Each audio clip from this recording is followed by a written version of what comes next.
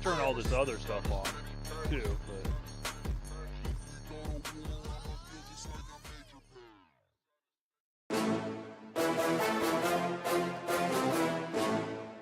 I could put on other yeah, that's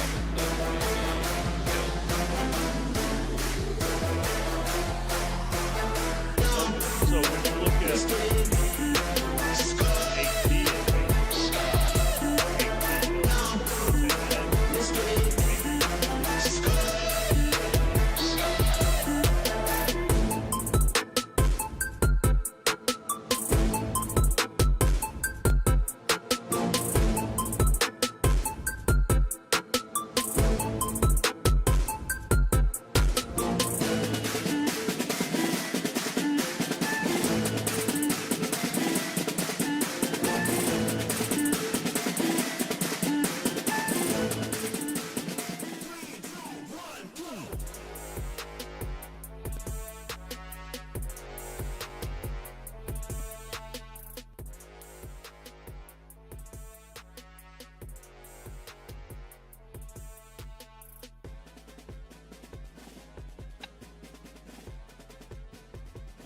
the way he has the setup right now, we're not counting open shading. I'm telling you, I just looked at it. I figured it out. Now I lost it. Oh, and see the calculator at the top right? Mm-hmm. Okay, so there's scoring. When you look at scoring, overall it takes kills, match wins, and KD. And then if you scroll, click on the one that says HP, it tells you what's clicked that is going into account. Same with S&D and overload. And the dogs aren't clicked. I don't think the dogs like her. See what I'm saying? I see what you're saying. I just assumed he'd turn those to the same three that we had. You will put them in a bowl and see if they ever eat them. 100% right. How does she like them?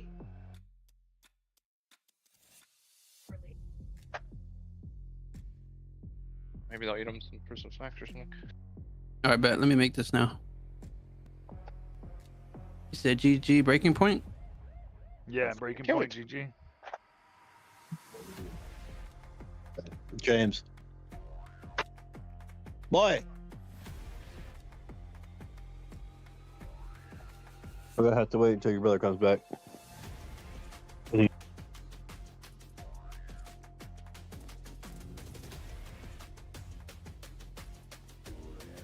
Hey, I made it. Here you go. Yeah.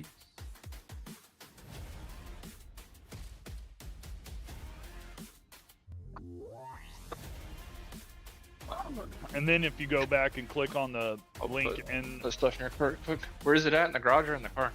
in the Your car? in the Is your car Discord, unlocked? it'll take you right here and you'll join. It is.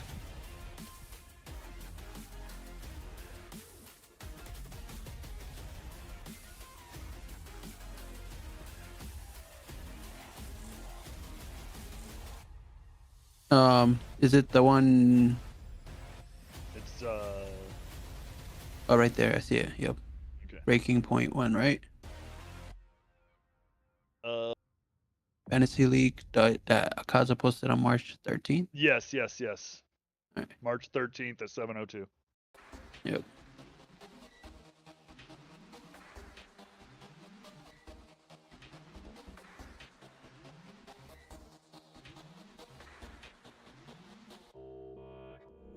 And there we go. We got 8.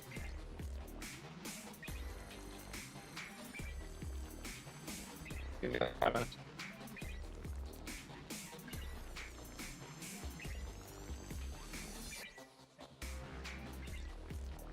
Now we'll wait.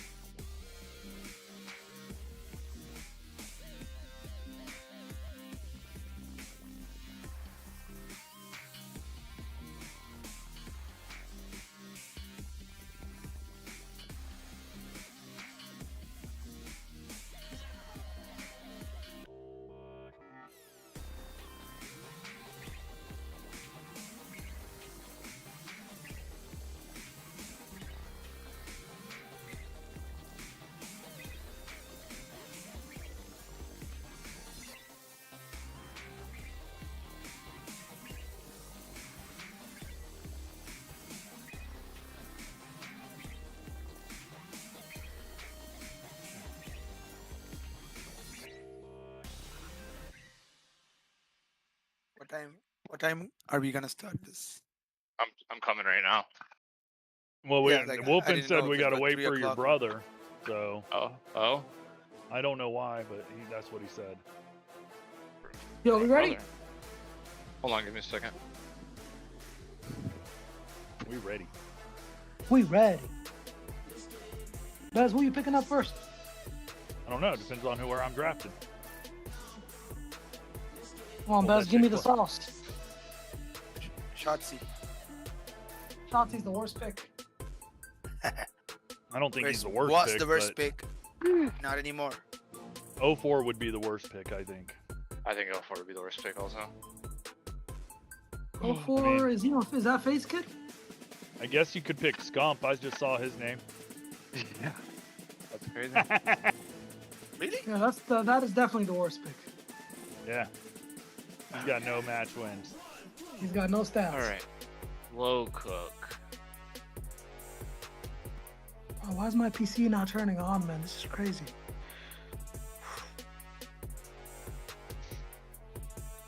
I'm on the website. What does QA rank mean? QA rank? Or is that Yeah. OA? Oh, I'm tripping. Oh, yeah. Overall rank? Overall. Yeah. Okay, that makes sense. Yeah. I was like, I don't know what you're talking about, but then I thought about it. What? You still gotta wait on my brother to do what? I didn't hear him. He's not my dad. I didn't fucking hear him either. He just said we gotta wait for your brother, and then there was Maybe that was he was that. talking It was about yesterday me. that I realized Totally. that Akaza was Wolfen's son. That's insane. Damn, it took you that long, Ill? That's crazy. Hey, Hey. give Bill a break. Well, there's he still was there's an still illegal more immigrant of relationships here. Let's see how Canada. long Not it takes. anymore, Illegal Best. immigrant Not of anymore, Canada is Best. crazy. Fast is fast. Come on, Best. Yo, did you find out that Lockwood is Bez's son yet? What? Really? Did you find out Lockwood is Bez's son yet? Jesus. Really? What's up? No way. You're kidding. No. For Oh, real, yeah. that's crazy, huh? You hear that? Lockwood's my son. I'm here. And did you Nah, know I'm that just, Ice I'm was just my son? trolling. Just trolling. Just See, trolling. draft. I don't believe you now. I mean, you was slanging illegal pizzas not too long ago. I know what kind of character you got. All right, What? time per pick. What do we think? 3 minutes? That's Yo, a I'm long on my- time. I mean, 3 minutes if is everybody's here and ready, Well, let's yeah, do it's a fucking long 1 minute. It's a long time, but you can confirm. Do one Okay, minute. that's fine too. Put 2. Yeah, Okay. if it- that's fine. Whoop in here? 3:15. Is it? It's PM, isn't it? Are we ready? Is it PM right now? It's PM. Yes, it's PM. Well, Unless you're on the West Coast. Yeah, I was about to say it's AM for me. 12:45. Draft will start he's doing 27 seconds. 25 seconds. Okay. Start soon. He says, is it AM or PM? Well, I wasn't sure if it was. Like, I don't know if it's. When it hits noon. AM means is it- for it the switches to morning because PM, it starts right? with an A, and then PM is for the afternoon. No, I know, I get that, but I can never Just- figure out if. Yeah, whatever. Okay. I don't know what they Okay. actually stand for, but that's what it is. Okay, cause is up. Oh, yeah, I don't know how to do this. Fuck myself. Oh, we're in draft. So he's lucky? That means he's lucky. I'm probably Okay. back Do you have? in. Is it like draft League. 1, or like do you have to draft your whole team in this time? No, it goes. See the arrows? That's where it's going. And then how it works, I think. Oh yeah, yep, One I by gotcha. one. So who's, So- am I first? No, Kaza's first. Akaza. It's It's Akaza, No. me, No. Ill. It's Cooper, right? No, it's Scopes. No. Scopes. Yeah. Scopes, you're gonna have to pick twice. Oh, When you okay. pick, Oh, he it's gonna got the be two first couple picks. picks? What? No, because he's last on the list. He goes last, and then he goes first in next round picks. I don't know how to For- fucking pick. For me, it shows Yeah, it Lockwood's shows me last. Lockwood's last. Yeah. I'm not seeing any of this Does shit on my anybody phone. have an idea on how to add I the think key? you got to go to draft and pick a player. I did draft for it. And then go to the queue or something. Yeah, go to the queue and pick for the draft. Yeah, add to queue, Yeah, that's what I did. I hit add to queue. And Maybe then I go just to the have queue and then and then you got to confirm, I think. yeah. Draft has been added successfully to your auto draft queue. Oh, okay. I had to wait the 2 minutes? No, I'll that's see the auto draft. Is that the same as? Like, can we all I auto don't draft? know. I can't figure it out. As long as I think so. Probably. I just added to the queue, so. Oh God, my board all disappeared. What just happened? Oh, phew, Do you know how thank to God. go to the queue again? Like, because I don't know. I'm just clicking the eyeball at the queue. That's all I see. yeah. Then go to the players and queues. You can see like players and queue. The bottom. Oh, So Malcolm is picking. I Then see. go to the queue on that. Pick for draft is above the eyeball. And today could be very well the same. Well, let's take a look at our major two Fucking standings. do- See that? Pick for Players or draft queue? is above the eyeball. Yeah, it's the arrow above that is pick for draft. Oh. Oh, Iceman's picking now? Now your turn to draft. No, Oh, there you go. it's Ice's turn right now. Scrap. So you gotta Of add it course to you your did. players. You have to. Oh, now it pulls up. Okay. I didn't have that button at first. That's fucked up. Yeah, I didn't see that either. I didn't see it until I said something. I didn't see it till right now. So after you pick. Iceman, your pick. I'm working on it. Okay. Okay. Now Ill's up. I didn't. Okay. Oh, you picked Merc. Seemingly back at least a little bit in the match. Damn you, Ice. They go to the game 5 against Optic, who they played in that grand final. The search looked That's Yeah, of course he picked Mercules. What a bitch. and I think the interview that we had with You're just mad because it took you your whole time to figure out how to pick. very cool Fuck you. I knew what I wanted. So how do you even pick? You just There's a little above the eyeball. There's a little thing that says pick. Yeah, to the left of their name. I don't know where the eyeball is. So you see where their picture is, like where it says like it's simp, my turn. right? You scroll down. You gotta scroll down. Yeah, you got to scroll down to the players, and you can also queue. If you choose the eyeball, you can make a list of the people you want to pull, and if it's not been pulled, it'll pull it for you on your pick. Got it. And we're all picking ARs right now, or you can pick whichever order you want. I think you could pick whatever order you want right now. Because I have one AR. No, I didn't want that guy. No, wait, you didn't? There's Kismet? No, Kismet's I didn't nice, want bro. him. I would have picked him up. Is it Damn. my turn now? Yeah. Damn it. Yeah. Kismet. I didn't want Kismet. Scum, bro. You better bench his ass immediately. Nah, I'll leave him in. Kismet's nice. So Think he's the only one that- let's say I want to pick Sib. What do I do now? You click the eye, or right above the eyeball on the left of his name. There's a little down button that says "Pick for Draft." It'll have his player cards, Simp, SV, SFG, and then to the left is that add to queue, and pick for draft. Enter player name. So I'll put Sib. Well, you don't. You should see it at the bottom. Picking See all the players. All right. Oh, Simp. No, Sib. Did I get Sib? No, I think Yeah, Wolfen picked up. Yeah, I Dad got picked Sid. up Simp. He picked up Sid. Yeah. That was a good player Still- there, Dad. Simp? Shit, man. I should have took him already. That's going to be an interesting draft. Lockwood, you're gonna have to pick 2 players in a row. Okay. It's Scope's turn right now. I did go. Did I not go? No, you didn't choose. You might have added him to the queue. You gotta God. hit the above the eyeball. There's a thing that says pick for draft. So there you So go. now- Are we able to pick the same players or no? No, you got to pick different players and whatever's available on the draft board there. Right. That's why it's a draft. Oh, it's just KD first. How do I pick? It's not. It's like the button on top of the eyeball. But after you pick, it takes me like a Underneath few the- seconds to load. Oh, I see it. Oh, you picked up Neptune, you mother. That's the one I was gonna go for. That fuck you. That was the second one I was going for. I need that kid, bro. Right? Well, I'm telling you right now, he's trash for the rest of the year. We're gonna see. He's overrated, and they figured him out. I think I picked I it. know. I'm picking up. All right, let's get 04 next. Oh, 04. Yeah, it's crazy. 04 is kind of. I clicked the eyeball on him. 4 and Kenny. It says add to queue. No, the one on top of the eyeball. You above the eyeball, it says pick for draft. Oh, Now, whose turn is it right now? It's Lockwood twice in a row because he's on the Malcolm corner. picked up Abuza?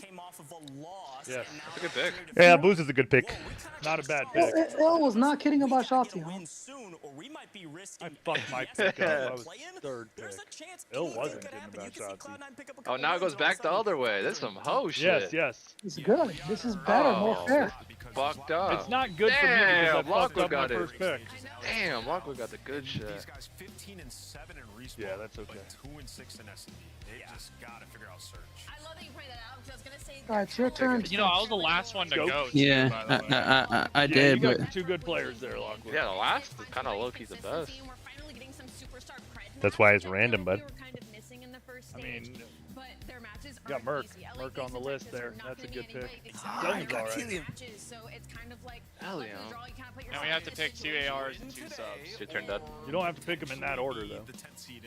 yeah, I know. I got trying to take an AR before the good ones are all out. Are they? They already got scrap Merc. I see 2 ARs that I wouldn't mind. I picking see 2 ARs as well. I already got my 2 ARs. I'm just up. I hoping can tell you you, pick the one Sib that... wasn't even in my top 10. What, Sib? Sib is nice, bro. Come on, bro. Sib is Yeah, I was shit in gonna the pick bed. Sib. Oh my god, fucking Wolf, man. Took my guy. He's got all the good Because I'm stuff. looking for Joe Deceives, and I'm like, he's not even on the list. I love you, buddy. I love Gotta you. give me a sub now. Back to you really quickly. G2, what do you make of them right now? They got to get some wins as well. I still think they're a solid team. I just think that was a really tough Did I matchup draft? for them. I just think like those exposures No, that not got yet. and I said it in that I series mean, you're when up. we first saw the layout. I was like, I thought I picked like, off. you look I- at Carolina I'm a going one on some hook. of these maps, you give them exposure Yeah. 3 times There you in a go. row. I don't think G2's gonna be able to pull himself back into it. So I'm not like G2's out of the conversation, but with their remaining schedule, Boston, Vancouver. I don't knock G2 from that loss. Did I get hook? Yeah, I got hook.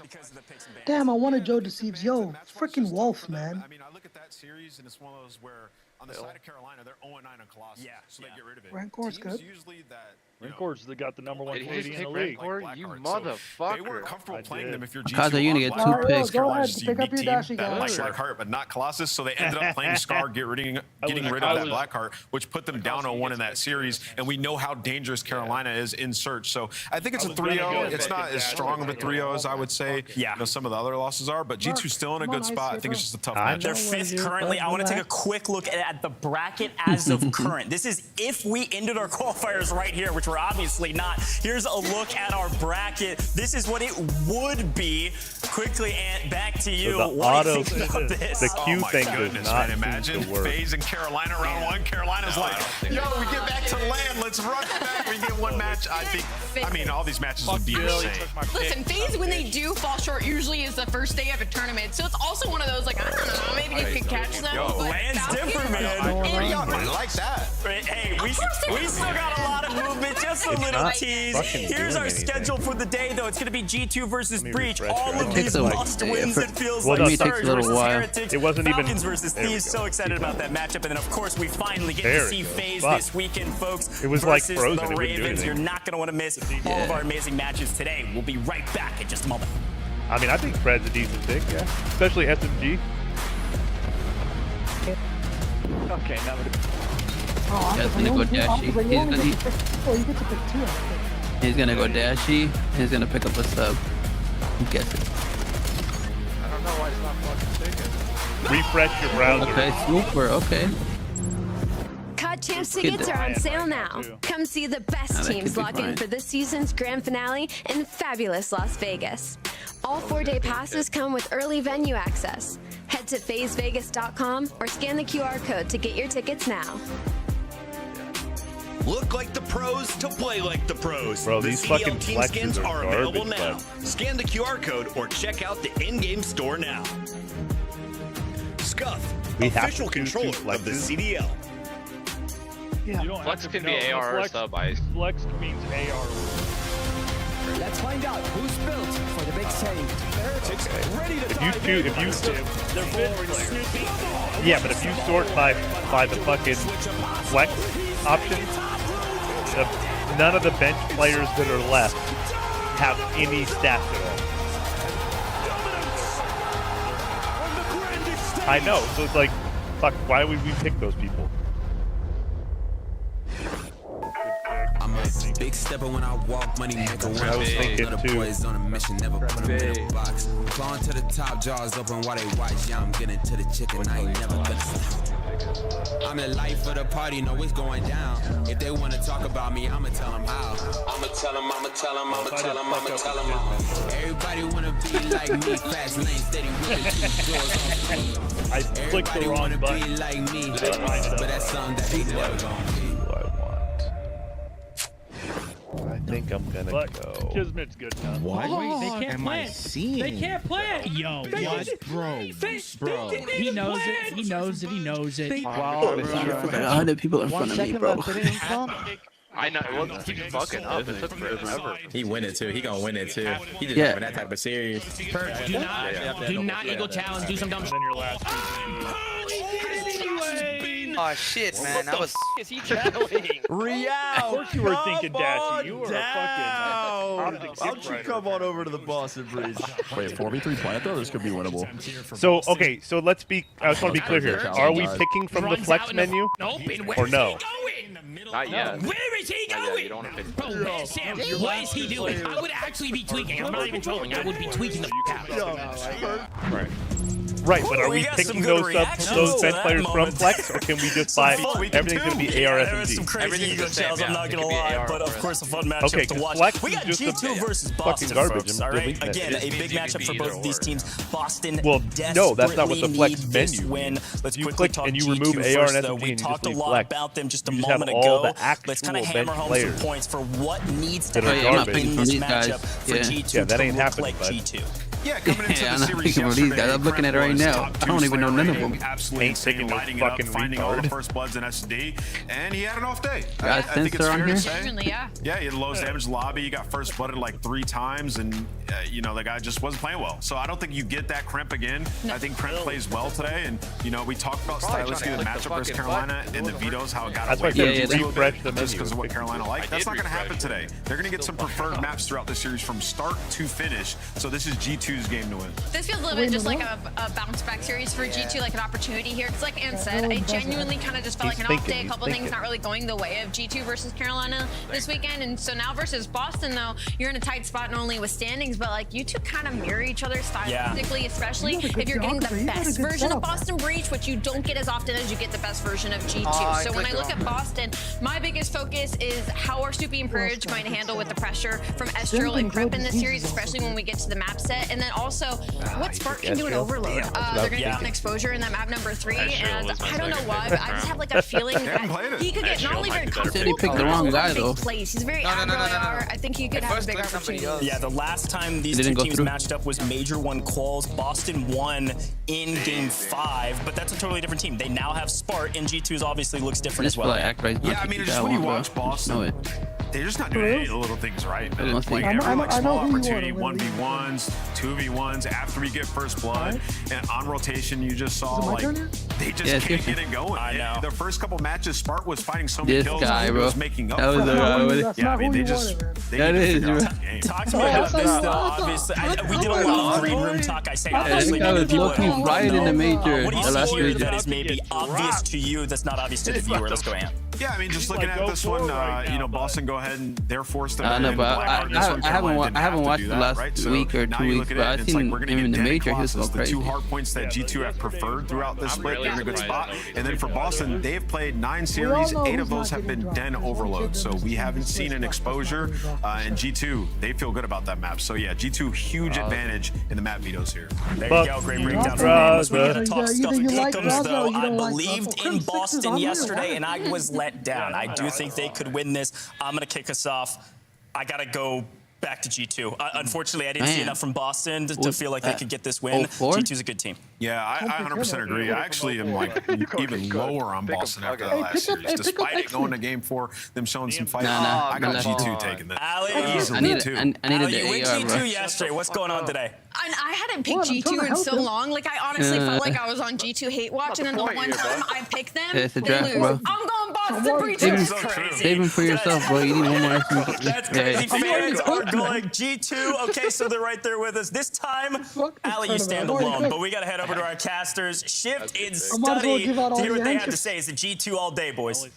Hard to say, man. I think you guys evaluating yesterday's results is spot on. I think that's one of the things that recency bias can lead us to believe one thing over another, but I will say I was happy with some of the things that I saw from Boston yesterday. Wasn't as pleased with much of the stuff that I saw from G2, so I'm hoping everybody's right here, Jay, that was just an off day for Minnesota.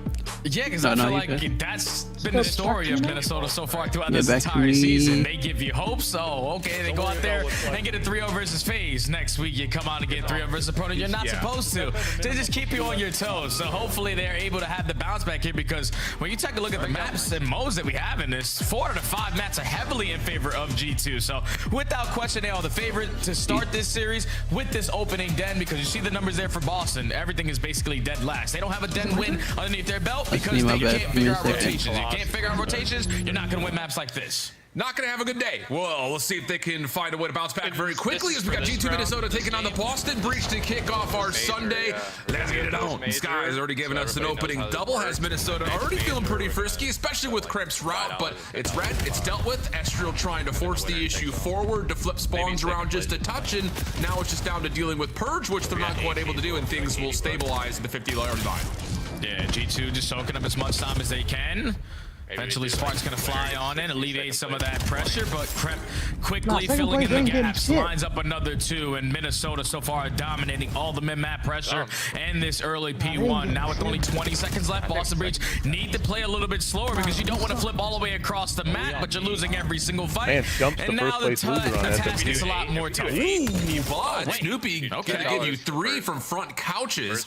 That will allow this string of players in the breach to make their way over to P2 before the hard point opens, so no spawns in the back confirmed yet. Minnesota, longer routes being established, trying to establish control of that backside spawn, but skies will drop. Boston still with the numbers inside the hard point, and Mama can only do so much for couches, so G2 are a bit staggered. They've got spawns, but they're having a hard time seeing the hill. Because Boston are tight in their setup around this P2 area. They're learning from their mistakes yesterday versus Paris. Couldn't get any time off of this HP. So this time we're not going to take any risk to push out any of these customers. Just bank on our tight setup and you keep on finding all the kills. Who cares if G2 have the back? Well, they can't get into time. No, not at all. Yeah, this has been a very solid hold from the front. Still 23 seconds to fight for, and finally G2 are going to find a couple of wins. Spark turned around, only able to find 1.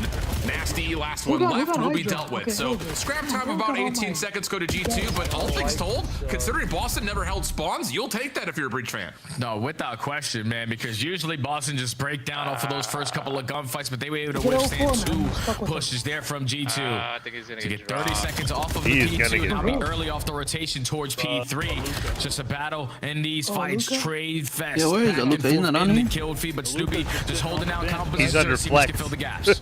Purge, good read Yeah, I over towards forgot about him, bro. Also not a good pick because if he doesn't, if 04 doesn't get dropped, plus you've got a little bit of a zone out by Snoopy, so Purge after the regen, looking for more, able to get himself So what happens though? I don't get it. Huge Like, play from get Purge, picked. and now Boston in a very firm position of control here at 3. Yeah, he just starts working some of these routes, so Crep's gonna try to work his way through Dragon. He gets snipped out by Snoopy.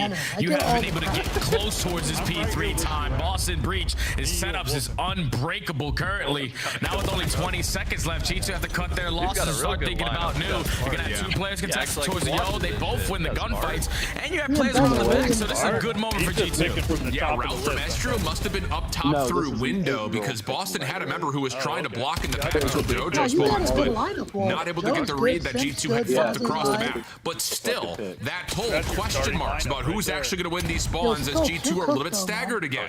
I don't even know who this guy is, but the last guy pick, I just went up to the top, bro. Through rooftops, and Snoopy comes up with another major double. So Yeah, I didn't G2 know just it. cannot I be in a didn't know it position could to be control these money hill spawns like Everybody they're else, intended to. KD was And negative, Boston bro. are getting away with murder through the first set of hills. And this is one of their money maps. They need to start to lock this in because Boston Breach, a team who can't win rotations on Den, had beaches at a bunch the last 3 hard points in a row. So we gotta start to do the easy part quicker. And that's just being the team early towards some of these hard points. But at least for now, G2 are maintaining the hold from the front side until you get overwhelmed out of the pressure. Boston Breach get the break. Yeah, it's just another one of those moments where G2 is going to look back on the VOD for this and be like, I mean, timing-wise, we're hitting the right routes, we're getting the right positions, they're just not getting the numbers to dominate the spawns that they want. So, in a little bit of a scramble mode through the first set of hills, and we'll listen to see how G2 try to get themselves back in this game. We can put money on it. No.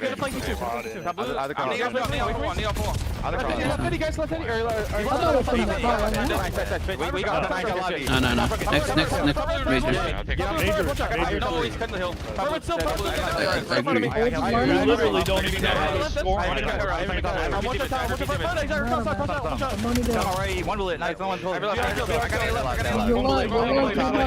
I'll take your money.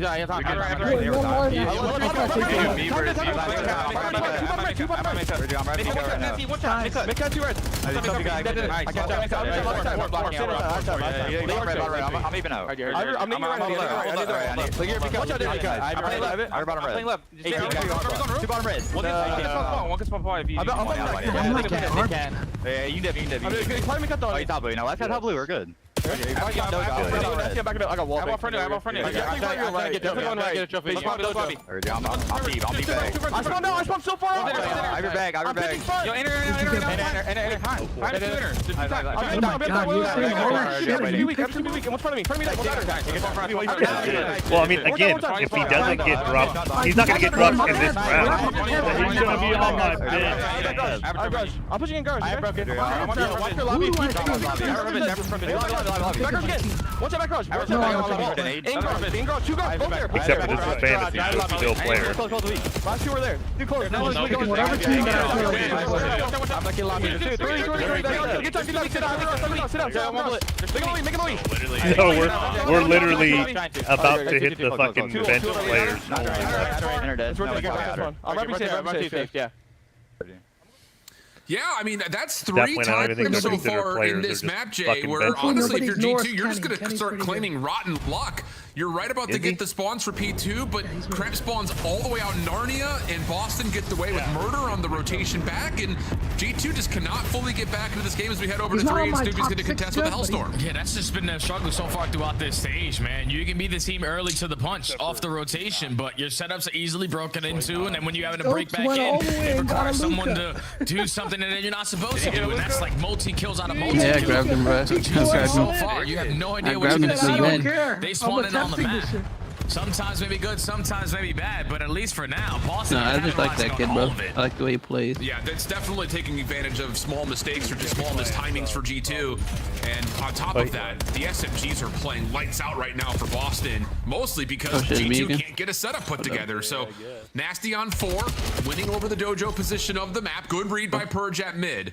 They'll stop an early rotation over to 4, but G2 are taking long routes, and Boston are going to get Spartan in position to try and shell that. Yeah, they know they're already in a position at this P4, so we can take our time. We have the spot towards the backside blocking these spawns. You motherfucker. So it's just one break right here for Breach to potentially win us the game. Who's going to lead, find the opening kill? Everyone rallying through the back door, but it's Skies. It's the rest of G2 with the crossfires, holding it down from the front. Yeah, and you get Mamba, who was watching over towards the rooftop side to get a read onto Snoopy's pinch timing over through small. So really good stuff there from G2. They're able to get themselves into a more convincing setup to receive this next hit. Although Nasty is putting some pressure down at pillars, able to find one before the trade comes out. Mamba now by himself on rooftops, only able to get a little bit of damage in, but that makes life a little bit easier for the G2 SFGs. Kremp able to firm the front line, and that's a little bit more like it if you're G2 through the first 40 seconds of the hill. Yeah, finally a good moment here for G2 in this game. Keep in mind, this is one of their stronger hard points, and finally starting to show why as Mamba lines up a double through the outskirts. Final 15 is going to be contested by Boston, but not for long. So this has been a full 60 hole for G2 to kick themselves into the mix. Someone's going to pick a potential commanding spot in this game because you're already early over towards P1. Yep, and you're going to get a read that there are multiple members for Boston playing through due to the timing of their spawn at rooftops. Purge, Snoopy, Spark, all trying to hit from the front. Mamba up top, dealing with a couple. Okay. Last one to grab would be Spark off the reload. Not able to get the regen or the reload. He will probably be Nasty by himself. A couple of members of G2 trying to chase, but Nasty able to punish. Pistol! Oh, Nasty able to get the better of 2.5. Purge credit for the third, and he's not done, as now Couches will belong to Boston here on P1. Yeah, that's unbelievable finesse right there out of Nasty. Stall time for the teammates to get into play, and you also have players early off the rotation. Snoopy was sitting here with about 35 seconds left in towards the P2. Now they are in control of the map, but G2 do have an opportunity here with 2 players spawning in that point on the backside of the overload.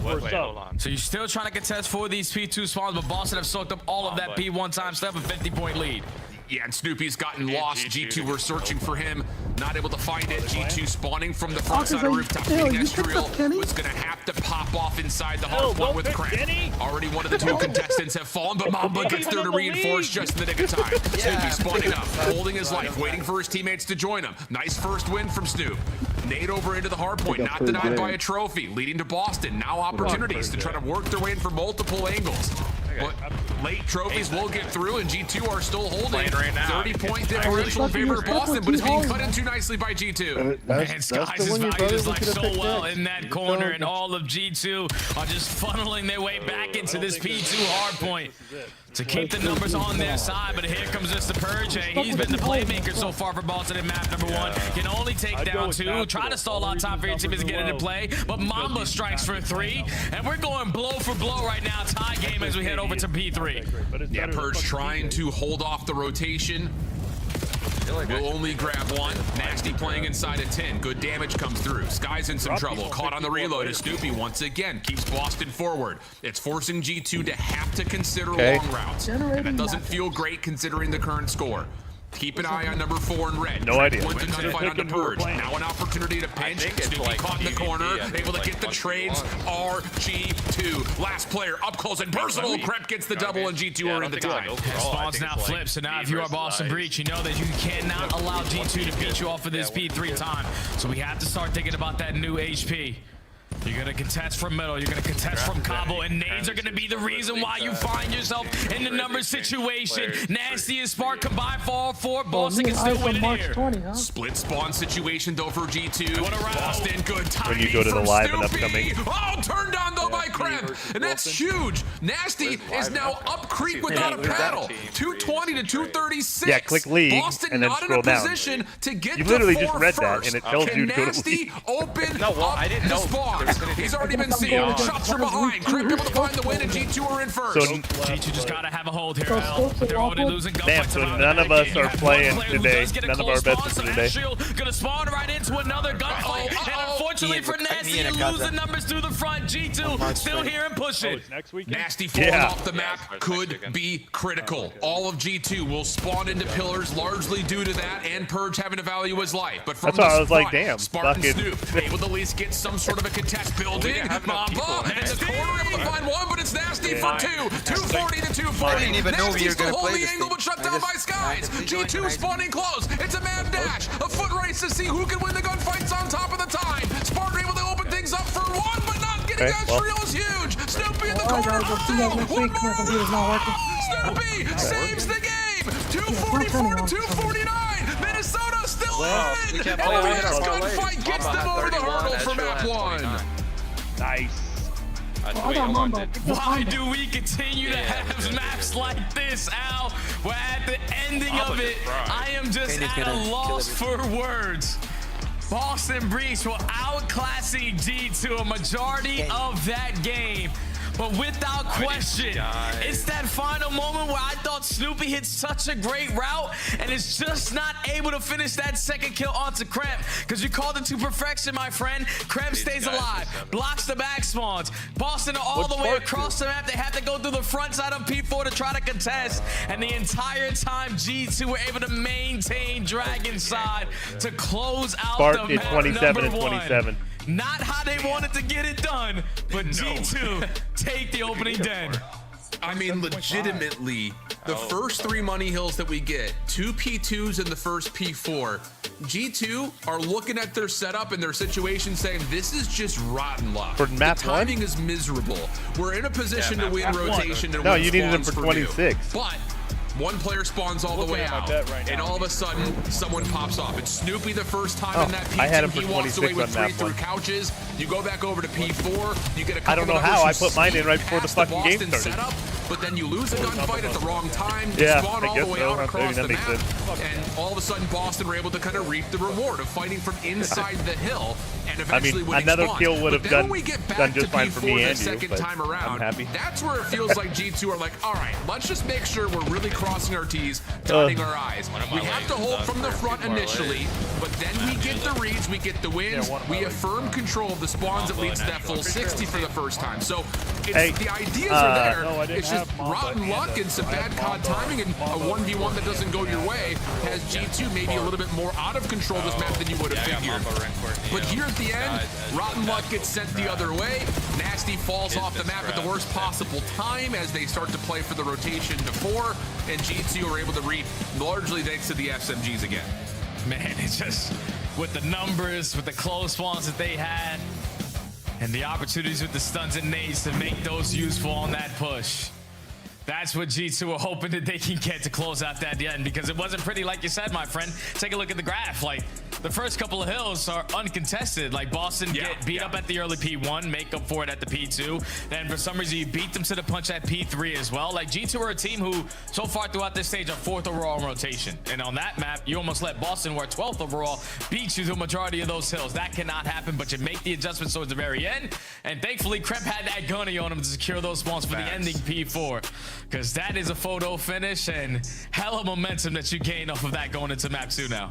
Oh, without question, G2 is going to need that as well, going to Colossus Search. It's been good for them here in this stage. They've won it 2 times, both convincingly, one versus Riyadh, the other most notably versus FaZe. For Boston, though, same could be said. Did not play this map at all in stage 1 or at the first major, but have given this map a go 3 different times in qualifiers and are currently 3-0 on it. So a little late to the party, but hey, when they showed up, they brought the chips, they brought the salsa, they brought the beverages. They're looking pretty solid on the map, and a good spot for Boston to bounce back, you would think. Yeah, without question, man. Definitely a good spot for Boston, because this is the map that we saw them in a couple of their series throughout this stage where they're just playing with the utmost confidence. Okay, we got Purge, we got Snoopy. We're going to be the initiators over towards these gunfights at Statue. And so every time they've played it, they have won a majority of those fights. But on the opposite side, I just remember this so fluidly for G2. When they played against FaZe and the way that they were able to manipulate the game and just use their advantageous positionings to their advantage was beautiful. They spot one guy all the way across the map. They completely disregard him. Don't waste any time and just bully their way over towards Statue. So you got to be aware of that if you're Boston, because if you're going to see one player from Minnesota challenge you,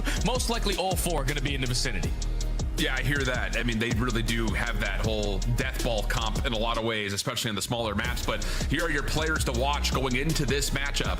Spart, since being added into Boston, has been instrumental towards a lot of the turnaround that Boston has had, and that has included what he's been able to do in Search and Destroy. Most notably, it's not just the KD, but he's involved pretty often in the First Blood battle. We're on the other side. Kremp, you know, he has been, I would say, one of the big parts of why this Minnesota team was so good at Search and Destroy early. Yeah, I mean, during Major 1 and Stage 1, they split the difference in Search and Destroys.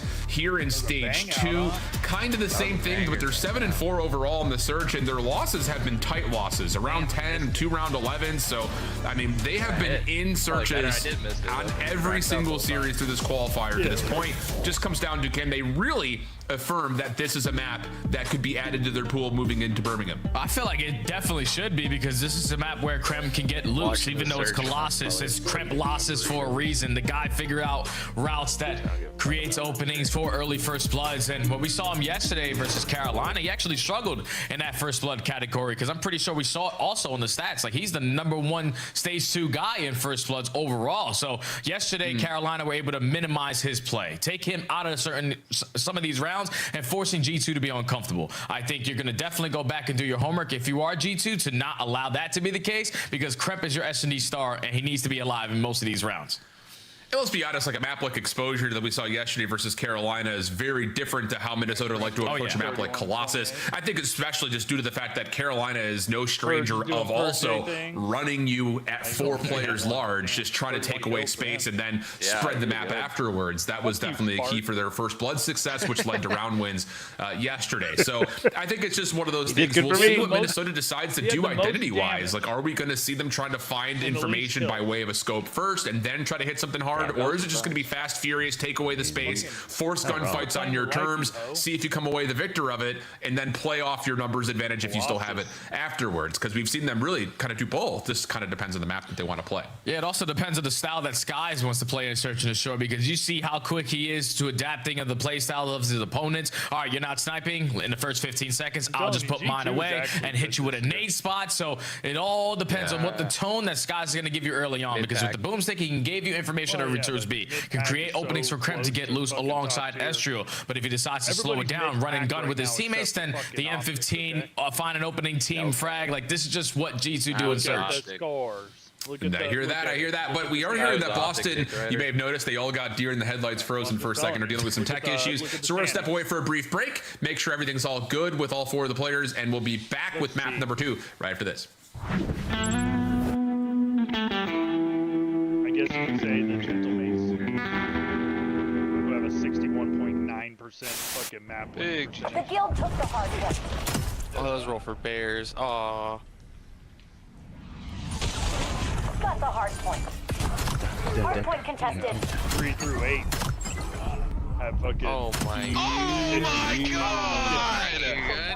50 to 60. Oh no! Hello? Are we good? Hello? Show me the play again. Watch it again. Replay that. It's in red. It's in red. It's red everywhere. It's red everywhere. Not a fan of cooking. Oh my god. What are you cooking for? Just because, or? Burritos. Yeah, burritos. Kiz is in a great spot to find a First Blood. Oh, gotcha. That was insane. Oh my God, what did he just do that? No prep. Joe's face is comedy in here. If you cook a whole bunch of food you don't Welcome like. back to the CDL. Wow, what is going on? He's the mustache. This guy is that's unbelievable. Okay. Coming back to him, this is not what I was expecting. Yeah, you can put it in the oven, so yeah.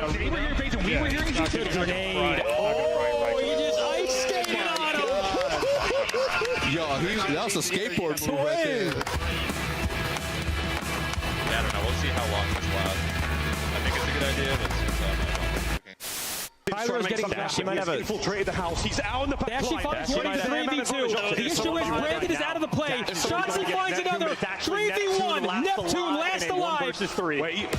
Lost man. Come on! What a f***ing clutch. Come on! Let's f***ing go. There's hope. Miraculous last second capture of fourth sudden death. I apologize, but I'm actually an Optic fan, not just a dick rider. the fact you had to say that again makes you a dick rider. Listen, be careful this one, right, buddy? You guys shouldn't have. It's not double wrapped, you know. You should be able to get in one go. Guilty. Well, this is more for Chris and for the people at home. But I'm an actual fucking Optic fan. Young Christopher Puckett. Can I draw some conclusions for y'all? I know some of you are about to take your senior pictures. I highly suggest the gamer stance. Put the elbows right there on the power thigh. Yeah, I mean, distant 90-degree angles. Girls, it drives them wild. All right, we have one more for you. Really? We're gonna be getting punched. I have no ammo. I don't push up. Yeah, you just push up on the edge. Dead. And just throw mine up with me. And just throw mine up with me. Clean him and cut him. I have no ammo, bro. I do like Dude, that's so tough, bro. I have no ammo, bro. But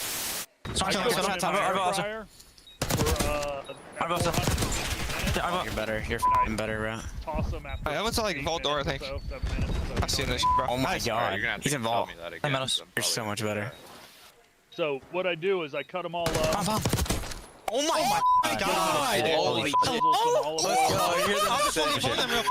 You're the Yobi! 400 degrees, 50 minutes. Can't win it on the point. Scrap and the boys get it done. Back on the f***ing desk, play back on the f***ing desk. You're f***ing dog kid. Open time. Quinn is in. Real gets it. 5 for the win. Real holding it on. Lucky gets the final kill.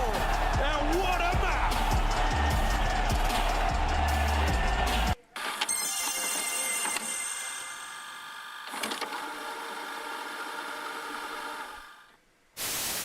We're gonna be really good. I like your trophies. Which one's your favorite? Yeah. Honestly, I don't know. This one seems like insane. Look at this one too. Like this is crazy. Like the golden nut, baby. The diamond nut. Excuse me. You know what I'm saying? How could I not be like?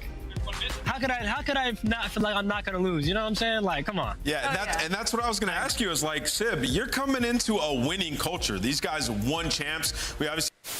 Shot time. One shot. You want front time. Time. One shot. What?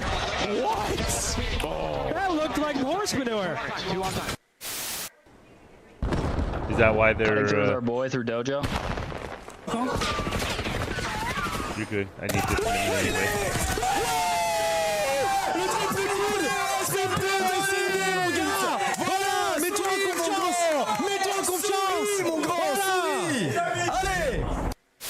Backwards. 2 in the mix. The hero's gonna get go!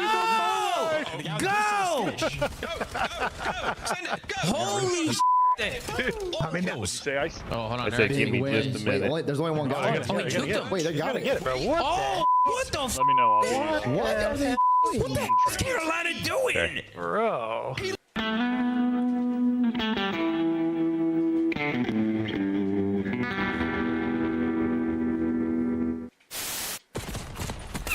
I'm not gonna know till I turn off my stream. I'm not getting off for a minute, so let me know, baby. I can't believe I got Kismet first. Yeah, that's fucked up. I meant to pick Renfro first. Gotcha.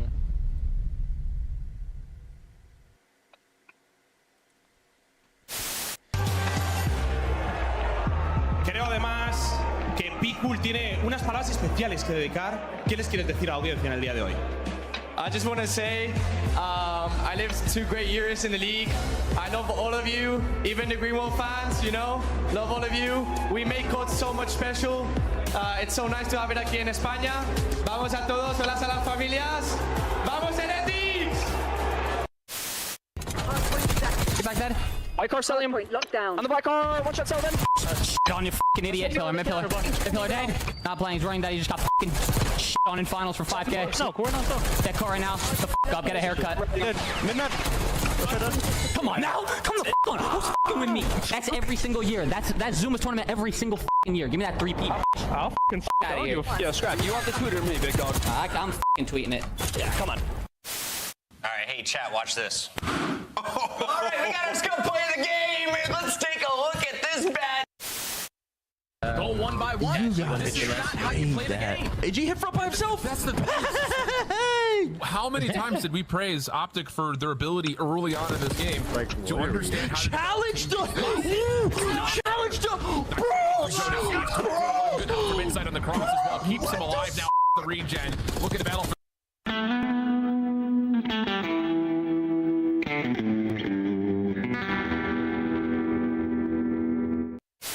Play sound with a very quick listen in.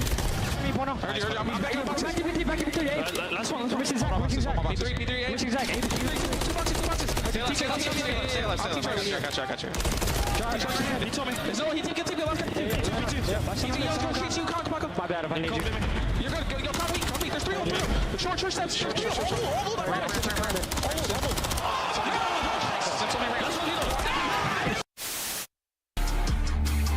In the City of Angels, these devils have just torn Toronto. In the corner.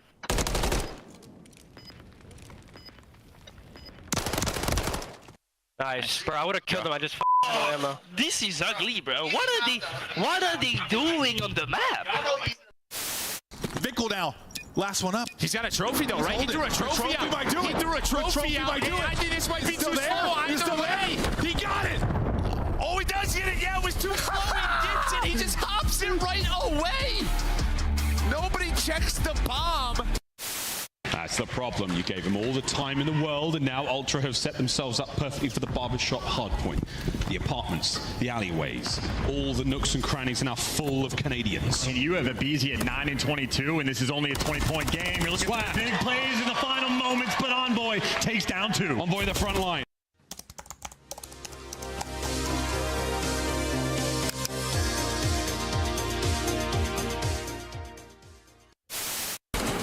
Statue. Je le flanque en fast. Vas-y. Magnifique, quoi? Non. My text chat was all messed up on my stream.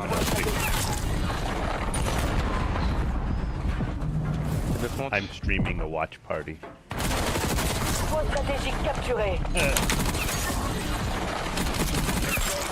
Oh, I got the layout set up. I figured it might as well. Oh là là, t'es bon.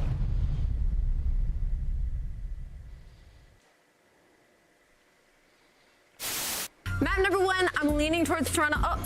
Oh, Joe, I think we have a gift for you. Oh, it's early Christmas. Yeah, I missed out on all Christmas memo. Do you guys send that one back? Do you need a receipt? I have the receipt over here. Yeah, receipt. Yeah, what's the return policy on this thing? I think 24 hours. Do I have to open this? Yeah, you have to open it. I do? Okay. Hello. This is weird. You look great. It's a brand new Maven. Yeah. You want to play some Rocket League? They really got that on tight, huh? He's in solar. I went left. Oh, pinch left. Yeah, this one the back. I'm waiting. I'll try. Nice. Go. Go. For the game. Boom.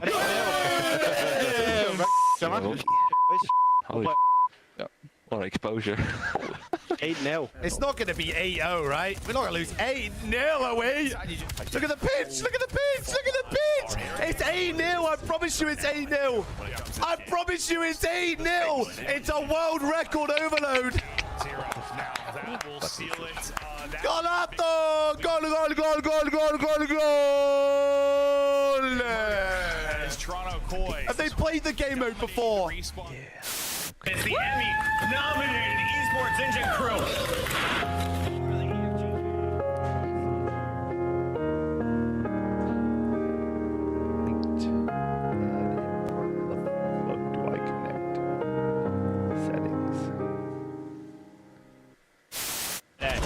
Slide forward. They're trying to play. Whoa! He gets one though. Can he get away? He gets one. Neptune is doing it all. It's another 1v2 for Neptune. Can he do it? He gets one. Neptune! Neptune! Round 11. Neptune! What am I watching?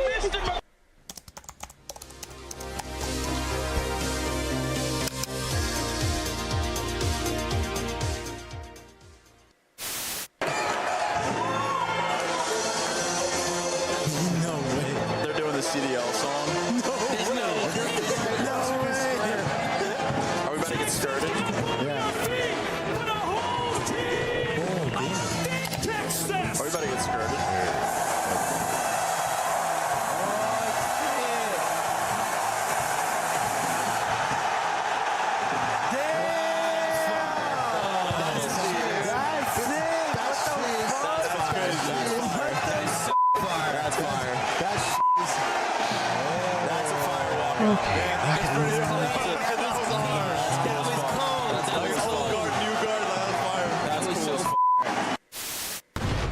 Here with you.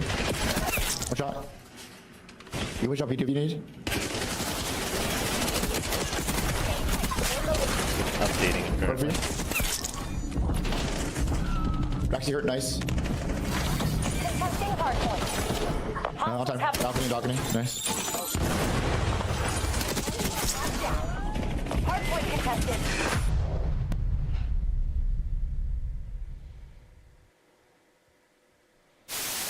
Middle, run. I'll get bomb checks. I'll go top and get bomb checks. Hold pinch. Sure, someone gets bomb checks. I'll get bomb checks. He can go third. He can go third. He's talking. Back him up. Not weak. He said, should we send? He said something. What was that?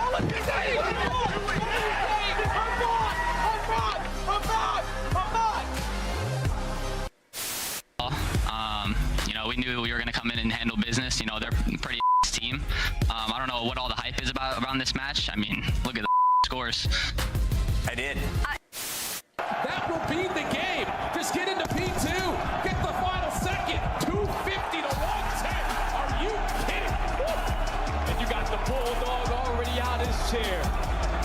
You know when he's in that mode, he usually gets it done with the SMG, but his AR was simply uncontested.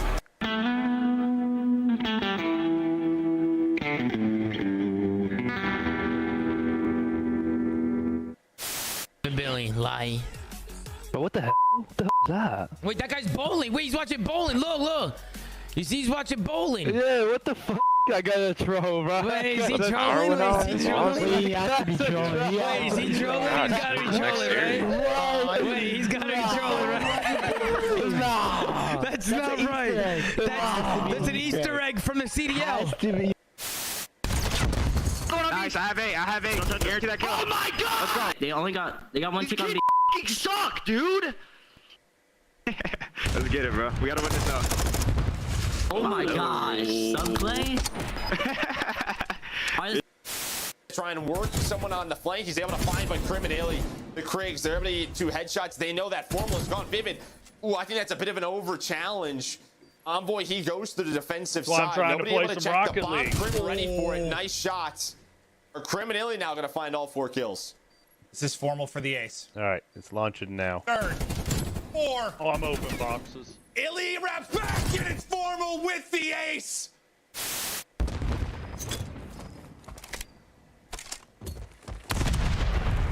Iron Doge does it all now. Go B. Unicorn. Nice, good shit. Right, I got you.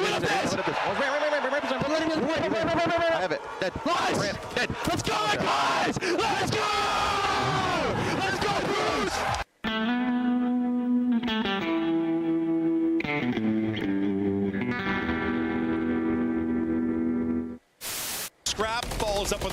one. It's all going to be on to Brezzy now to make the play, and he can't do it. This is dominant from Ultra. Scrap just stood up, celebrated, took off his headset. You got another round, bud. He's locked. He said, my bad. Hello, everybody. Welcome to this week's show. This weekend, we saw the top Call of Duty teams compete at the U.S. Championship held at Full Sail University. In a surprising turn of events, Strictly Business, the 9 seed, came out of nowhere to dominate the bracket, defeating 9-time champions Complexity twice to secure the #1 seed at the Call of Duty World Championship. I have the cross. Crossing Joe dead. Other one hit. Nice. 65. So you have 60 for the outcome! Joe! No, Joe! What are you doing, Joe? That's a dog. Please, like, you're gonna check it, right? You're gonna check it. Oh, it looks one way. Envoy's on the other. The magic man continues. Envoy gets 2.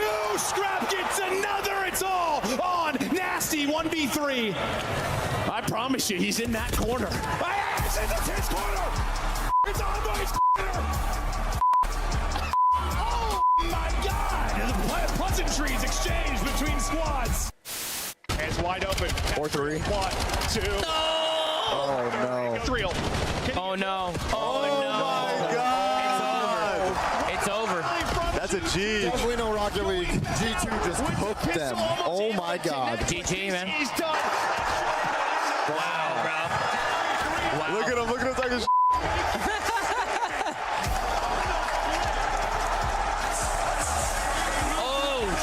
He said, "I run you, motherfuckers." That's it. Oh God! Oh. That was a breakdown.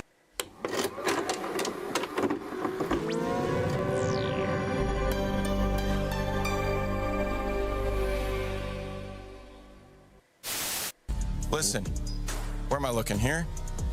It's Mother's Day, all right? Call your moms, all right? And maybe I'll call them too. They watch us play Searchlight that? Oh my God, they're shit. I got it so bad. Reset. I'm in. And we can. Front of me, dead. And we gonna heady. One more me. I'm in, dashing, one shot dead. I'm in, one shot. Dead. Wait. Muerto. One more dead. Alright, push it. Muerto. Can you cross? Go one more me.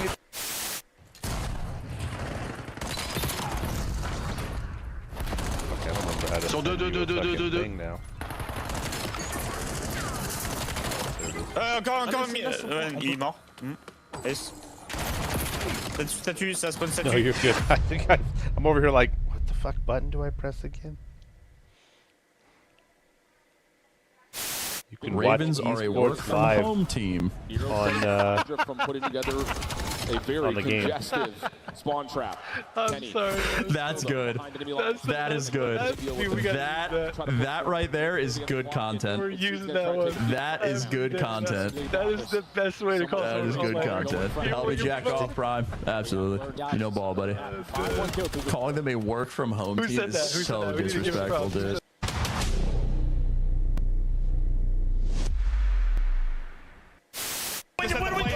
He's getting caught. 9 seconds to go. Just has to stay alive. Can he get back to it? I don't know. He's so close. He might have it. He might have this. Oh, with .1, Scrap gets it done. And you both just died to it. It was awesome. Ready? Yep. I don't know if I have any audio, but I'm ready. Mamma mia! Oh my God! Mamma mia! Oh my God! Oh no! Wow! You are him. Oh no! How about you both? Yeah, perfect. It should have audio. That you and Karma and crew at the top are feeling safe with 3 rings. Karma, Grim 6, and Clay all with 3. Eggs, J-Cap, Apathy, and Arsities, as well as Symphona Beezy with 2. And that list should stay the same. We're safe for now. Nobody's catching us this champ, so I'm happy about that. We do have quite a few world champions up on that stage. We got 4 of them up there. I had to bust the rings out. I had to bring them out back to their natural habitat. They were forged in arenas like this at Call of Duty champs. It wasn't moving on my screen. I just wanted to use. Nice. Go, bro. Go. Come on. Yo. All right, reset, yo. Oh, Yo, reset. Come on. On 3. I'm in the time. I'm legit in the hill. Oh my god. I should have chowed him, bro. I should have just took the fight. Oh my goodness. Oh my god! This gunfight gets them over the hurdle.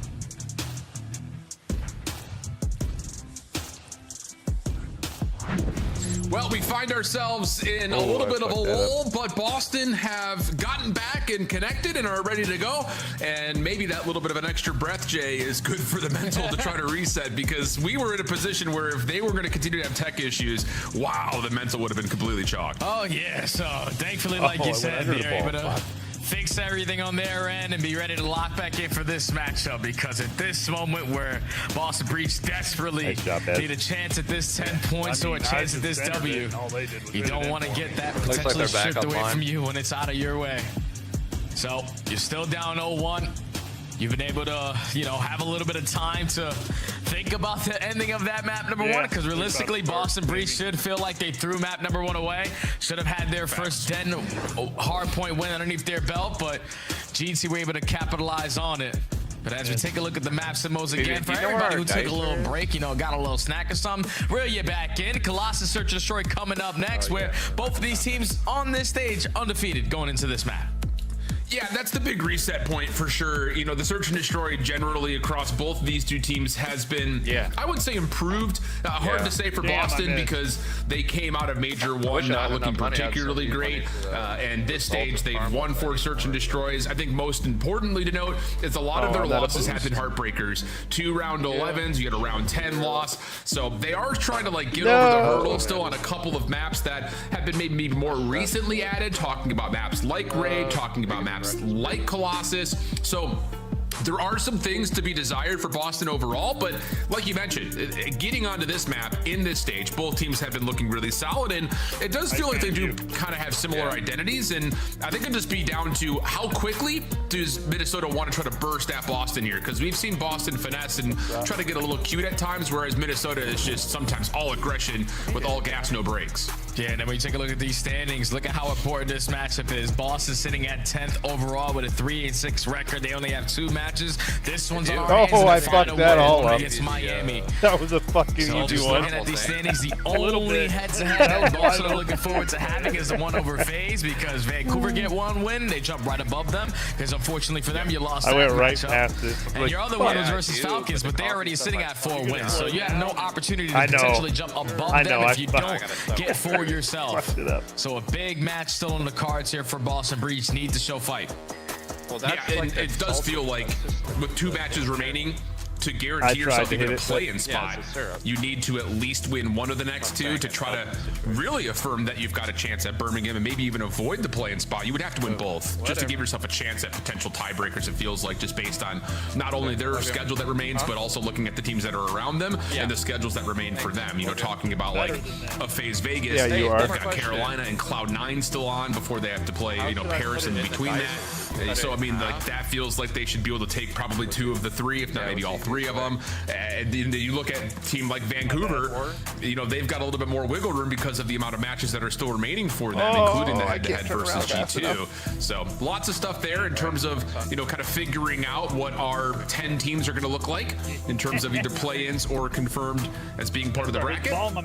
But I mean, I don't know. Do you think for Boston, looking back at this road, you know, have you seen enough out of them to sit there and say, obviously Spart has, I think, affirmed that he is going to be a guaranteed spot of this roster, but do you feel solid enough about the other 3, or do you feel like there could still potentially be considerations for changes in the future no matter what happens? Oh yeah, I think regardless there's going to be changes to this Boston Breach squad, especially if you don't make it to Birmingham, because we know that ever since Sparks entered the building for that first matchup versus Carolina, unfortunately you fall short in the game number 5, but he was outstanding. You beat the likes of FaZe, you get your next W there versus C9, but just, I don't know. It's like one day you just get up and you watch Boston Breach, like in that FaZe series, Purge and Snoopy were outstanding. And then in the series that they lose versus some of the lower echelon teams, they're getting ran over. I don't know. It's just like Boston Breach, you never know what you're going to get. And the same thing can be said for G2 on the other side. It's just the other squad in G2 at least have Search and Destroys always in the back pocket. That's what Boston need to figure out, at least one game mode if they want to try to stick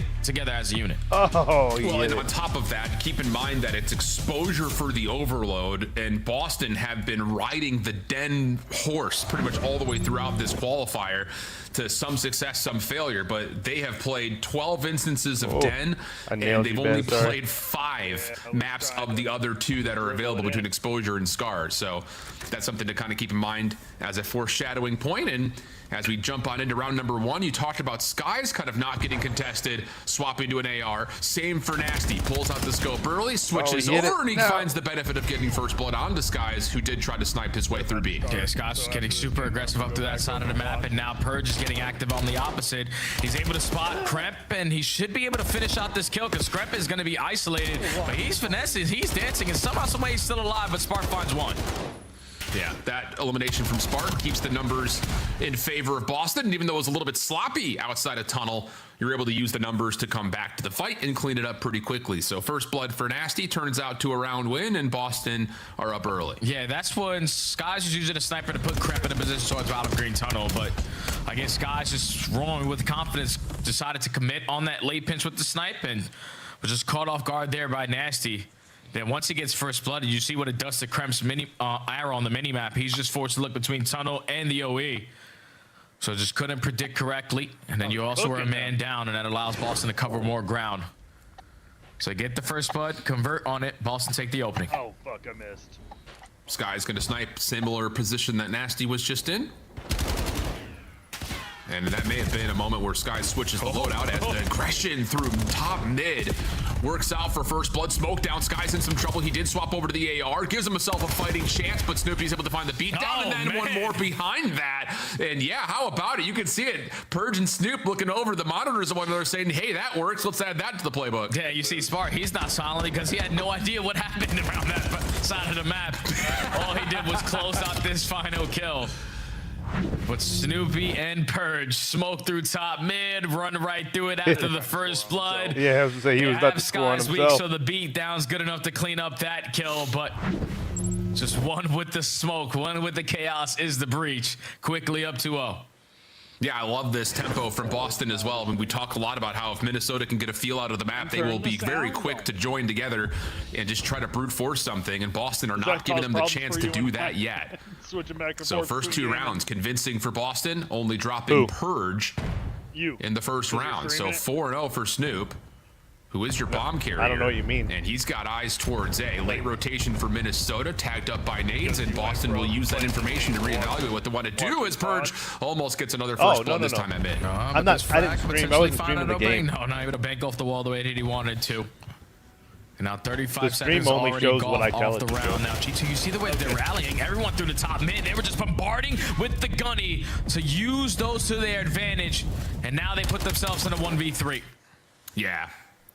Clean stuff right there. Minnesota, again, Purge nearly able to get first blood by playing that top P1 position. But as soon as Minnesota realized, like, hey, he's still up there, he tossed a nade, let's just win that position back with the numbers. It works out not just for the first, but the second and third kills on top of that. So great commitment there for G2 to keep control of the map. And that's what you said, my friend, is when you give Minnesota time to understand what your setup is looking like, they use that information and instantly capitalize on it. So don't waste any time. In the 3v1 through top mid, you find the first blood, you walk away with the trades, and then just keep the numbers on your side to secure the first round. Now back to the offense you go, with Sky still trying to scout through top mid with the sniper. Doesn't see anywhere we have now, but look at how aggressive Boston are on the pinch. What the fuck's that got to do with the snow? Yeah, and this is something that Sky's going to have to keep his eyes on, and ooh, I don't believe he sees Purge on that long route. So Nasty, knowing that Purge has gotten through, will just watch the tunnel rotation and just allow the timing to lead to a very easy first and second the more blood. crushing you're Snoopy doing, now the next more one up. No problems there for smells. Snoop. And the follow-up, well, maybe. Purge almost able to put the round down in a flawless manner, but Sky's trying to battle back, gets a 1v1 top mid stairs, and Boston will take the numbers and run with them. Yeah, Boston's just finding these openings, man. Sky switches up his spot instead of sniping through that B side, watching the OE. Switches up, watches top mid, and Purge, no hesitation on his play. Him alongside Nasty creates the opening. He gets behind enemy lines, and you couldn't find a free or two piece if you were looking all the way around the damn map there if you are Purge. No. quickly up 3-1 is Boston. And that's gonna play a lot of mind games on G2, but in particular on Skies. We've seen him in 2 straight offenses take the scope out to that angle at B, put it away, then take an AR mid. He may have to hold that angle a little bit longer now, which may force him to keep the scope out. So we'll keep that in the back of the mind as Boston will enjoy the 2-round lead that they've already built for themselves. Little quick feel out for G2 through A. Cramp late nade. Gonna allow him to stay in this position with help, but no one's watching up top. Purge, good angle, but can't win the gunfight. No follow-up there for Boston. First blood confirmed for G2. And now G2's just trying to keep their numbers. I wasn't picking him at 7. Everyone's stacked over towards Statue's side, but now you're not going to be prepared for this push out of Boston through tunnel. Nasty finds one, gets information into play, does jump the top mid, but Esther is able to get one and get out. Keep the numbers in favor of G2. This is a decent read, though, here for Boston. 6.5. Maybe a chance for them to, take space at A, if not commit for the plant. Nasty backing up towards tunnel, almost able to win one onto Estriel. Snoopy looking for the trade, but seeing more G2 members will think otherwise of the opportunity in front of them. And instead will reposition. Time not being an issue. Decent shots. Has to try to force something in this 1v3. Back to full health. And a couple extra tags will keep him weakened. And yeah, that's just full send, time ticking, not able to win out the first battle, and G2 back to within 1. Yeah, it's been the story so far of this game is the first bloods. Guys, push him. And that time Purge just tries to take it into his own hands from top mid. To guarantee at least that first kill onto Kremp to start off the trade fights, but once he loses it, he was the only one in that position. Nasty did and a single one of your teammates in the spot to play the trade, so they're forced to back on down, and then when they try to re-engage, just G2's numbers. Only round 4. Able to outclass him there. Oh, you're way So 2 defenses so far for G2. It's 3-1. Back to the offense they go. Yeah, and this is where we're gonna have to figure out what does Skies want to do after all this pressure's been established. Well, that makes this life a little bit easier. First blood by way of nades for Mamba gives G2 an opportunity to play with numbers for the first time early. Cramp. Yeah, I need damage into Purge. Not going to bother trying to chase that one down, and instead will take the free space given top mid as the bomb is leaning A. Yeah, he just backs them down off of the site, gives the information to my teammates. Okay, the only way that they're playing this is from their side, so we can use some trophies potentially to find an opening, but Nasty, you're not expecting that angle through bottom green, is able to make it a 3v3. And Purge almost able to slip underneath Cramp, but the shots from Nasty's pistol still gets the trade. So the 2v2 we go, 40 on the clock. And G2 have gotten cold feet at A. What? Mostly just to try to give Nasty a weapon. So he's now in full fighting form, not having just to use the scope. No, I have you at 200%. I could barely hear you. Pardon me, Skies misspoke. Astriel will go for the Yeah, plant. it sounds fine to me too. And Nasty and Spart will have to play the retake 2v2. Come on, You're not going to be able to spot them on the exit, but the information you gain is that they're either sitting top mid or backside their spawn. So can Nasty spot someone with the sniper cross, gets really bad COD timing, and that sets up Estriel for the first kill, 1v2. Well, Nasty has Check found your himself Windows a Dravik to play volume with. settings, the bars. You probably This have route is going to take a Discord lot of turned down on time, so Windows. he's going to have to really go from one to the other quickly. Skies watching on the left-hand side will see it. No problems there for the easy follow-up in G2. Get away with their post plant. Yeah, it's good stuff out of G2 once they get that bomb down. Just because Boston were in a position, they were thinking, all right, it's been very quiet over on this A side, so they have to be going towards B. Once the bomb gets planted, you don't spot them on the exit. Forced to play the mind games. The game mode. And Esther was able to get the better there of Spark. That was like the smoothest war. Not really giving Nasty an opportunity there for the clutch, but it's all off the back of that opening frag onto Snoopy. You get early first bloods, you're able to slow down the map, realize what Boston to throw at you, and then close up the round with a beautiful played would like post that plant. war zone because you don't have to think about your guns or anything. What just happened to Mamba? It's like kind of like That's not ideal. This round's over. I like it because you don't Mamba have to keep up dies with the somewhere meta. bottom B2. And Nasty hitting that snipe that gives battle royale that Boston we used to just play Apex, a world to play with 4v2. G2 has to force something. Yep, they gotta go. Parts, right? Gotta be very quick Yeah, you and pick up efficient on crates this that pinch, or update your gun. quick and efficient on the decision that you're gonna make. As both players now split up, they're gonna run right into Estriel. Was able to find one. Trade out for Purge is good. Bomb collected. Cramp from P1 for a 1v3. Ooh, able to catch some toes on the cross from Spart, but yeah, this is the big problem. It's Nasty right underneath my you game with the is pistol. open, but I'm not playing. And yeah, Boston get a freebie there thanks to some weirdness out of whatever happened to Mamba. Yeah, I don't know what happened to the propane tank that he had over there at the P2 side, because usually you want to blow it up early into the round so it doesn't affect you as you set up on defense. I would love to take a look at that again. If like a frag or something was the reason why that blows up, because there's no way. That's a play that you do every single time. And Mama's always the guy as the island player scouting over towards A. And somehow, some way he dives to propel the propane tank from his own pistol shot. So, I said my game is open, but I'm not playing right now. I'm up by one, I'm doing a watch party on my stream for the Major 2. 4-3 the count. No, I put my headset down because somebody just went to our door. Oh, gotcha. My wife told me that she was giving away. Patience for G2 on this initial approach. And Skies will once again be responsible for the flank. Boston, no craziness here, just kind of setting themselves up for the well, maybe a very heavy contest from the front. This was the layout I already had set up. Snoopy's going to walk away with the first two.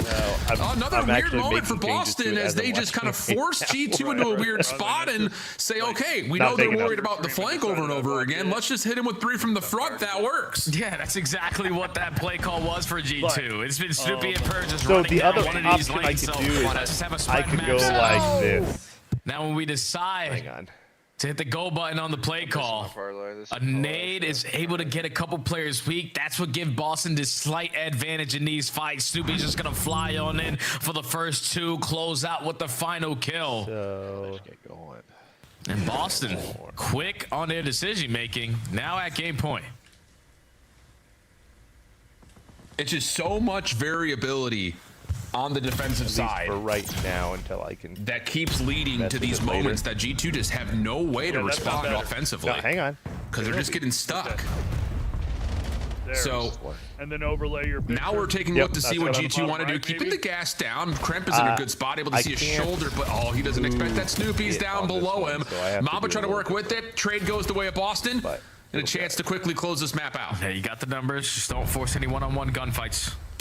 Can Snoopy scout anyone towards P2? He does see the player on the backside of the HP spawn, but entry up close to personal does find one. Snoopy quickly on the trade, all left up to Skies. 1v2 situation, able to see Purge up top just bouncing for info. And it looks like Snoopy's going to commit for the plant, giving Skies a chance to isolate, and he's able to win the first. Takes the Dravik, thank you very much. Snoopy off the plant. First couple of shots are in. Oh, Skies, he's got him down to a bullet, knows it, and will take the shell easily. So a 1v2 for Skies keeps G2 alive. And they got the jump on both players there in that 1v2. Purge is saying, I just spotted him blue lobby. He should be in the vicinity. Let me just throw an extra couple of shoulders, but the movement there from Skies gets lost. Then as soon as that bomb is planted, you're able to spot him on the exit. Just Purge in this situation. I'm thinking like he's guaranteed with that information out of those shoulders, but still caught off guard. And G2 stay alive. Clean, clean, clean. Why don't you just mute on the 1v2? Wait, you're hearing everybody in here twice? Hang on. Yeah, well now you shouldn't hear anybody. Skies pulling the AR this time. And it looks like G2 are just done with Boston playing with this aggression.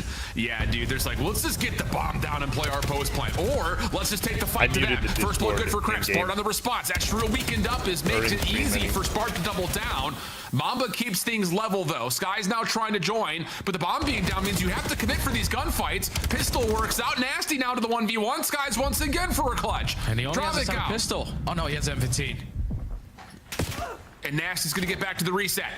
Tags are in. Still a fighting four. Nasty takes the 1v1 little jump slide. He hits the comms of the let's go. And Boston will close out map number 2 to level up the series. Man, that was just way too late of an adjustment there for G2, because finally you made the play call I would have made, because Boston every single time on their defense is just taking away space when they shouldn't be. Playing with the utmost confidence. You decide on your final round to finally use all your gun to your advantage, and you're just not able to get a trade onto Spart. What a play out of Boston. Just have all their numbers on the backside of that A site ready for the trades. Even when the first blood goes down, you were in the vicinity with the crossfires to walk out on top in the numbers. And then in a 1v1, I thought Nasty had a sniper pistol. No, he had an M15. and is able to readjust, reposition, and secure the one-on-one for Boston to take the search and destroy. A big one at that, my friend. Tie the series up. Huge, huge, huge, huge. Much needed for Boston, especially considering the storyline that we hit you with earlier. Overload next on Exposure, a map that really Boston have not tested out all that much. They have been hard forcing the Den Overload when given the chance. Not a part of the equation here today, so we're going 1-1 to the Exposure Overload. See what happens when we come back. Don't go far.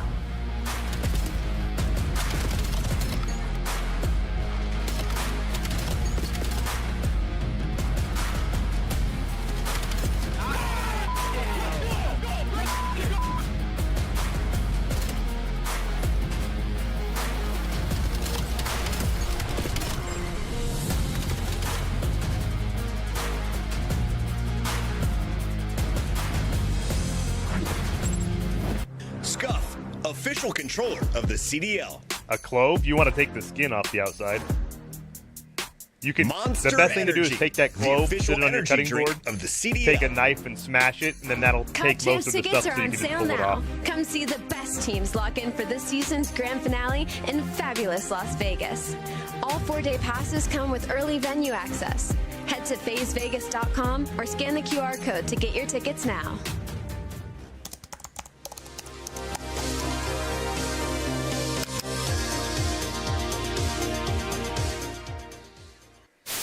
Wait, hold up. Was he the greatest sniper of this? Oh my god. He was hella good. It all comes down to this. Nate's trying to run it down. He's trying to no-scope. Ricky trying to no-scope. Oh my god. Oh no. Oh my god. Didn't even hit him. Oh.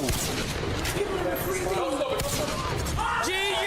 God, he got f***ing slayed. And it's face bakes. Oh my god.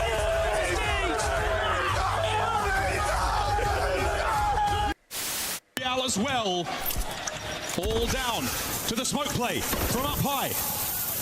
He's going for a joke. Johnny down, 1v1. And Real singing across the stage. 4v1, I think it was, the clutch, something like that. And we were just, you know, playing the round out, and I hear, oh, cat, you know, he's pushing up. I'm thinking, oh, he's dead, okay, so let's play it nice. And then I just hear a roar behind me, an absolute roar. And then he's like, watch it. And then the kill cam wasn't running, so I was doing the roll the tape. I want to see this. And luckily, it came up, and yeah, he's blown him away and left a bit of a little doo-doo in his pants, I think.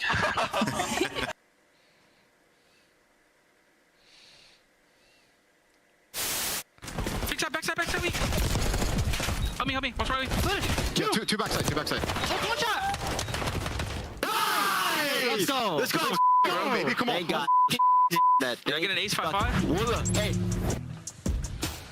Welcome back, everybody. We are in a 1-1 map count as we consider what comes up next with this overload on Exposure. Boston, quick work of the search and destroy after drama in map number 1 has the series completely level, and I would say most importantly, coming off all the tech issues that Boston were having, hey, that resets the mental on top of that, Jay. But the problem is you're going into Exposure for this overload, a map that Boston has not played a whole heck of a lot of this year, and the issues in overload, well, I think mostly just comes down to the fact that their map flexibility has been pretty poor. Yeah, and like you said, for this stage alone, every single series has been Den besides one.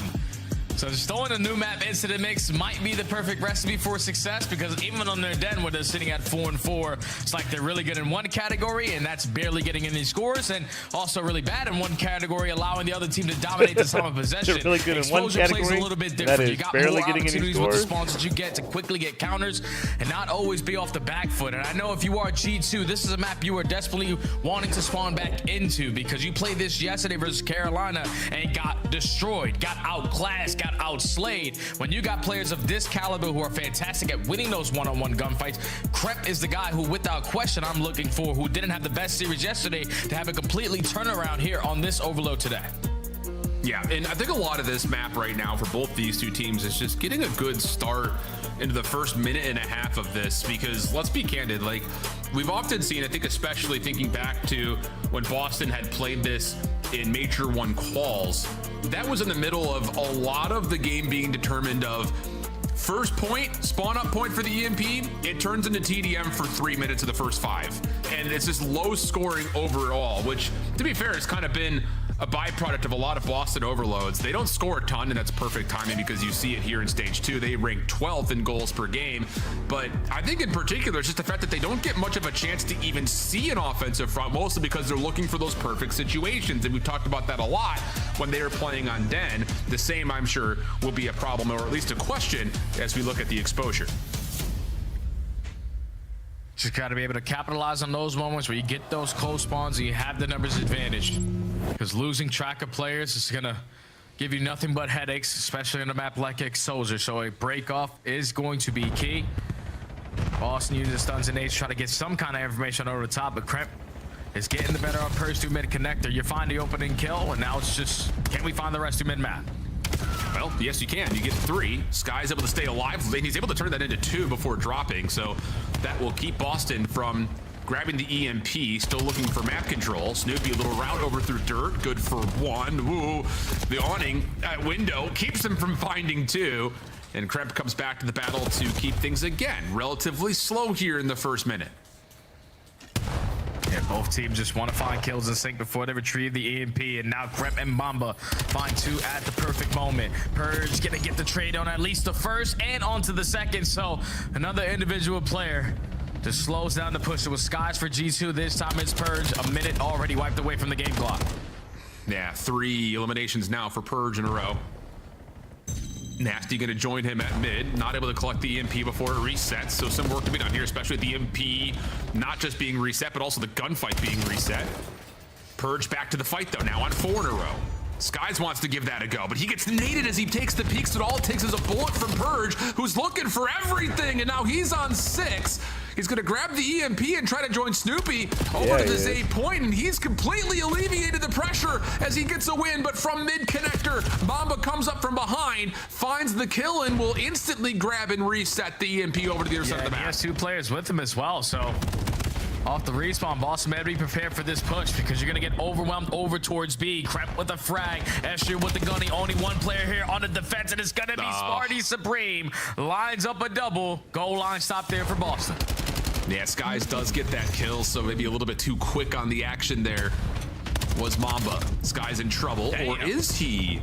Shuts down Snoopy up close and personal. So Boston possessing the EMP for now, but not much that they can do with it. And yeah, we're down to about halfway to this first half, and we're going to get a pretty static start as we're going to take a look to see how Boston are dealing with these kills from G2. We'll go to the breach, listen in. Circle. He's weak on circle. Ball reside. He's still under circle somewhere. He's still there. One's still right. Or top. You can top. Ace near me. Kremp. Ace in the long. That's just our gap. Our gap in the long. I don't want to right. Ready. Right. 30 up back, guys. You guys should double hit the right together. I'm telling. They can be short behind you guys. Try to pick it up. We have it now. He ran back. I'm gonna go to a circle. Right deep left. Someone. We're missing one. He could have pushed up left. How long? The one's left to me. P2 tank. I'm coming left. Yo, Lombo got one P2 tank on me. He could be above me top. I'm looking low right. I repeat for a sec. Let me have here. Okay. He can't pitch before. How many before? Okay, before? I'm weak, guys. I'm wrapping okay. You're wrapping okay. Inner. Inner with ball dead. That's more. He's out or something. He's mid. Mamba, bro. He's beat tank. He's beat cut. Asher, half HP. Tank dead. I'm could be pitching. I killed him. He ran away. Top window. Well, solid defensively for Boston. That's not been something that has been hard for us to say. It's just down to what can they do to actually get an offensive look besides the one that we had earlier from Purge and Snoopy. Yeah, it's tough because I feel like both teams are basically playing the same exact game of exposure overload, just on 2 different sides. You're hitting up Nasty with the communication. Let's just make sure we spread out now. Don't allow one player on the OE to pick us up. Media all the time. And the commitment of Purge to just hold down that angle. You're not going to give G2 any opportunities the same way Boston aren't giving you any opportunities. But now a minute left to go, and the score is still at 0. Yeah, we need to find something here if you're Boston. Snoopy not able to initially find Skies, but with the help of Nasty. They track him down. EMP now in the hands of Nasty. He's being chased. Spart able to cover. Cramp will drop. And look at the spawn being moved by Purge. Gives an opportunity here for Boston to run, but over the top of the platform. Astriel able to find one before dropping. Pistol out. Nasty gets the kill, but can't find the win to get it over the finish line. Snoopy trying, but the movement puts him in line of sight of Mamba, who holds 30 seconds on the clock. G2 now holding the EMP. Yeah, now they just need some kills so they can potentially get their own score on the board, but you lose the 2 fights. Now you got to finesse with the EMP right back to your players coming off the respawn. And Boston still have an opportunity to get one on the board. They just need fights to go their way. They don't find the first. Yeah, you need to find those kills in the next 10 seconds and reclaim the EMP as well. So Boston are going quickly. And hold on a second. If you lose Snoopy here, there may be a chance for Astriel to run. Overtime gonna come through. Astriel wins one with the pistol, slips out over towards panels, has a 1v1 pistol out, wins it versus Spart. Now you've got numbers starting to build for G2, but under 20 seconds to fight. G2 trying to set themselves up. You got Mamba working on a long route back to try to pivot to A. Mamba's gonna be the lead blocker. They're waiting off the information he's gonna play with, but he doesn't clear it towards low dirt. And that allows one player from Boston to just fly on up. Look, I'm not saying you're fucking. With the It's not working. And close it out the round. It's not working. As you take a look at the highlights, it's just nothing but gunfights all across the map because I would never say you're retarded. I would just tell you you're dumb. That might be the first time so far this year, Al, that we don't have a score for the first entire hat. Well, if it's happened before, it probably came with Boston in the mix because, again, they just are so slow to find opportunities. And there was another moment in there in the middle of the Boston listen-in where it felt like G2 just got a little, like, tired of sitting around and waiting. They had the EMP over towards panel Firing side. all these people and I can't even get a job. Let's just try to force it. I'm just tired of trying to find these perfect situations, and they kind of throw away an offensive look in their own right. But you're absolutely right. We're coming off that listen, both teams was playing resound defense.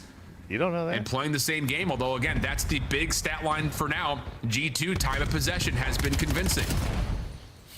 But if time of possession is going to be 75-25 and the score is still 0-0, you will happily take it if you are breached. I'm just hoping you can continue on that hot streak here in the second half. But this is a good break off for G2. Have a lot of mid-map control, just can't get the trade onto Nasty. Neither can Crep onto Purge. So 3 go down in favor of Boston. You could just take this right to B. Yeah, you sure could. G2 coming off spawn realized that, hey, we're spawning A. We got to make sure we clear out this side of the map. I used to do it over 2 days because I didn't like how things that should lead to a chance to score here. Mamba's able to find one. Yeah, so I would do Sunday. I'd meal prep rotating for over Monday, as fast as Tuesday, they possibly Wednesday. can. And there's really not a lot of help here for Nasty thanks to those kills from Mamba. Snoopy's trying to open something up over towards A. The re-pivot back to B. Nasty's down to a single bullet worth of help. Skies find the win, and that's a Hellstorm that really doesn't do anything at all. 3 kills here, though, and Boston could potentially quickly transition to A. Yeah, this might have been the actual Hellstorm with all the guns, because this could lead to potential score, but your lead blocker loses that initial fight, but thankfully the finesse god in Spart has wrapped it all the way back to B. Snoopy, the lead blocker, just needs to clear out the B point. Trophies are going to be down. You're finding every single kill in the feed, and finally, Boston are on the board. Holy cow, dude. I'm sitting here hands in the air like, what is it going to take for Boston to commit to getting through one of these 2 zones? But they do get the first score of the overload. 3:15 on the clock. G2 setting themselves up around P2. For now, it's largely just on who's watching the cross. And that's Mamba at the moment, looking to see if he can bully out Purge. Gets the better of him. Mid-map, Astriel's been read by Nasty. Tough gunfight for Nasty in close quarters, but he still wins it. Finds himself an SMG and will join the defense on the B side of the map while G2 are trying to flip things around. Yeah, Mamba, he actually gets really good timing on this pinch, but you have one player come off the respawn and he's holding down the proper angle. So the push gets shut down there from G2. It's like every time they're trying to go on the attack, they're trying to set up like the perfect play possible. We need to add a little bit more finesse to our gameplay to give ourselves more chances, because now Boston are just parking the bus. 2:30 on the clock. And it looks like for Boston, it's a very tactical park the bus of, we're not just holding this back. We're going to try to send one player on an overextension basically to see if we can all open of up Boston space. But besides everyone from Purge Boston will drop now. great. You have to play reserved in your spawn. Spart, up and over. Misses the timing initially, but is able to find Mamba quickly. Now back up top. Astriel turns that into a double. Now all 3 members from G2 are here. Spawns for Boston are going to be out in Narnia. And I think you just have to play to try to make your way back over towards the A side of the map as quickly as possible for the 30 EMP location, because G2 are going to get the score, and they still hold the bottom side of the minimap. Yeah, there's still 2 minutes left to work with, and Astriel still slaying them to bits on 4 in a row. Couple more kills, he can earn himself the Hellstorm. Try not to commit to that one-on-one, but eventually you get trapped on out. Snoopy pops a double. So now it's a battle again for the mid-map control. 1 minute and 30 left to go. Still a tie game. Very well may see overtime here, but keep your eye number 8 in white. Nasty, long route around the back. Able to find Kremp. Really, nobody from G2 can turn to deal with him right now, but a little bit of finesse has Mamba trying to track it down. Win does not come through. Astriel following up on low health pulls will get himself 2. Snoopy now on his turn through mid. Will keep things really much just a even battle through the 50-yard line. Spart trying to change that big win, and Purge will take another one down towards third, turn that into a second, a chance to grab and possibly go if they can find Astriel up top. Yeah, but Astriel does find 1 kill, so all that's going to do is just slow down the play. He's able to give you 1 extra as well. It's still beef. It's still got to be up to temperature, falls, so 50 seconds left everywhere. To go. G2 have the map control. Your lead blocker is going to be Kremp. He's able to find 1 through mid connector. This way you need to grab it and go left. Grabs another, but overchalls the shoulder. And as Spart is able to find 2 through bottom dirt, the EMP still stays on the ground. 30 seconds to fight. And with that kill from Snoopy, don't overcook it, we may just see everyone battling for position right now to possibly go overtime, as Purge will grab the EMP and drop. Boston still have control over the bottom side of the map here. Hold on a second. Skies is going to have to win this battle. Otherwise, a lead blocker's already gotten through. It's on Nasty. How much can he do? May not make a difference because Sky's able to find the EMP carrier, and now Nasty drops. 8 seconds on the clock. Minnesota with the map control. And they're going to grab the EMP here to see if maybe Mamba can get through, but he drops just before overtime. We'll get a 4v4. Yeah, it's a good time to die right there if you are Mamba. Put the EMP on their side of the map, and realistically, you have the win condition if you are Boston Breach. 4v4. No one's willing to scam. Reset back over towards low dirt. And both squads are just not willing to scam. Spark gonna be the only guy for Boston taking a risk. Mamba the one responsible to watch this OE. He finds him. First blood tallied. 90 seconds for Boston to get 1 back. Or more. So it's going to be on for Snoopy and Purge to try to clear out mid and look at this setup for G2. Everyone in tradable positions. They have to recover the EMP at this point. At least try to sniff out what the setup is looking like for G2, because you're going to take these risks, and Kremp makes you pay for it. 4v2. Yeah, Snoopy. Shots to Skies, decent, but no, there's Astriel down low. Last one left is Nasty. Would have to find all 4. Here comes the triple chow up top. Nasty, wait a second, almost with the pistol out, but help was there. G2 able to find the final kill and take the swing map 2-1. Yeah, and I don't know if that was like the best defensive overload I've ever watched, or potentially the worst overload I've ever seen. But neither team was willing to take any crazy risks. Even when Purge has a Hellstorm, it still doesn't lead to a score. Yeah, that's just one of those overloads where you just gotta chalk it up and move on to the next, because I don't think you can learn anything from that one. G2 somehow, some way get it to the overtime, catch Spart on the OE, scamming the hell out of that final play, and then just forcing the hand of Boston Breach to try to make up for the numbers. They don't, and G2 capitalize on the map. 2-1 now in the series. Yeah, great map from Astriel in particular. A number of moments where Boston are starting to get things going, either to win back the map or to, in particular, try to find some offensive success. And Astriel comes away with a couple of key doubles, if not more than that, to shut everything down. He goes 30 and 25, top slayer in the lobby. Also have the overload. And honestly, Jay, I kind of want to go back a little bit here and talk about Boston. The Hellstorm doesn't really turn into the success that you would have figured. They eventually get the score off of the back end of the play, but it's not because of the Hellstorm necessarily. Do you feel like Boston just didn't read the map as well as they possibly should have, considering not only they didn't have that many offensive looks, but also that Hellstorm volley. Yeah, I think both teams didn't read the map as they should have. It's like they spawned in on it for the very first time, potentially in rank play, with some of the plays, setups that they were trying to execute around the map. It's just like you need to have a lead blocker clearing out a lane, stop going through the middle of the map. But hey, if you go there illegally, don't worry, you can stay, I'm sure.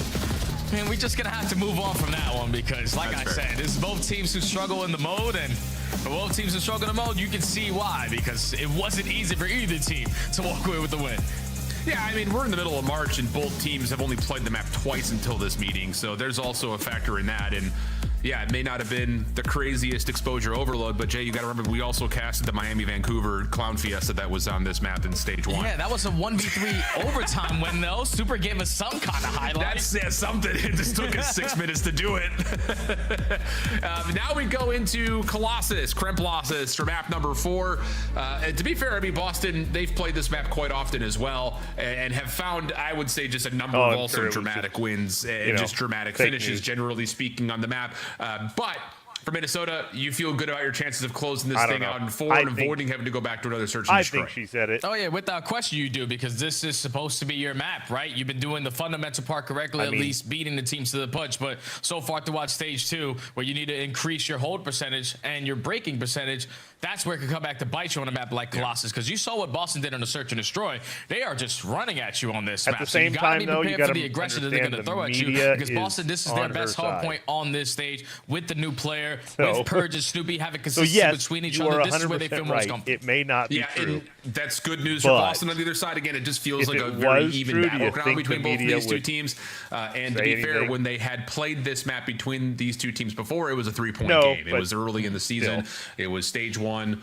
Qualifiers, I think it was in December on top of that, and it was one of those games that was just like, brother, it was insane. So very well may have an even battle between both these two teams on the map overall. Again, the big news, though, outside of just whatever happens here at map number 4, for Boston, you lose this series, it puts you in some major trouble in terms of trying to get to Birmingham or the play-in at least, due to the fact that they only have one more match after this, and that would be versus a red-hot Heretics team. Whereas for Minnesota, a little bit more forgiveness because you still have Vancouver to play and the LA Thieves after this matchup, so you've got a couple other series and try to build yourself into the standings. But honestly, I think if you're Boston, you kind of just have to come out swinging here early and see if you can force mistakes from G2 kind of like you did in map number 1. 100%, man, because the mistakes that you were able to capitalize on that map number 1 was beating them to the punch, especially early into that game. But as we take a look at the numbers from map number 1, it was Kremp always setting the tone with the aggression. 4K damage, 31 kills, him and Snoopy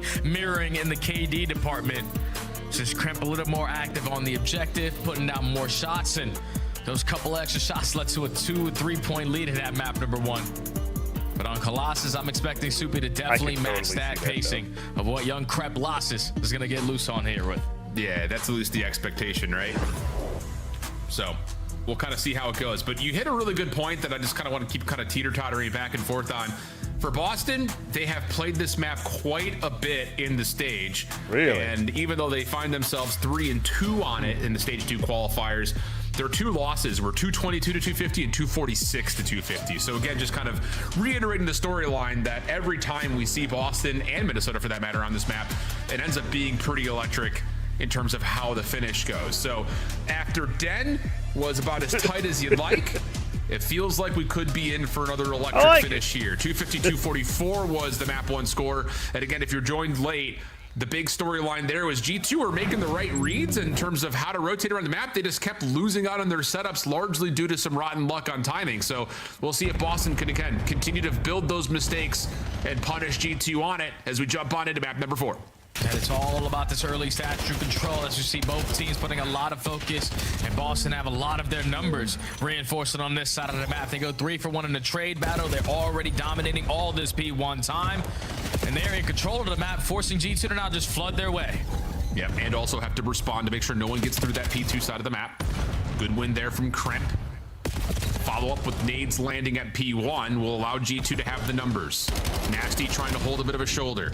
Pushed off. Estriel stunned, but had a little bit of help. Pops up. No, he gets stunned again. Nasty finds himself the kill. Mamba trying to hold off the rotation with 10 seconds on the clock. And G2 are once again having to kind of play a little bit of reception on the defense of P2 here.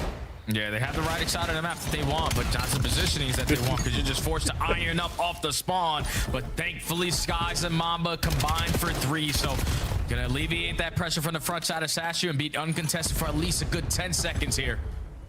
If you are G2, you gotta be prepared for Boston, because here they go through mid P1.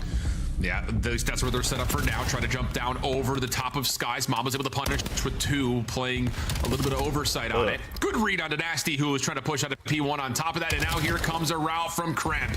Around the back, shutting down Boston from being able to hit from the front. And now he's got 3 from Kremp. Shuts down the play, but the spawns will move here. Skies have the eyes up. Spark good damage, but can't finish the kill. And now Skies is trying to finesse. Can't quite get into the reach of the knife. Found to Snoopy. And a late break is good for Boston. Yeah, and that's just one of those situations where it shouldn't look like that if you're G2. We know that Kremp is fantastic off of those routes, but you need to be able to stay alive when he's making those kind of plays so you don't give up this final 20 seconds to Boston Breach to keep them into the game. Because you cut your losses there. Now you're early to the punch over towards P3, but Boston are already here contesting. Nice shots, nice damage from Skies. He knows it, has the pistol to try to finish off some of these low health pools. And he's able to get some help from everybody as Skies will now be on 4 in a row. Holy and fuck, G2 really? can now feel out where the next set of Boston spawns are at. Yeah, you know that 2 players who spawn over towards blue side, so all of Boston have to be breaking through yellow, but you're able to isolate onto Astro for the first kill. Now stuns and nades needs to be felt. You're able to connect a little bit onto Skies, who is on 4 in a row, who's running out of ammo in the M15, and with the stun connecting the way that it did, he eventually gets taken down before a good cause, because now G2 flip spawns and it's still in the time. Yeah, really good defense of the P3 hill from G2. Take advantage of the favorable kill feed, move spawns to your favor. G2 running and gunning through the lens of Mamba. 13 and 7. Was on a big spree before he got shut down. Estriel's turn, having a bit of a slower start, but as he grabs one, G2 are already worried about rotation, so they'll set themselves up with P4 to their back. A little bit of confusion, a couple of question marks from Minnesota. Did anyone sneak through? They eventually get to the hard point, but here come Boston with a 3-man hit from the front. They're right through the front door, and they lose the initial fight, so now Estriel and Kremp just need to play their trades. And that's exactly what Kremp is going to do. Just keep the numbers on G2's side, on 3 in a row. Take a little bit of extra space over towards Statue, and now G2 are in flow. Unbelievable. It's just every time we're here, Kremp gets the job done. Off the reload, has Snoopy in his sights. Easy win. Back over to Spart, who was caught. Oh my goodness. Kremp almost able to do it all himself again. Estriel's nade will provide the trade, and now it's his turn to move forward. Tracks on to Snoopy. Damage in, can't find the kills. Boston with 13 seconds trying to crack the code for some scrap time, and they will get a little bit, but not a ton that would be worth writing home about. We'll exit the first rotation at about a 60-point game in favor of G2. Yeah, now this second set, Boston, there's just one thing you need to really focus on, and that's winning your rotations. Because it was P2, P3, and P4 all in favor of Rocker, or of G2, to be the team initially to start off at the time. Now it's all about these fights, though. And the second set, over towards Thatcher, you lose the first guy. Estriel just finessing with his life, allow the teammates here to assist him, and you're trying to hold it down, but Nasty finds 2, so this should lead to a break for Boston. Yeah, Nasty actually catches a 3rd as well, finding Skies inside the hard point. Spart will take away the full ace for Nasty. Good read on where Estriel's coming from, but doesn't win the fight there. So Boston were able to find a little bit of time on P1, but the quick contest is in, and G2 still hold on to the P2 side of the map. Good wins, though, on the backside of that setup from Boston. Will now start to change the tide a touch. But Kremp's 1v1 win comes right before G2 spawns up, and with that, G2 will put themselves in position to contest P1 and most importantly, hold spawns for next. And it's Boston again, choking up the final 5 seconds, but need to get a move on it to try to flip G2 out quickly. Overwhelming them when pressing through the front door, but as Kremp again lines up with another multi-kill. He is just on fire here in map number 4. Still a 60-point lead secured. The spawns for G2, at least for now, if you get this trade on the Snoop, and they do. Yeah, but Kremp spawns out, wins the gunfight, but Boston will get a couple of players to spawn close. Still 35 seconds to fight through. This is great time for Boston's prospects. Cramp, 23 and 12. Make it 24. Not done. Pistol out. Wants to try to force the fight as he has help nearby. Sky's trying to track things down. Not able to find the shots initially, but it's Estriel behind the play. Able to find a couple. Mamba keeps the middle of the map safe, and G2 will walk away with the back 20. And now Boston just got to cut their losses and rotate. I mean, I guess. G2 have won every single rotation so far throughout this Colossus and only have a 60-point lead. Let's see what the difference is if you're the team early to the punches. You're going to make it into a one-on-one gunfight, and a team kill is not going to help G2, so Purge going to be here first. Boston finally have a rotation in their back pocket. Yeah, and they're finding some nice exit kills from Spart here, slowing down the rotation even more so from G2. Snoopy in trouble. Tosses a Semtex to give the contest, but he will drop quickly. And now it's just on to Nasty. That is way too quick, way too easy for G2, especially considering Spart had the read on whatever was coming from. So gunfight wins don't come through. Boston in some trouble. Spart giving them a lifeline to recontest the hill, though. Yeah, big double to open it up. So still trying to contest at this P3, but it's Estriel and Mamba in the response. And Snoopy not even having a chance to turn this corner because he's consistently getting stunned, and it can never go back up to 100 HP. G2 with the crossfires are making it difficult for them to even touch this, and they are just running away with this game. It's just another one of those moments, and I think you really see it in that last 90 seconds or so. Spart is doing everything he possibly can to give his team a chance, but there is no follow-up anywhere on the map. And now you're going to lose rotation to 4. 175 to 98. Estriel, who had the slow start, is now 20 and 17. He has had a lot of nades land too, and he's also got a Hellstorm. 6 in a row. Has a read that Snoopy's somewhere along the back, and he's got his head in a swivel, able to help out from the front on top of that. Snoopy's pinch eventually coming through. Mamba a little bit of damage, has Cramp now looking for the 1v1 win, but waits for Skies, and Cramp will now bump the hard point, create some space, and likely put this game out of reach. Yep, Cramp just doing Cramp things. Over towards the statue, hitting the wall, bounces, finds another kill in the feed. Didn't have the best performance yesterday in this series, was quickly making up for it here. 34 and 19. Doesn't even need to be in the hill with all the pace he is setting on the map. Final 15 seconds of the P4. Boston are going to go for it, most likely get it, because that's what they've been doing all of this Colossus. Yeah, they just have to. There's just no other way about it. You have to fight for every single second down 100 with G2 over the 200-point threshold. And Mamba still is going to challenge everything. Boston able to get the rotation over to 1. Oh my! Clean shots for Mamba. Cramp now trying to set up a pinch. Purge. Oh man, if he loses that gunfight, that just may be a shattering effect that leads to Boston exiting the series with a loss. But instead, they hold ground on P1, but G2 with the leader's advantage can pretty much do whatever they want, and they're going to play for the P2 rotation. Yeah, spawns on both ends of the map there for G2, so they find those pinch gunfights very quickly. And now still able to maintain the right side of the map that they want for that P2. Oh, I don't think I have. It's been all about the rotation so far in this Colossus, and G2 have beaten them to the punch every single step of the way. And now only need 25 seconds to call series. Boston have to put the pressure on right here, right now. They need to move spawns in this exact moment. And still, we're just hanging out inside of P1. They're finding a couple of the kills to give them the time, but yeah, man, I mean, we're done. We're stuck. Estriel, shoulders, damage out. Snoopy is able to give you the first. Sky's in some trouble, has to back away. He has got help though, and it's none other than Cramp in the picture. And that's all you need. G2 will lock down the spawns, reinforce the hill, and now Boston has to flood from the front. Yeah, now all it is one more wave of gunfights for G2 in this map, and this series is going to be there. Spark Arts opens up with the first. Estriel quickly on the trade. Estriel putting the finishing touches, and that is going to be the game. Unreal, man.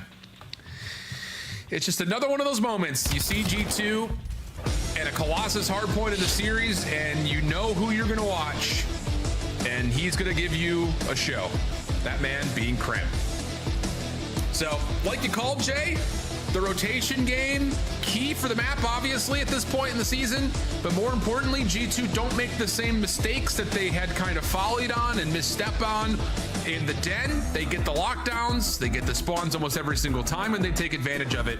And I just think it's really revealing to Boston in that last P1 to P2. It's like we get 3 dead, and we're all just in tunnel or top P1. We're not trying to push out the spawns at all. I'm like, I get it. We're down 70, 80 points. You don't want to lose more time, but you've got to get to P2 if you want to have a chance to make the comeback happen. Yeah, it's actually crazy because Boston and map number 1 compared to map number 4 were 2 totally different teams. They were doing the fundamental aspect a lot better early into that opening den, and then G2 started to take it away, especially at the P4. But when you get to this map, like, how do you expect to even have a chance at a comeback on Colossus if you're not the team initially towards some of these money hills? Every single P2, G2 got back blue. Every single P3 besides 1, you lose those spawns, and then by the time you win it on the first attempt, your setup is so spread that they win gunfights all the way around the map and purchase the last man standing on the hard point. It's like Boston are not in sync on their team play, and they definitely didn't show it on that overload either, man. I don't know what's going on with this roster because the search and destroy was great. Like, teamwork was out of this world, but then the respawns, at least the last 2, was out of the window, and G2 capitalized on it to take the series. And Boston, that's a tough loss, man, because what, that's 3-7 now, and your only matchup left is going to be Miami. You might have just lost your chances for Birmingham with this loss. That's exactly right. I think especially considering who around them still have matches to play. Some of them have some very favorable matches indeed. So Boston I don't think I left. backs Oh, against you know what? the wall, the game may and have with stopped that, Minnesota a little bit more comfort in terms of their position on the standings. A long series to the tech issues, but Minnesota come away the victors to kick off our Sunday as we head back to Goj in the desk. Thank you so much. Shift study, great cast, great analytical work there towards the end too. Took the words right out of my mouth. I feel like Breach just played it a little slow. Had a decent S&D, ended up getting the win there. Everything else was utter chaos. Nameless, I'm going to you first because you had some choice words for Boston. We got to talk about G2 though and the success they did find. Yeah, absolutely. I mean, G2 got going.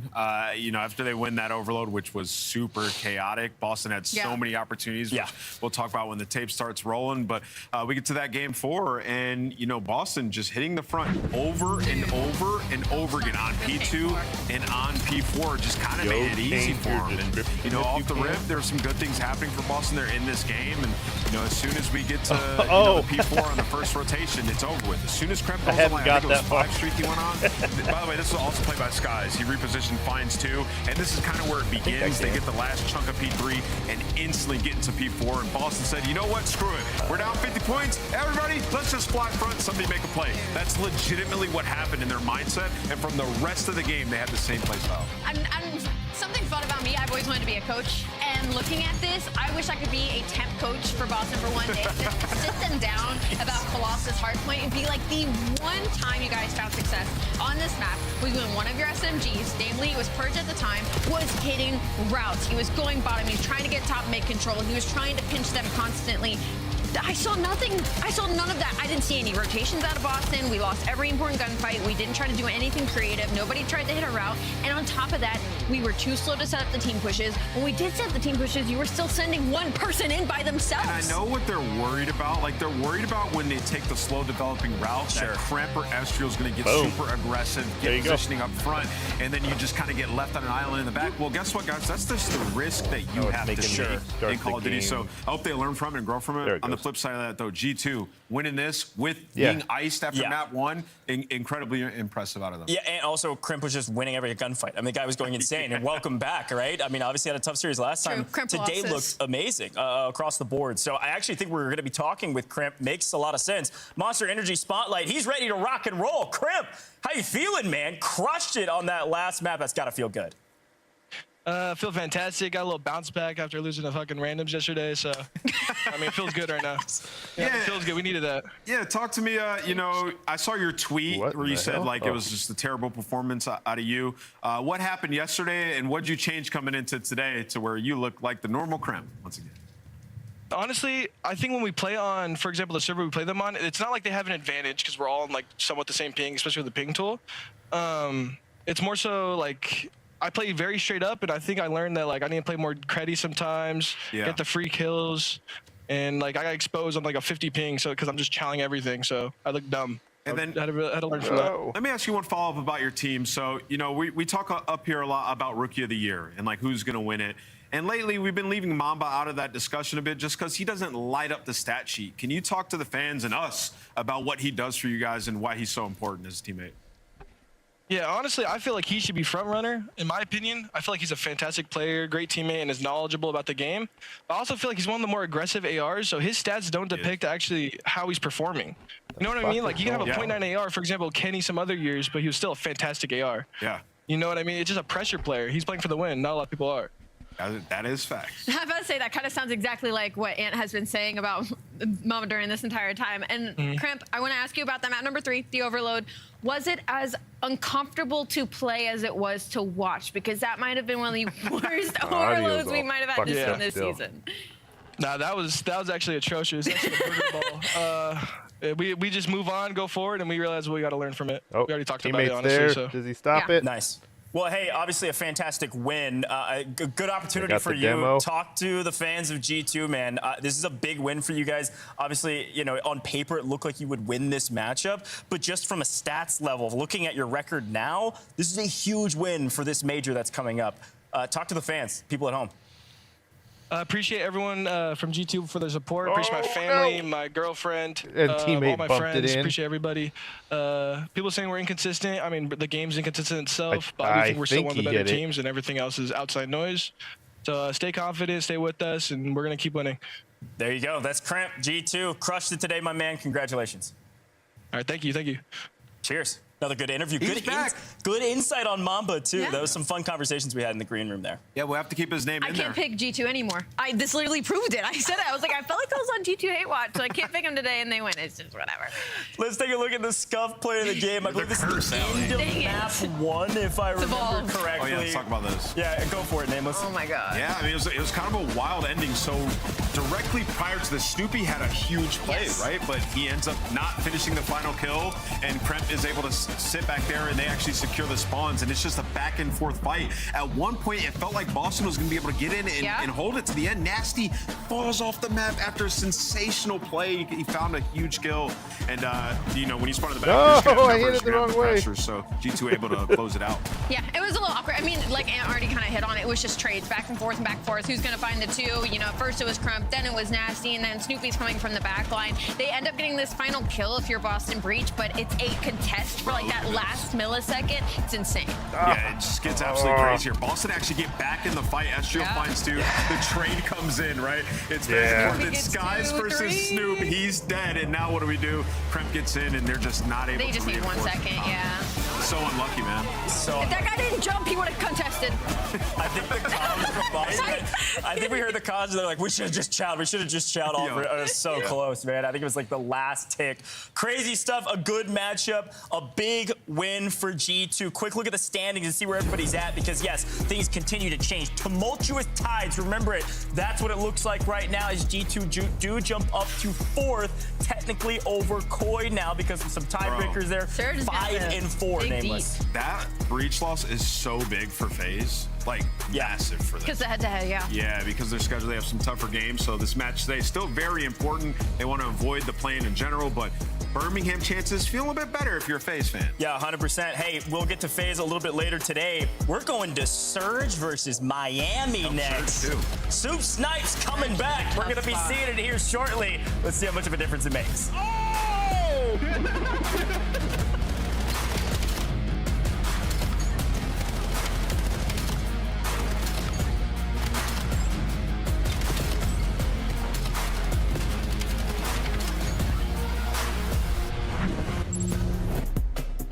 Major 3 is going to be a classic. 4 challenger teams are taking on the 12 pro teams, bringing non-stop action to the ATL. Get your tickets before they sell out at DreamHack.com/Atlanta. Dominate the competition on main stage with the CDL Major Hunter Tracer Pack. Collect your chip by scanning the QR code or heading to the in-game store now. Monster Energy, the official energy drink of the CDL.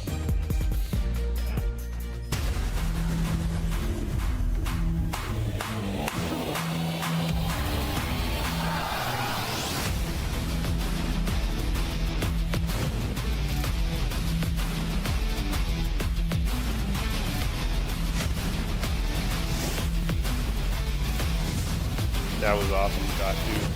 I have no fucking audio. It's super irritating.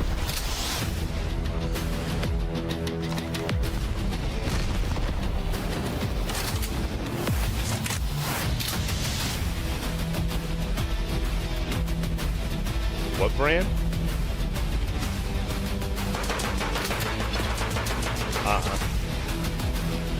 Not heard of it. Are you sure? Have you met you? I'm just saying, like, how do you know it works? That we get it? But none of that shit works immediately. That takes time. Boom, let's go. I want to say that I was not trying to curse us. I did not. I thought it was 250 kills. So when we were up 70 kills, I was like, "There's no way we can lose." Yeah. Starbucks, he's a one shot. He's dead. That's it. That's it. They can go there deep. That's it. Yo, pinch. Nice. Let's go. That's above you. He went down. Down. Absolute. My bad. He's one shot. You guys got this. You got this. Money for you. Way better. Wait. Nice! Let's go. If I lose that, then just take the Porsche away. Alright. Another car, come on. Yeah. Hey, I'm gotta go with the New York subliners in this one. FaZe warmed up the subliners. Vibe check, bro. Dang, man. Paco has carried me in a rank. I'm gonna go with the New York subliners. That's crazy. Good job. They get these first 2 kills. Insight, get to the rack corner. Oh, God. Badly. Oh, my God. That's that going off on the main stage. Oh, my God. Oh, we got Fame here. Fame, how you feeling, man? I'm feeling good. Happy to be here. Fantastic interview as always from Fame. Wonderful lad.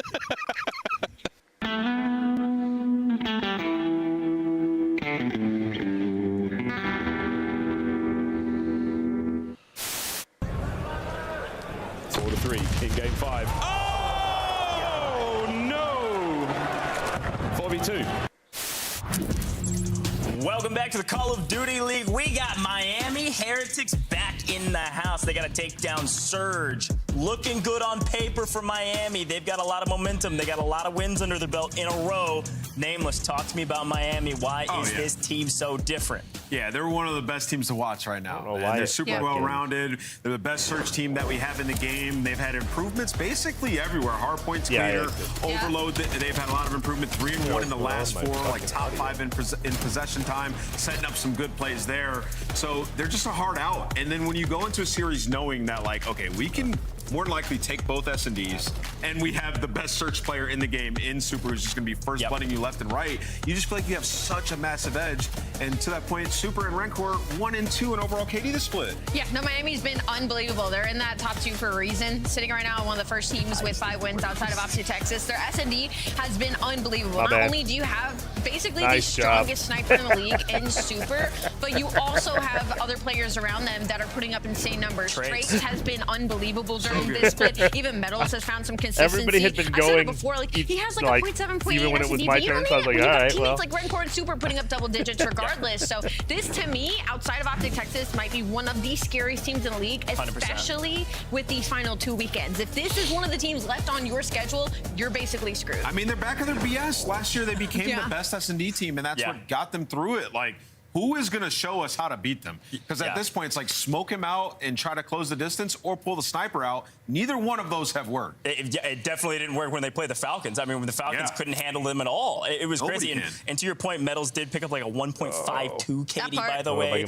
and map 3 to end out the matchup against the Falcons. So as we take a look at the Surge, they've had their ups and downs as well, obviously, just like everybody else has. And there's been moments where you look at a player like Gwen and we say, hey, you're a difference maker. Been a difference maker on other teams. Difference maker this year as well for this roster. The big question in my mind, Gwen's going to have to pull out the sniper and try to battle against Super Nameless. I don't know, man. Yeah, I mean, you look at the series and you just think, like, is there a world where they can kind of go toe-to-toe with them at hardpoint? And you know, as weird as it is, I do feel like that based off the last 2 matches that Surge have had. You think about the Gentlemates one where they fried in hardpoint. And then the Toronto one, 2 very narrow HPs, and they lost like 15. First one was pretty close, and I do feel like there's some gas in the tank there. Also, to the Search and Short point, with Capsule, they're undefeated in S&D.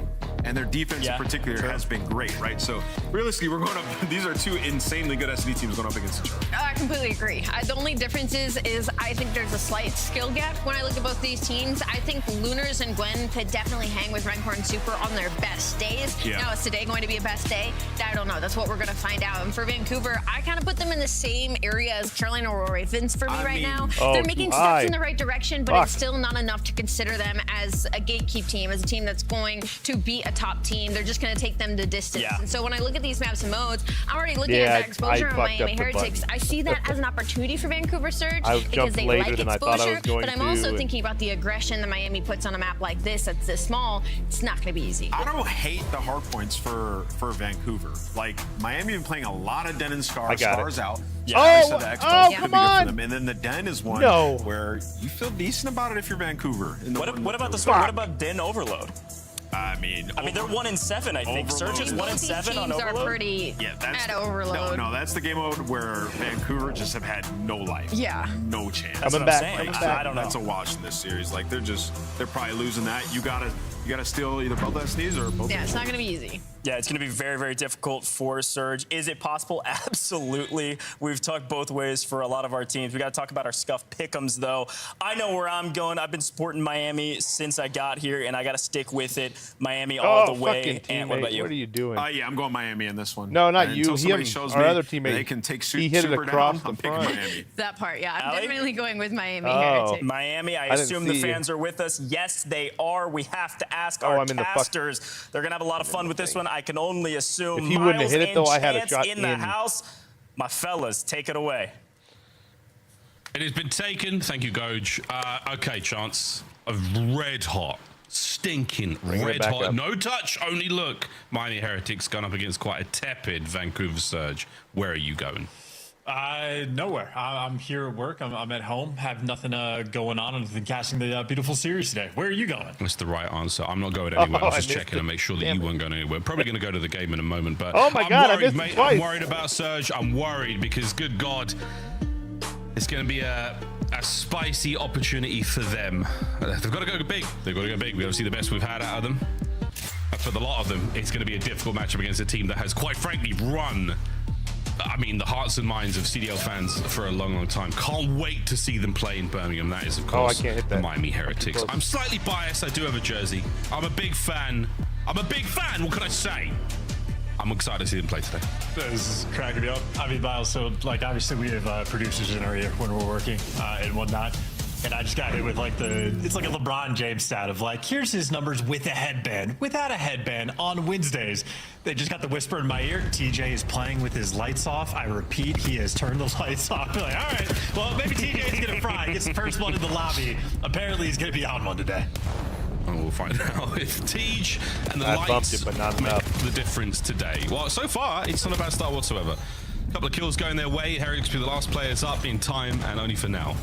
On board with Metals, a player who loves to have a hot start in these games, and so far gunfights like that are a slight indicator of one of those Metals match. See you later, Super. Well, not a superhero, not able to fly, no Superman, no nothing falling off the map, but Metals controlling the pace of the game. At a certain point, it was basically him on an island waiting for his teammates to show up, but hey, decimates him, picks him apart, and now his team ignoring the P1 time. You don't really need it. They care about this rotation, though. Metals, he'll be soaking first. Yeah, it's he's on a 6 now. It might be a Metals map.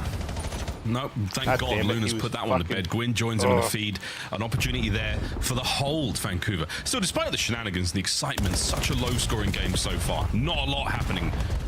The Super dances with the Devil, and the Devil comes out on top. Lovely work there for Trakes in the damage department. Metals and Wrinkle pick him up and get on time. All right, Super clearly having fun in this series while Metals is frying 8-2, going for cheeky knife kills, jumping off the map. And hey, doesn't matter, you got a lead for the moment, but yes, a very low scoring game.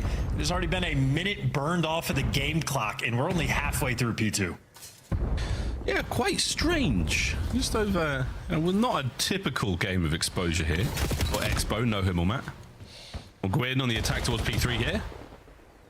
Capsule, could he keep these members of the Heretics at the old time, or keep them away from it as best he can? The answer is no. Metals is going to find a hole, punch his way through. Gwyn, up close and personal, down and out. Trakes is in, and we are going to see the Heretics first in on time. A sneaky TJ from the shadows, can't strike. Yeah, the darkness out, helping him there. I feel like in the kills column, Heretics have been pretty on point, but nonetheless, only a 10-point gap between these two teams. Heretics players are soaring and flying around the hill. Certainly, the teamwork for Miami is going a little bit better. Of course, though, TJ, well, he gets the nade kill. One more guy on time. TJ playing for the spawners, and maybe that's a mistake because In Time Metals continues to deliver two to the grave, and now Gwyn has to fight the rest of the Heretics team. Yeah, it's a Metals map. It's one of those, folks. He's at 13-5. He held that hard point alone against 3 players and took the last man to bring him down. So it's starting to feel that way. Vancouver, yeah, they've been drowned so far in the first 3.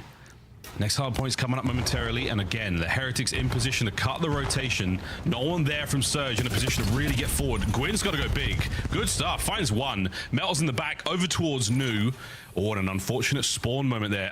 For the rest of the Heretics. Good luck, Metals. It's all on you. Yeah, it is him versus the world. It looks like Surge, take care of him immediately. Nice slide child there from Lunars, and okay, every single Heretics player now going to be spawning across the map. This is Surge's opportunity to get into the game. And make no mistake, this team is 3-5. They are on the bubble from not making it to land. They better be bringing the intensity. This is the do or die. Great work, Tej on the back. Traded out eventually, but that is enough now to cause some damage. Trakes 1v1 on time versus Capsule, and it's all his. Spawn still in the back. And an awkward split moment right now for Surge. Can they make something of this? Trakes on the hunt, gets his quarry. Out of Rencor in time, and again an onslaught attack here from Vancouver Surge, and it's working out so far. An unfortunate van explosion takes care of Rencor. And the trades are fantastic, and the damage is good, but it looks like Surge are still finding it, and that is it. Last man up. Good job, Vancouver. For the time being, within spitting distance of pulling it back. I mean, you're very polite. I think I look at that hill where they had the full rotation. 3 players for Heretics die and spawn all the way across the old. They even had a team kill in the mix in Vancouver. I mean, only get maybe like 30 points off of it. So ultimately good, but man, I think if you're a Surge fan, you want that to be a lot better. Well, they have a chance now in the second set to right those wrongs. So far, all Heretics. One flank taken care of, the other one, they're working on it as well. Renkor's on a wrap. Capsule not going to get much more done there. Another phalanx, another split here for Vancouver. End to end, and there are members of the Heretics everywhere, so it just feels like you are constantly being shot in your back if you are Surge. A near perfect hard point here from the Heretics. And again, look, Heretics are not playing clean Call of Duty for the moment. They've had maybe 3 team kills, Supers jumped off the map. It's been a little bit trolly, and they still have a 30-point lead. So like Heretics, not dialed in, and it simply does not matter. The widest gap we have seen so far this game. Surge, for the moment, showing off why they do not have a win on this map in this stage. No, while first set comes to a close, Miami Heretics is Trakes and Metals, the big killers there for the Miami squad. Lovely nade over the top. Hellstorm in the back pocket here for Trakes once again, as you have just smothered the map, but a nice bounce back here from Surge. Now, it's always the P1 of the second set where you do see major separation. Start this shit. Historically and statistically, this is where we could see Surge find some success here in exposure. Well, doing what they can. Lunars, creeps up in time, wins a nice gunfight. You got the pinch taken care of. Gwyn has that under lock and key, even blocking the spawn. So a great looking setup here on P1. In the meantime, TJ delivering. He's on a 5. Yeah, hold. These lights are out, and he is absolutely home. Good shots into the first man. Attention on the Metals for the second. Good work there from Lunars to join him in the feed. It's a 5 from Lunars, 7 from Tej right now, and again, second set P1. So far, treating well. Over to P2 we go. Lovely work from Lunars. The spree comes to an end. Do they have the numbers now to break? Super goes high. Super ends Tej, and the trades continue. Mid-maps are bang out as well. Yeah, and I don't think TJ ended up getting that Hellstorm, or at least he was going to be close to it, but on a 7 spree, he just slides straight out through mid-cut. So Surge finally able to get a semblance of control of the game. Well, they've tossed it right back, and now it's Heretics' turn. Rancor contesting all of this time, has a little bit of support. Everybody you're expecting to be weak, and his Trakes goes in. Well, the bodies start falling. Capsule takes him down, and the coverage is good. Surge holding on to P2. Gorgeous gameplay from Trakes there. Wonderful tight angles to be played. Damage in, kills, you name it. A break here on P2 with this Hellstorm. That is the name of the game. Big route from Super, trying to play the long moment here. Luna's a Gwyn, gone, wiped off the face of the map. T's last man, and he's going out swinging. Good stuff there on the Hellstorm. Yeah, they're just holding hands into the great demise there, joining each other in Valhalla. But hey, they'll respawn across the map and rotate over towards New. Surge now going to be testing their breaks, and Heretics testing their window side hold. 2 players in time, 1 out front, 1 in the back. First attempt. Great work from Metals, can't get better than that. Next man on the back door, cleaned up as well. Teach wins his fight through the middle of the map, but it'll be all for naught. 45 seconds remaining. How much can you get in here? Vancouver. Oh, you got the trophy. Now Metals here repositioning, and now they're going to be giving up the back spawns. But if Metals dies first, he'll spawn at the back time, so you got to know it's guns forward if you're Heretics, but might be a little bit tricky. Capsule in the back, but hey, Super reads it, and look at how those spawns flip. This is exactly how Heretics want to handle this hill. Denied. Another attempt on the hard point. Hellstorm now for Super. Trades are going to be over. Complete. Last man up, Metals. And a battle of the ages, making my hands hurt on this. 1 good shots out of Teej, and the trade complete. Scrap the consolation prize here for Vancouver. Once again, a P4 rotation that the Heretics win. And they got to block the spawns as well. Yeah, Trakes. I mean, he had to sprint to the back to make sure he blocks it, but he's successful. So that means everyone is by P2. Yeah, Super jumping over multiple players' heads, but as they're getting funneled into the left, well, Trakes is here for the pickup. Oh, he's got damage. Might not work out here. Lovely work, staying alive. Squirrely kills there from the Surge boys, keeping themselves well alive and kicking, but Super in the back line. Oh my goodness, Capsule. Nice work from the hip on the Metals. And over to the back once again. Luna's on the cleanup, diligent on the approach, and shots from Renkor. A bullet difference would have been absolutely massive. Teej on this 5 again, as his kills have been good. And it's still a close hard point. This is a much better look from Surge. Can they survive this next wave? They've warmed up quite a bit, so already success on this P4. Had the break to make it happen. And hey, TJ, maybe clean up crew. A 1v1 gunfight to win for time. He's leaving that for his teammates and going for the rotation. Heads up here, played by Tej. And the more cutoff kills he can get, the better. And they were utterly useless on the last time here, so didn't get anything going. 165. Now, timing on the Hellstorm from Super. The Heretics looking to clean this point once again. Sending the cleanup crew. The first usage of the Hellstorm was so good. This time round, not nearly as effective, but they have the hard points. You can call it a mission complete. Oh, nice one. And that'll be the instant break. Nice try from Tej, but ultimately to no avail. And now Super's got the window. Heretics pushed out the other side, and this is just such an annoying setup to deal with. You're so concerned about Super, and now he's just juking people out over on the top side of the map, and his teammates know it is one direction to look. They got the funnel system going. Unreal. Well, good stuff there from Surge. Throw everybody they possibly had at it, but the Heretics have held. Unfortunate timing then for Renkor. Not a problem with the kills. He's going to get another one. Capsule over the top. Good work with the kills there. Again, Capsule shooting hot. Metals continuing the spree here from inside of time. Another Hellstorm on the cards for he. Oh, and Super. He finally got his knife kill. That is so quick as well. Relentless pace there, and they're getting the cutoff kills as well. Yeah, I feel like Heretics has leveled up their game. They had a full-on quadrant going around this P1. All those orange arrows just surrounding every single cut you could possibly take if you're Surge. This is not a fun deal. Of course, but it still team works. kill number 5 comes through, so might be Surge's opportunity for the break. Trying, and so far not bad. Can't account for Renkor by the P. Oh my, by the bomb site. Makes his way up. Into P1 again. Super hit and run. Playing the wall jumps very effectively. A 3-man hit now from the Heretics to the left side of the minimap. Waiting for Super to now make his moment. And there it is. There's the strike. Catches the toes of the next man, and how Capsule let him kill him there. 20 seconds to go on P1. And the Heretics are looking to take it all. Yeah, I want to say Capsule, I think, got the receiving end of a well-placed stun grenade, so not ideal. The kill certainly looked bad, but now the kill feed for Vancouver Surge looks a little bit better. 3 kills before the rotation pops. Of course, it is a 60-point deficit they're working for. You have no other options. You have to perfectly hold P2 and win this rotation. Trey's already trying to break that down. Metals and Renkor gone. Surge are in. This is it, boys. No more chances here on exposure. Capsule to the front line. Can only deal with so much. The Heretics swarm. He's already damaged player. Tej on time. He does have Gwyn to back him up on the inside.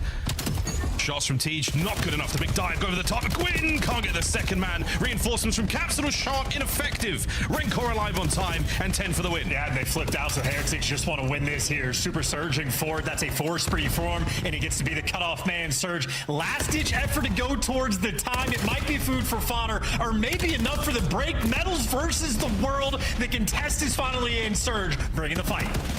Whoa, bringing the fight nearly over. What a nade over the top. You have to stay alive. The next few seconds, paramount for Tish. And that could be it, folks. The tick, it's in. Miami Heretics take map 1. Unlucky as well. I mean, they would have had their rotation just a single second, and the fight would have continued. Maybe a little bit of exuberance, a little bit of stress there on the side of the Heretics. An interesting play map 1. I feel like first half, neither team was really dialed in. A couple botched moments, missed opportunities, and I'd say ultimately for Heretics, that's a map where they had maybe 16 kills rolling through.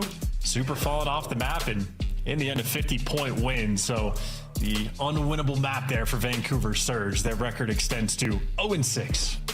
Yeah, well, not a tremendous surprise. Heretics incredibly strong. Real good look so far. 251.99 final score. Again, great work all across the board there. Rencor a little slow there in the kills department, 23-32, nothing major. Loss of hill time as well. But Metals, he had one of those maps, folks, 27 untraded, 2 minutes and 15 in the hill. GG's. Little bit of magic from Surge, but Chance, I mean, where did it go wrong for them? Maybe giving away 2 Hellstorms is not ideal. I think Metals used his to great effect. We might be able to catch it in the highlights where he got the double kill with the Hellstorm, and Trace also had a pretty monstrous performance. Not quite the hot start that Metals had, but he caught up and even gained ground towards the end, and also had Hellstorm to help break that P5. So not a great I think Heretics, at least in the second half, really started to play some good Call of Duty, especially that secondary P3. They locked it down, flipped the spawns, did all the little things right. We did see a couple of hills which were nearly perfect from the Heretics here. Very, very strong setups. Playing spawns perfectly, great control, and of course the comms and the teamwork got good chem, and it's very, very difficult to find them. As soon as you feel like you've taken damage, and we watched Capsule's POV a few times here where he'll make the initial kill, never got away with his life after that. Speaking of Capsule, a tough loss and a perfect stun grenade again there. Leaves Super that kill. Great stuff. GG's. Go next. The Miami Heretics feeling incredibly confident, and the trust levels at an all-time high for this roster. Absolutely, and trying to build out that map pool as well, trying to figure some things out, because all the talk about Super and his snipes and how good they've been in S&D, Den has still been a problem for him. They have a 2-5 record overall, so Heretics trying to make improvements there. On the flip side for Surge, maybe the pick and ban's the biggest problem for the team, right? You're going into the series almost expecting them to lose at least one hard point, so I think the exposure, Surge fans, not shocked to see an L there. P2, P4, very, very strong for the Heretics. Again, Vancouver keeping it as close as they possibly could, and ultimately a close game until the very end. No legs there in the third set. You'll take it, though, if you're a Heretics fan. Happy with that. In the Den, we now go a triple dose of Den. Chance, Search and Destroy, Overload, and Hardpoint. How are we feeling about the Search and Destroy for both our squads? Well, for Vancouver Surge, a must-win map. They got to win map number 2. Probably have to win map number 4. And honestly, if it goes to a game 5, they'd have to win that too. But this middle section of the series, really the only opportunity for Surge to make that impact and see if they can bring the goods. Because again, 2-5 record on Den S&D right now for Miami Heretics. As good as the snipes have been, as on point as they have been in the first blood category, all the things going right, they have not found the success here. So like the desk has talked about, is going to get a counter snipe. Do you want to break out the smokes? Well, this is a map where maybe you could just play your standard game. Don't have to necessarily do anything too fancy. If you already find success on the map, you can be worried about Super. But this isn't, you know, the magical Colossus game we saw him play against the Thieves not too long ago. Again, it's just stonk standard stuff. Don't do anything too fancy. They don't necessarily have it down pat. The stats, though, Chance, are amazing. The statistical anomaly there is Super right now. Mr. Sniper, opening win deal rate is 75%. Spectacular. But again, predominantly down to the fact that he uses the snipe most of the time. 51 overall. Yeah, unbelievable amount of production and incredibly consistent he has been. This is not just this year. Last year as well, Super was that guy in S&D. I mean, he was walking around with a 1.7 basically the entire time since he joined the spot. So S&D is his. He has owned it. It will never change, seemingly at the very least. But nonetheless, as successful as he has been individually, again, the team on this map, not quite as much. You're going to be seeing some new routes. Trakes, loves to try to hit top window on the attack, likes to get that control of the middle of the map.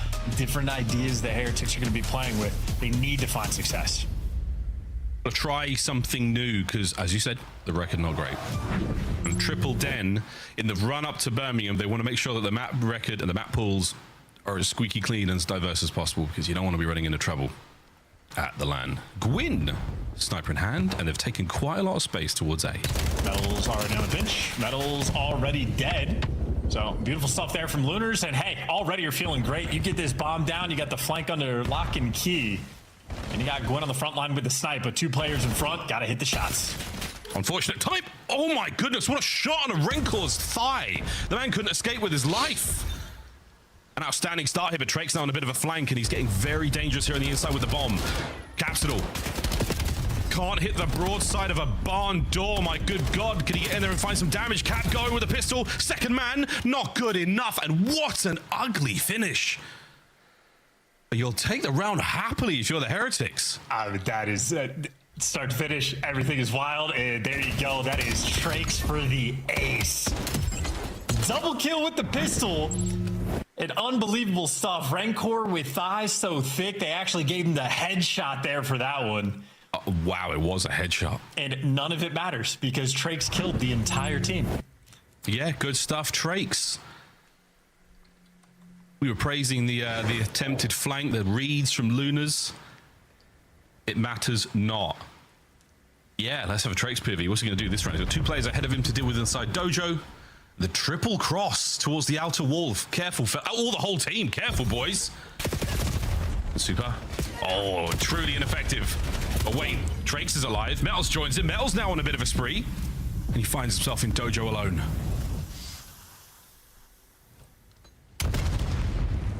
Connection. Capsule are now in trouble. Are we on for an ace? We are indeed! Metals! Special stuff from the Miami Heretics in the first 2 rounds. The tiny terrors have fallen, and Trakes and Metals here to pick them up.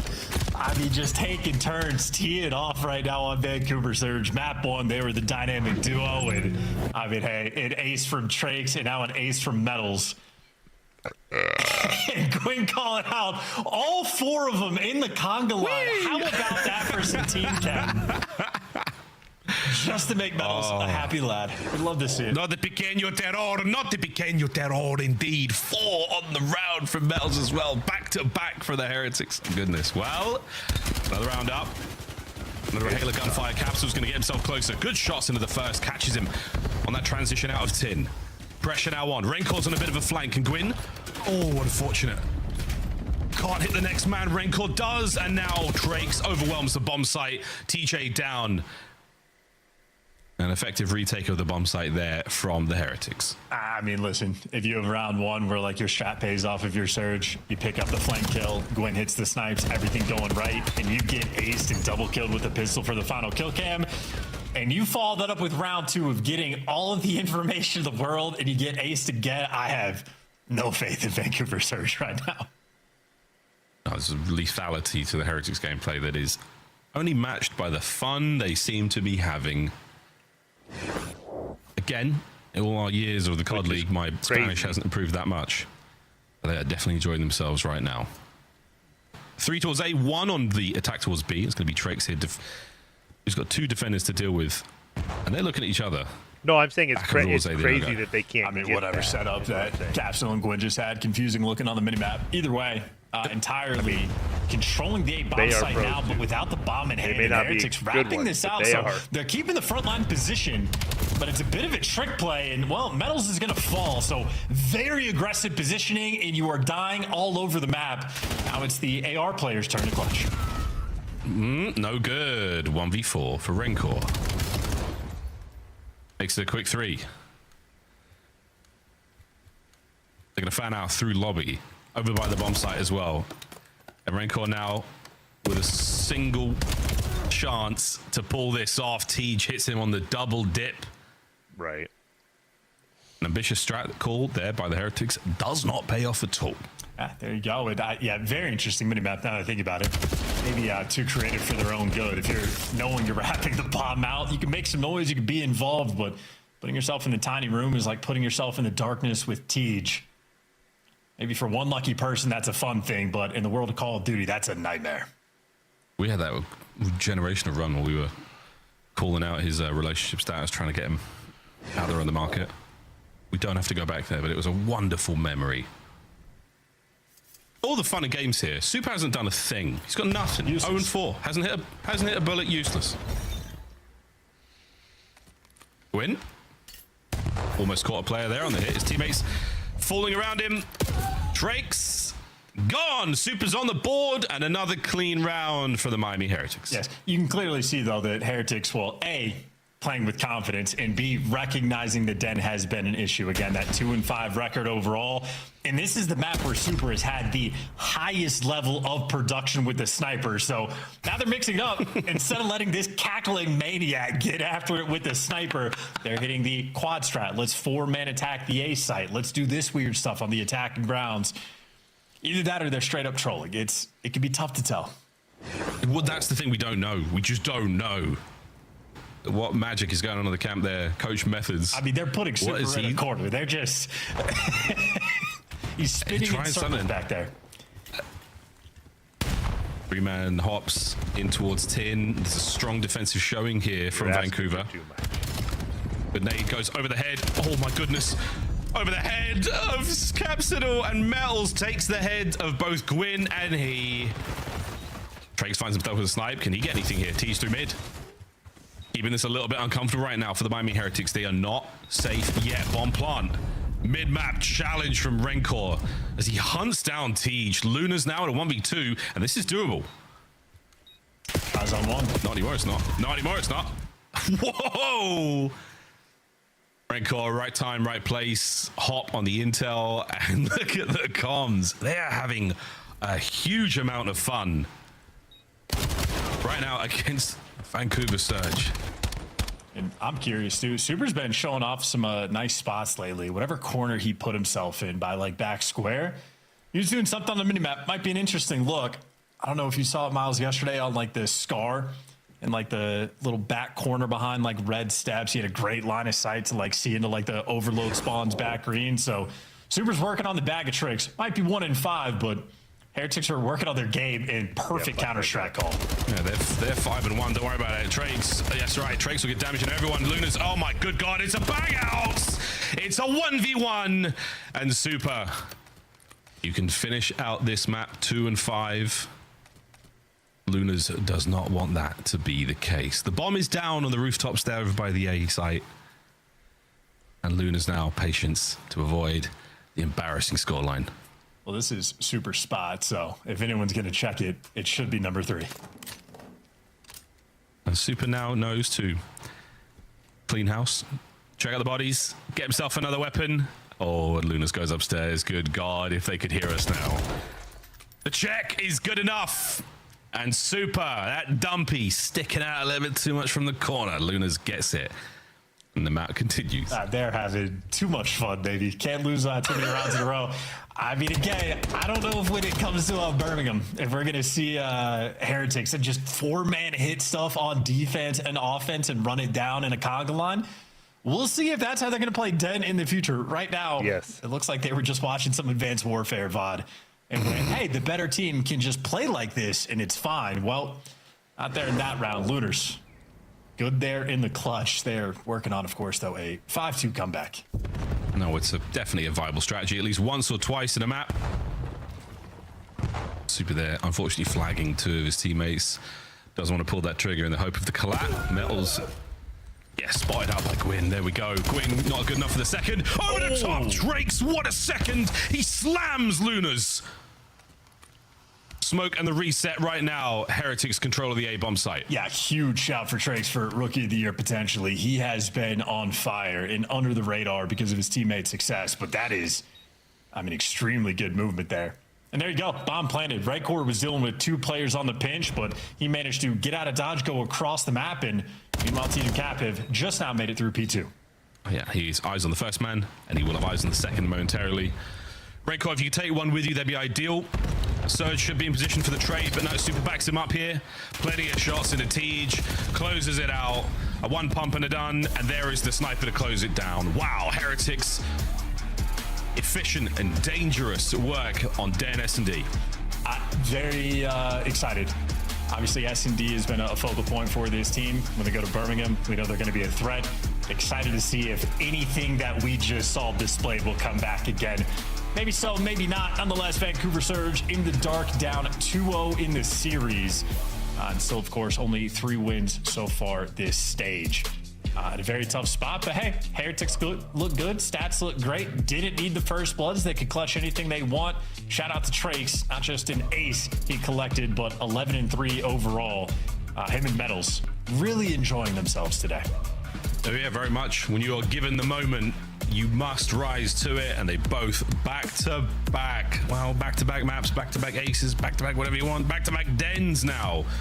Well, how will the Overload treat our heroes? Vancouver Surge, again, an incredibly important position for them to be in right now. A loss is going to be devastating, and they are on the precipice of one right now. Quick break, folks. When we come back, Den Overload could well be the end of the series if the Heretics have their way with Vancouver. We'll be right back after this.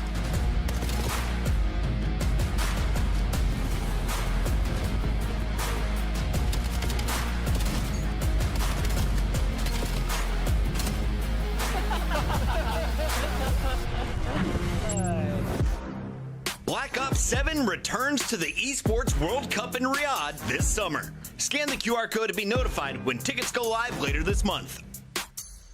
Start the season strong with the 2026 Call of Duty League Pack.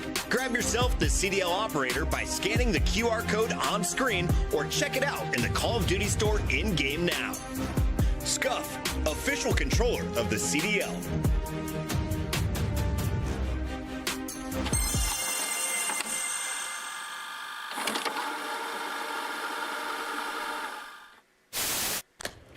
Arriba izquierda.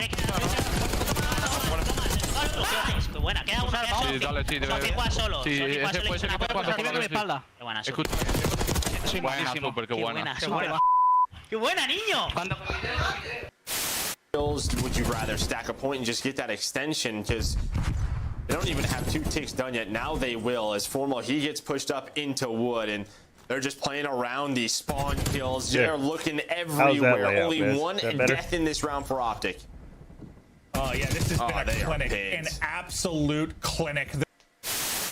Weak. One shot low. Rug was weak. He was weak. I'm just holding the iron. I couldn't get him. He's one off the street, Teach. He's working bomb quick. He's playing confident. You can still read everything. You can still see the mini map. It's way easier to set this up when you can see everything. Wait, what? Alright, we gotta regain. He's one off the street. Come on, Teach. Let's go. All good. The score in the top middle? Yes. I purposely put the watch party. Frag on, bro. Yep. All good. I didn't put anything over any of those. I may have to move the socials on the left down, but I'm waiting until I can actually see anything else. 2v3, selling the cross, dealt with by Scrap. Sip also sitting the cross, 22 seconds. Draza trying to work this with Scrap able to turn this down to a 2v1. Just down to Sip, not gonna happen. Shut your mouth. Toronto in the grand finals here at home. Oh, come here. And backward. Oh my god. Oh my god! The paternity test is in. I am the father. Hello kids, welcome back. We've got some very exciting news for you folks. That's right, Major 4 announced now. La Défense Arena, you will be able to grab tickets March 27th. Make sure to check out the Gentlemate socials for more info.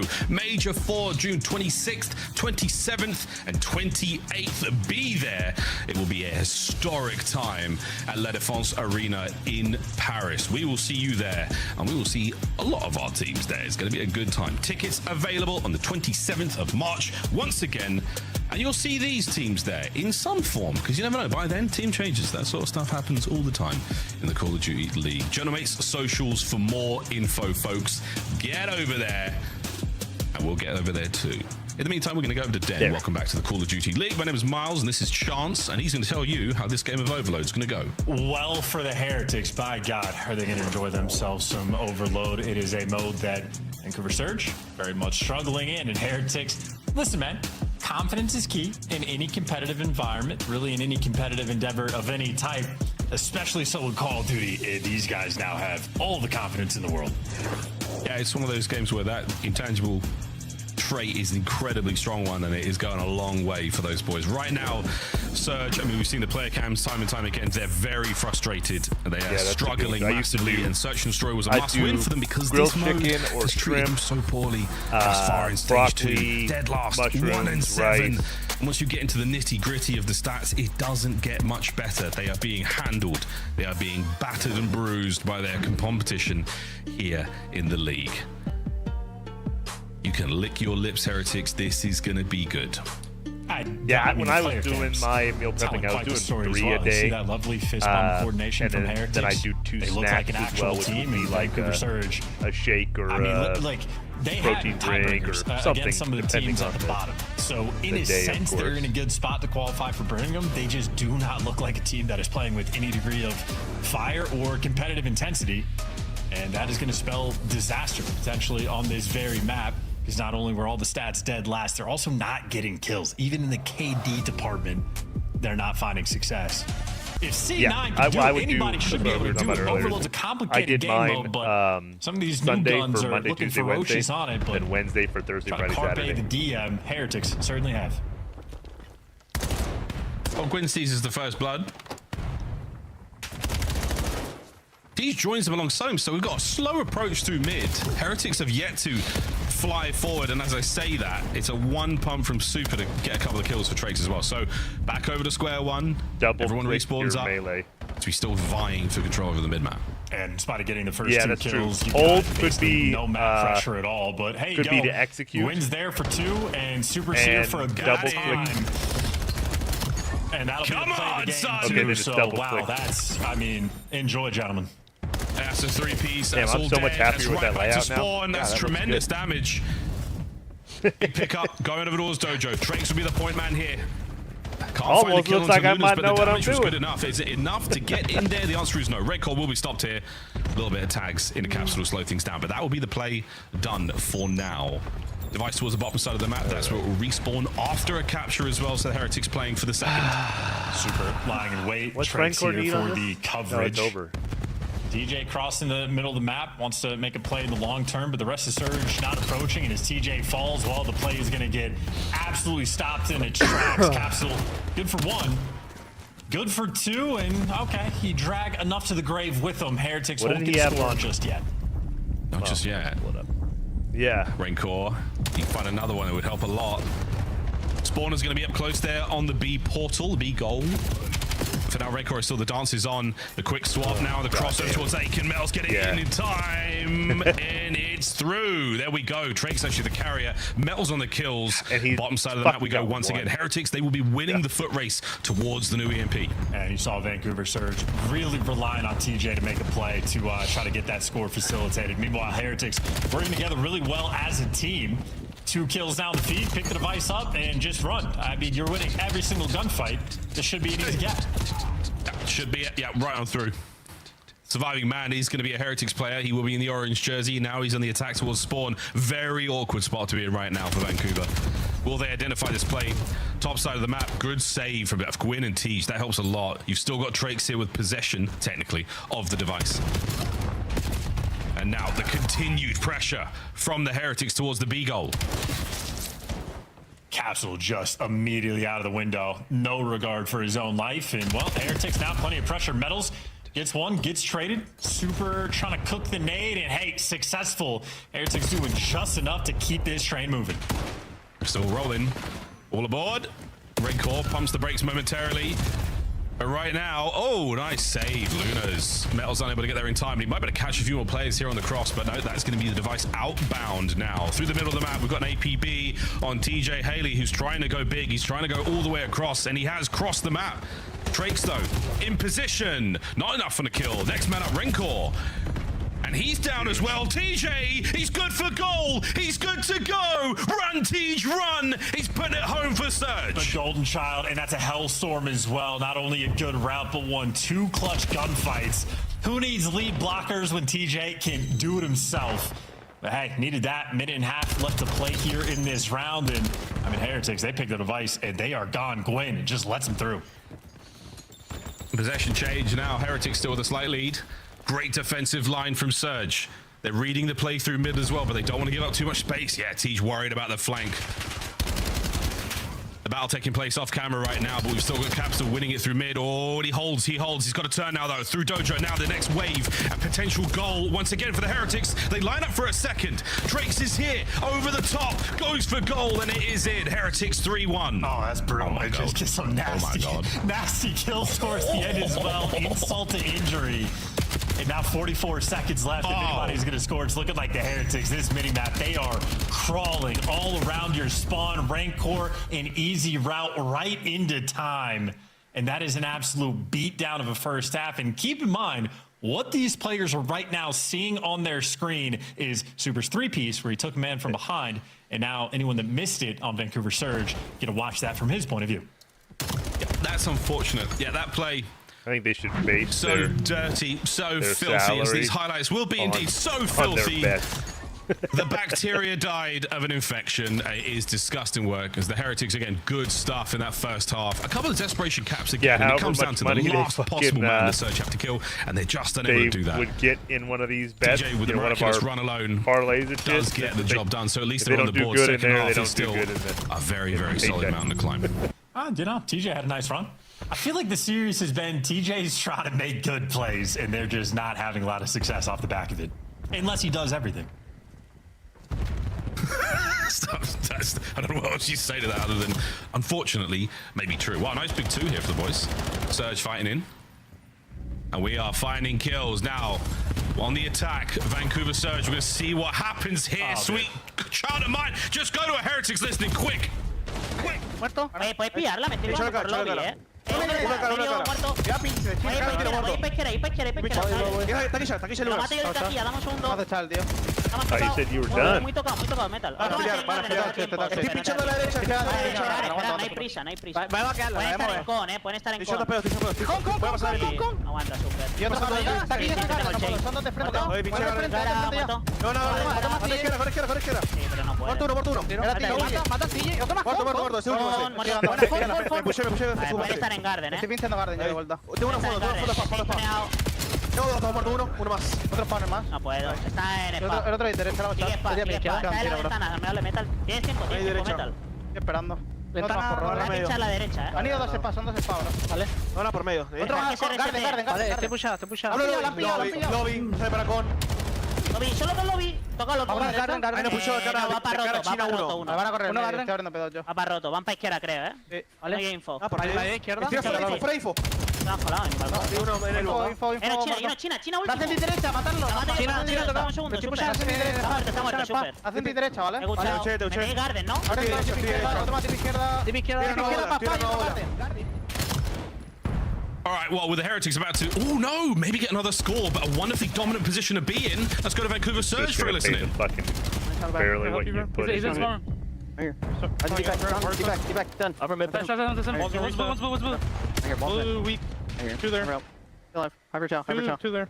I didn't flank me. That's actually hard. That's not hard. Push down right. Try to down ball. Try down ball. Spawning. Nice. You cut weak, bro. Yeah, our back spawn. I hear you. Rex is running around our back. Trying to deny ball, bro.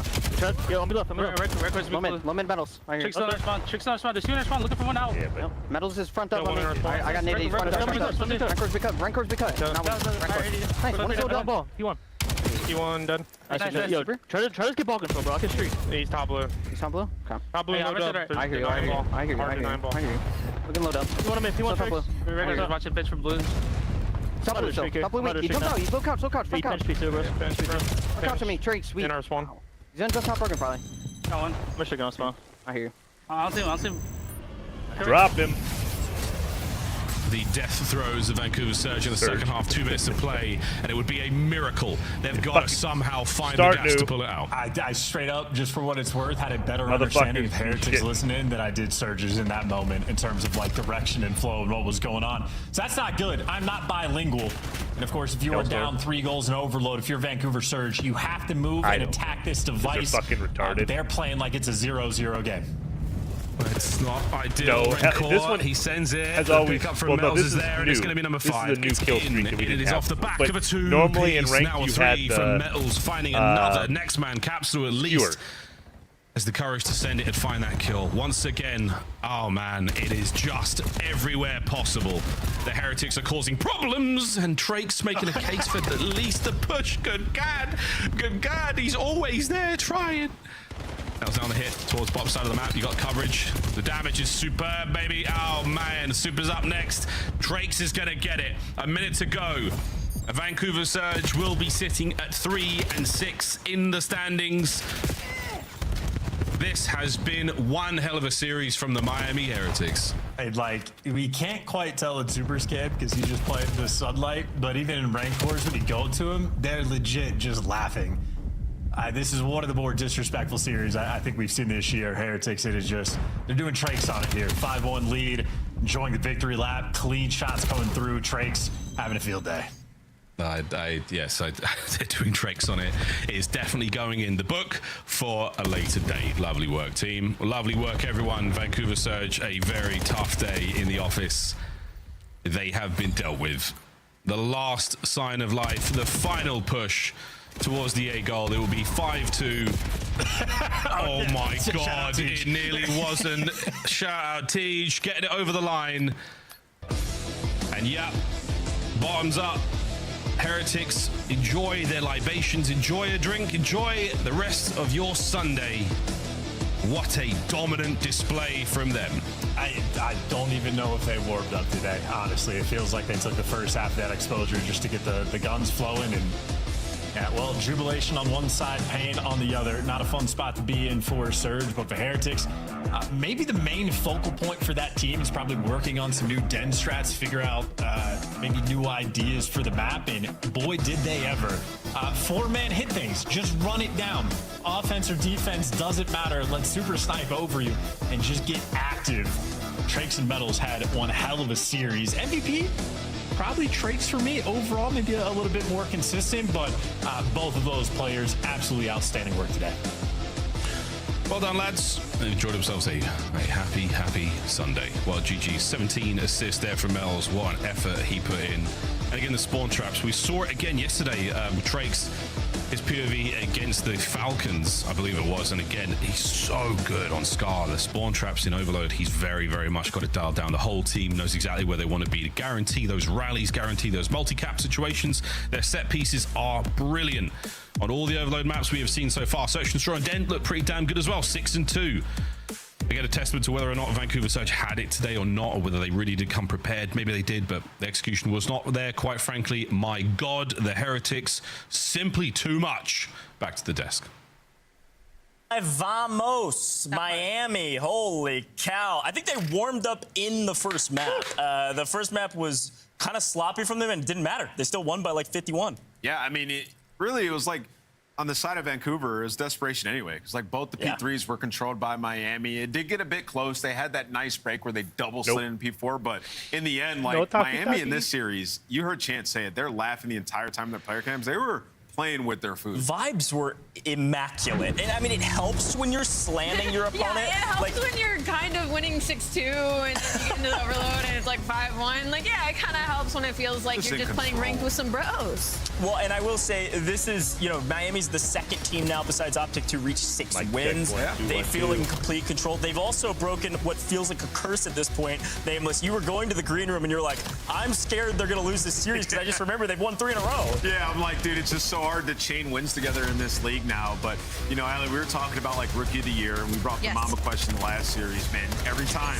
Trakes, he's so good. He's making it so hard. Yeah, unbelievable. At first, it kind of felt like all the rookies were in the same little pool of, like, all right, none of your teams are really doing that well, and you're not putting up big numbers. But then Miami Heretics, these past 2 weekends, they have hit a completely other level. He has hit another level of comfortability with this team. And also, you couldn't pick a better time. I mean, technically, we're heading into a UK event. We're going to be a little bit closer to Spain, and, you know, we've got this full rockstar Spanish rock lineup for Miami. They'll be there. So it's going to be a big fan base for them over there in Europe as well. Yeah, the biggest takeaway from this series, though, if you're a Miami fan, seeing like where they're at, is their overload has gotten so much better, and that's going to be huge for them as they're gearing up for a championship run. Like going through a Sunday and getting to a final is where they look to be at in their game. The search is absolutely on point. An exposure win is massive for them because now it's like, okay, we got that in our map pool now. So you have 4 comfortable HP maps. Miami's game right now is probably the best it's ever been. Yeah, all the pieces falling in line quickly, by the way. Surge does drop 3-6 is their record now, which puts them still at the bottom,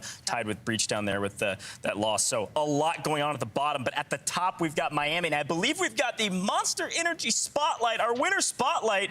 It's Metals joining us, my man.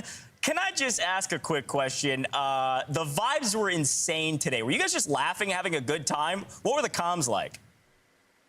I mean, we weren't even coming, to be honest. Like, we were just having a good time and laughing, so. Jeez, man, you guys ran them over. Your guys' game is on another level. And I remember when you guys, got to Final Form last year. How do you feel this team kind of compares to the level you were at last year? I think, like, we have the same potential as we had last year. Like, we could be, like, top 3 potentially the whole year. And I think this year we could do exactly the same, so. Yeah. Metals, big question I want to ask you is where does this game land for you in terms of comfortability as an individual? Because I think this is not only some of the best numbers that we have seen from you, but also the most consistent. And we've always said it. When you're playing well, dude, Miami is like the best team in the world. But you have to control it and shoot them. Yeah, I mean, our Rancor and Super, they didn't have like a good day today, so I have to step up for them. Give me a second. Not like trying, I have to step up for them, and otherwise, so. They come into practice and it was like, Metals, it's on you today. Literally, it was like that. It does feel like you guys have put a ton of work into your overload. I mean, I think you're 4-1 in your last 5. Not that it's a huge deal, but for overload, what was it in particular that clicked for you guys, where the switch went off? I think it was like learning like 100% about the spawns, because sometimes I think it's random, like on, for example, exposure. So we have to learn those, and after that, like we are playing like pretty good. Oh yeah, chaotic. Playing really good. Hey, listen, man, and congratulations again. Quick shout out to the fans. I'm sure Miami was going crazy for that one. Heretics on top, man. Here we go. Thank you. Cheers. All right, that's Metals. Yeah. Great interview as always. It was exactly what we expected. They were having a good time. Yeah, they had a great time. That one point we weren't even coming is insane. Yeah, let's take a look at our scuff play of the game, though. Material. Yeah, let's see what it was all about. Metals on top, team on top, team diff, and this was a very fun matchup to watch, especially at S&D. I loved this search and destroy, especially with stuff like this, and I even said it because it just felt like they knew Gwen was going to have the sniper, but they knew he was going to play aggressive with it. So many a times when you see somebody these shoulders checks and stuff, they're not even shoulder checking, they're jumping over, or they're trying to create it, make it more difficult for Gwen to hit a shot, and it worked out in dividends. And the fact they kept just blind countering on this A site, I mean, it was just a trade battle that Miami kept winning, and that's what's going to be dangerous is the pace that Miami plays. They're able to become creative with search and destroy. Like, they are a terrifying team right now, dude. Yeah, they're hard to game plan against because they have those types of plays in their bag, and then they can do they can throw anything at you in S&D. And even in the first 2 rounds where they're losing the trade battle, only the first 2, they're still like 1v2ing, clutching, acing back. A very, very fun series. If you're a Miami fan, this is a good time. Yeah, it was a really good time. It was a lot of fun to watch as well. The vibes are really high going into the rest of our qualifiers. But we are not done today, folks.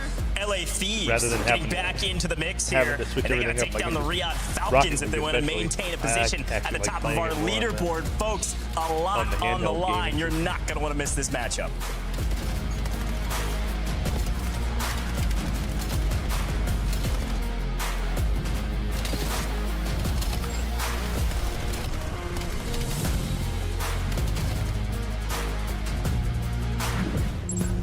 Champs tickets are on sale now. Come see the best teams lock in for this season's grand finale in fabulous Las Vegas.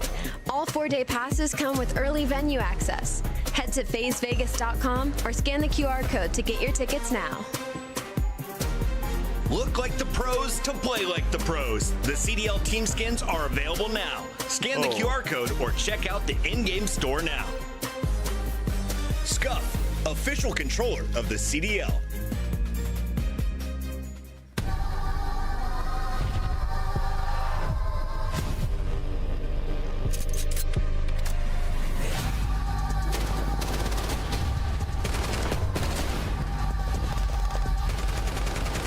Oh no!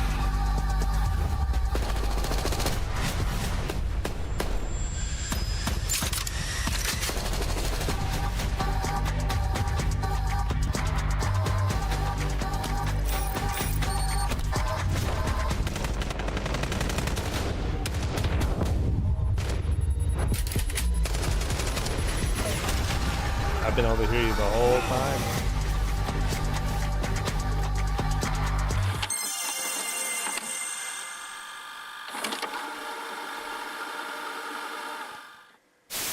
Ball mid. Broken, one shot.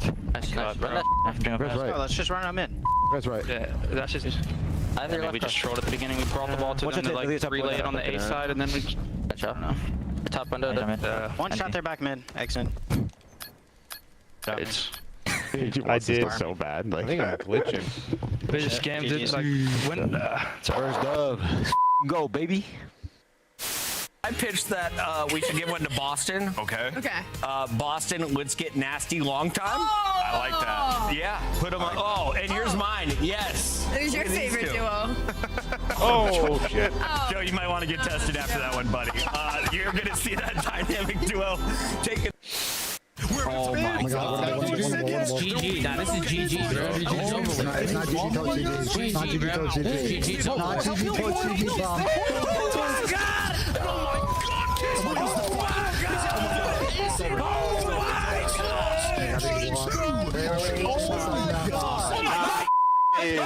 Caesar!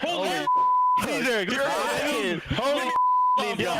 Holy let's go. Holy shit. I just jinxed the Falcons. You just jinxed it, Pablo. I just jinxed the Falcons. I just jinxed them. Well, Hex is claiming this is going to be the best champs ever. Well, for these two, it absolutely was. Just a moment ago in the venue, the green wall and the rest of the venue, of course, giving the congratulations to that lucky couple. Heck of a way to set a proposal up, I'll say. What a fantastic weekend, man. Like, it's all about the love, man. Congratulations to both of them. You know. Army. Army, let's go. Nice. Let's go. In the back, Nice. Army in the back, boys. One on the back, I think. Yeah, probably one. Yeah, Army. Dead. Nice, that's guy front, P2. Nice, guys, come on. Good HPs, bro. Yep, come on. That was good. S&E was absolute dog shit, but that's all good. Yep. Alright, I mean, the S&D, I was just fucking uncomfortable with. Fun. Thieves versus the Falcons. Statistically pretty equal, but one team's got an edge in our record. The Thieves ahead in the seeding currently. A big game for both teams, but nameless, the Falcons need this one. They've got Optic next week. Yeah, they got Optic next week, and you definitely want to avoid being in a situation where it's like, okay, we got to beat Optic to avoid the play-in. Riyadh played super good in the respawn throughout this split, but we've been talking about their search and destroy and Exod's ability to stay alive. That's the storyline here for both these teams. Who is going to make the improvements in S&D? Yeah, Ali, I mean, as we begin to zone in on LA, we saw them what I called taking care of business against Cloud9. It was very kind of mathematical. They went through every single hard point near flawlessly. S&D was a little weird, but they learned along the way. So talk to me about this LA team. What do they need to do right against Falcons? For LA, this is such a weird situation because both these teams, to me, are incredibly similar right now. They're both finding strengths in the hard points and the respawns. Search and destroy has been their problem child throughout the entirety of this stage. And for LA Thieves, they're still #1 hardpoint team, 10-4. They have a really, really strong backbone. If anything, it seems like they're taking steps in the right direction versus them falling short like a lot of our other top teams right now. But my biggest thing is not only S&D is rough, but like the SMG duo of Abizi and Hydra, it's like we're still waiting for something to click. Like we're getting little moments here and there, but we're waiting for something to click between these two because for LA, their ARs have been doing fine. Scrap's putting up the same damage he always puts up. Niam has been great for this roster. He's been filling his role incredibly well. So now a lot of the eyes are on the SMGs here for LA. Yeah, Hydra's having a good stage in respawn. I mean, we talked about the S&D, you know, going into yesterday of all qualified players in opening duels, it was 41 was Abizi, 52 was Hydra. So like, yesterday, Paco got 4 first bloods versus C9 in the map loss, but like these guys, those are the demons in your face early. But in terms of respawn, both these teams have been solid. The one knock you would have on LA is the strength of schedule. When they went up against FaZe, Texas, and Miami, that stint, they went 1-4 in hardpoint across those 3 matches. This is another formidable hardpoint team. So, yeah, I mean, I feel like they've been solid at respawn, but still a lot to be desired versus the top squads. Yeah, a lot of those matches were close to, but they did lose them. So a good note. Well, we got to talk Falcons as well. I think the big storyline, they end up losing yesterday, or rather Friday. And I think the big question with the Falcons is, are they going to be able to grab an S&D win off of LA, or are they going to trade wins in hardpoint? Like, what's going on? Especially quickly to you, Nameless, Celium didn't have a good last series. Yeah, uncharacteristic from him, right? He was the lowest damage in the lobby, minus 16 alley. What do we call it? The Celium index? Celium index. He doesn't do that often. No, and so, like, it's weird to see, especially even the start of the season, like, he wasn't topping the leaderboard. You're like, what's going on with Riyadh? But another interesting stat for Celium, he has a 0.6 right now in search and destroy split. That is extremely uncharacteristic. So for them, for Riyadh, same story as LA Thieves. They've got to figure out S&D. They're bottom 2 in almost every statistic, except for they have some good attack clutches, but I mean, that's not going to get you very far. It's like with Xiaomi, it's where you're leaning on your star players to make these 1v2s happen. It's so difficult because they don't have a sniper. Kismet is way more effective when he's maneuvering on the map and taking space. And Exit is just prone to the first out of here. It just happens. When he started to stay alive on that raid, he's playing safe. He ended up going on a streak and winning them that map against Toronto, which ultimately was huge for that series. So yeah, that has to be the primary focus for Riyadh. Good thing for them is, though, they're going up against LA Thieves, who I just told you sucks at getting first bloods. There's a lot of question marks around this matchup. Again, very statistically similar, but looking at our records, not the same. 4-4 after their loss. The Falcons are a bubble team. They are in the play-in right now. They would love a win here to push them up into the 5-win club and potentially be on the left side of that sheet going into the final week of qualifiers. Nameless, I think the one thing we haven't talked about, we talked about them being similar. We haven't talked about Overload. Is that swing map, is that going to do anything for either team? Is a team have maybe a slight lead in that category? Yeah, so let's pull up the maps and modes, because it really just comes down to what we get, and that's kind of what you fear if you're Riyadh. So they like exposure and they like Scar. Problem is, LA is unreal at Scar. Al, you got the record? I do not have the record, 3-0, I think. Unfortunately, but yeah, I think they are undefeated on that one with Neum. Yeah. And so for LA, they have a strong Overload as well. And that's why when I went into this, I was like, these two teams mirror each other incredibly well. The respawns are going to be a battle, but the S&D is going to be the most important in this series. And to be honest, I see that raid S&D, and I'm leaning LA Thieves low-key. They've gotten kind of creative on those search and destroys. I think we haven't seen them play it in a while, but I think LA did a good job in the vetoes here. Yeah, it's also a weird one because I think I saw Riyadh vetoed Colossus, because we've seen LA be pretty solid at that map, which is uncharacteristic for Riyadh. They like the Blackheart and Colossus, so we get Den and Scar here. Yeah, this should be a banger, man. We deserve a game 5. I thought I hit it away. I hope we get the game 5 finally today. Now, I think the big question mark too with S&D, we saw LA, they struggled a little bit in S&D versus Cloud9, but reminder, Cloud9's a good S&D team. They're a strong team in that category, so this really could go either way. It's time for our Scuff pick'ems, though. I'm not sure what the fans are picking right now, frankly. Nameless, let's start with you. Scuff pick'ems. Do you stick with the Riyadh Falcons, or are you going LA Thieves? I mean, there's really no dominant sniper on the side of the LA Thieves, so I'm going to go with Riyadh. I think Riyadh can split the hard points and take a search. Okay, Ali? I'm going to go with LA Thieves. I think I like the map set just a little bit more from them, and I think we might see like Scrap or somebody pull out the snipe. I'm liking LA Thieves too. I think they've got a really good shot here to actually maybe take it in less than 5. Fans are going LA as well. The fan base going crazy for LA. Nameless, you stand alone.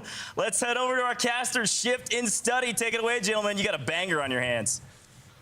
Yeah, definitely feels that way. I think the setup is perfect in terms of why that is. We've seen for Riyadh, the respawn looking pretty positive, really struggling in search. But for Thieves, it's kind of like, which LA Thieves are we going to get? Are we going to get a top 4 Thieves, or are we going to get a bottom 4 Thieves? So it's just hard to say, I think, with any certainty how these two teams would square up on any given day, just due to those kind of inconsistencies we've seen from LA. Well, I can guarantee you this, though, Al. Every single respawn is going to be a square up. and the S&D is not going to be, because like you said, both teams have had a lot of similarities throughout this stage. 14-7 in respawns for Falcons, 16-6 in respawns for Thieves, but the S&D has been the thing holding both squads back.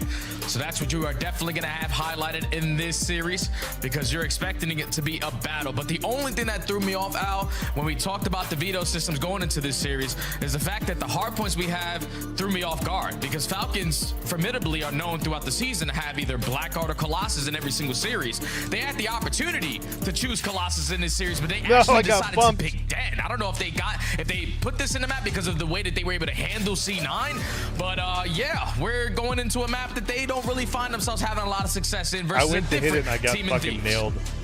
Yeah, it's just one of those situations, like, for LA, I mean, I don't know, Jay, like this might sound a little crazy, but like, they're just, I think a lot of the numbers we're seeing right there on the screen are byproducts of them beating up on the lower teams. Yeah, easy like we're schedule talking in the like, beginning. Yeah, for sure. And that's where a lot of the wins had come from when they were on that large hardpoint winning streak, 6 maps in a row. And a lot of them were like 100-point games. At least that's kind of what I remember. So it does feel like for LA, take care of business when business comes your way.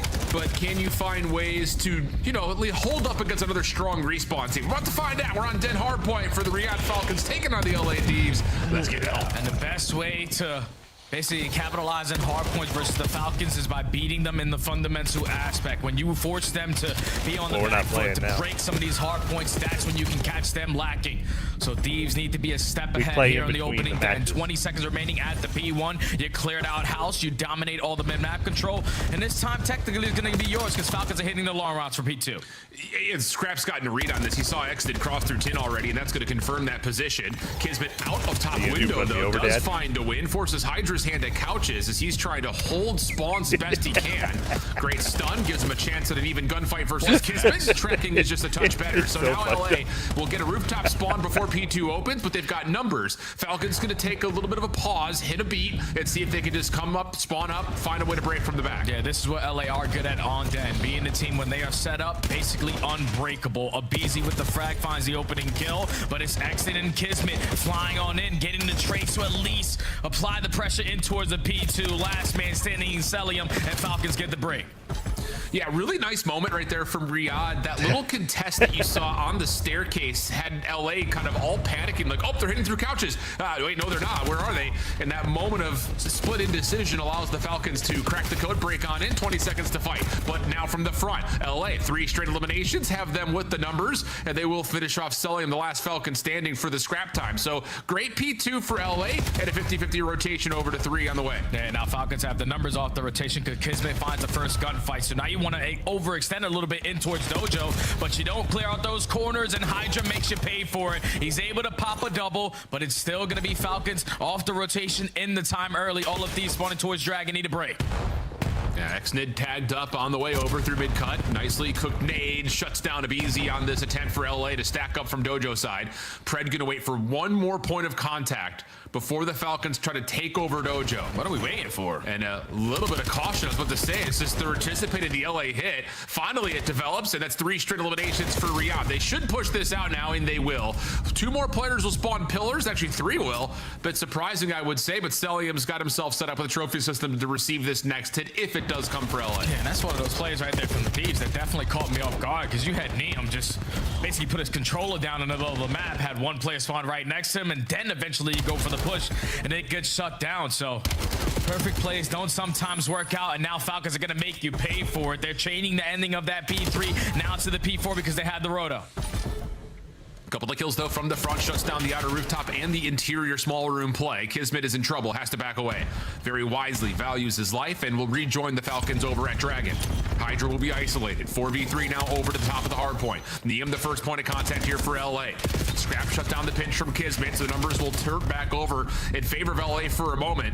3 in a row for Niam, but the spawns are close for Riyadh. Trying to set up one more break attempt, but Niam's got the perfect angle. He's on 4 in a row, and the Falcons are scrambling with 30 left in the hill. Yeah, even with the spawns, you can't get in. This crossfire's being set up out of the Thieves and way too strong for you to apply pressure through the back door. So now you're banking off the respawn. Stuns and nades can make this job a little bit easier, but you still haven't found Niam in any one of these engagements. The trade goes in, but Hellstorm already earned, and Thieves have been able to manage a fantastic P4 hold for the front. You usually don't see that, but they keep themselves into the mix now going into the second set.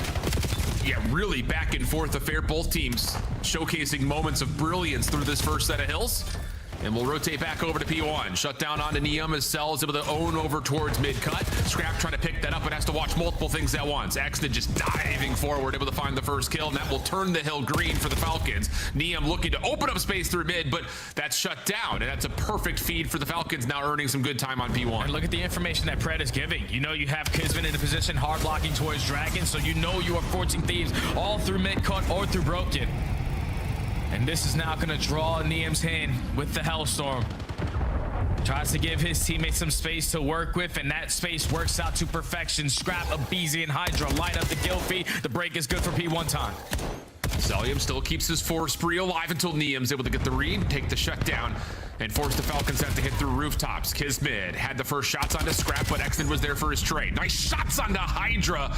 Exton continues to impress on these really key 1v1 fights. He's had a great stage so far for the Falcons in Hardpoint, and that will allow Riyadh to own the spawns and the opening time at 2. Yeah, they have it basically on a lockdown. They can just go in the garage. Look how far pushed out their players are. You have 2 players from the Thieves working around the back lines, but the other 2 are going through the front. But it seems like no one is watching couches, so Hydra just walks on in for free. You're going to overwhelm them with the pressure. Celium still finds a kill, but it's the numbers for Thieves, the spawns for Thieves, and the break, and the hill time also their way.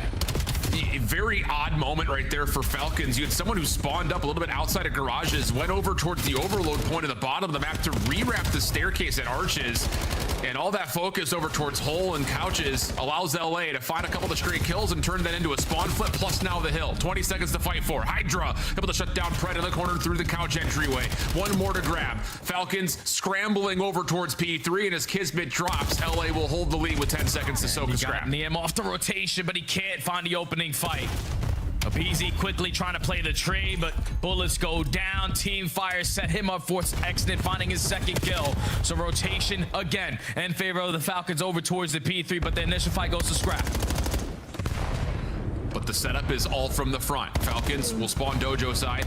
Have Exton watching the long pitch. Everyone else just holding lanes from the front entryway. Pred in some trouble here. Gets turned around by Abizi, who's responded to by Exton. Last one to find, and his Scrap was low on health.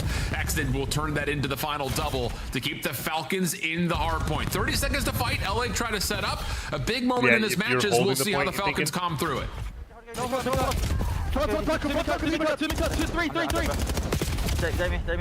Maintain these spawns. Maintain the spawns.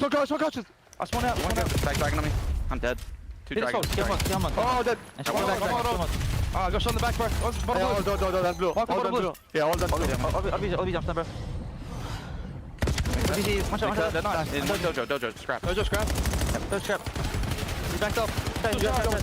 Yeah, shine. Here we go, Send deep. Wait, he's there. No blue. He's 1 shot, 1 bullet. Nice.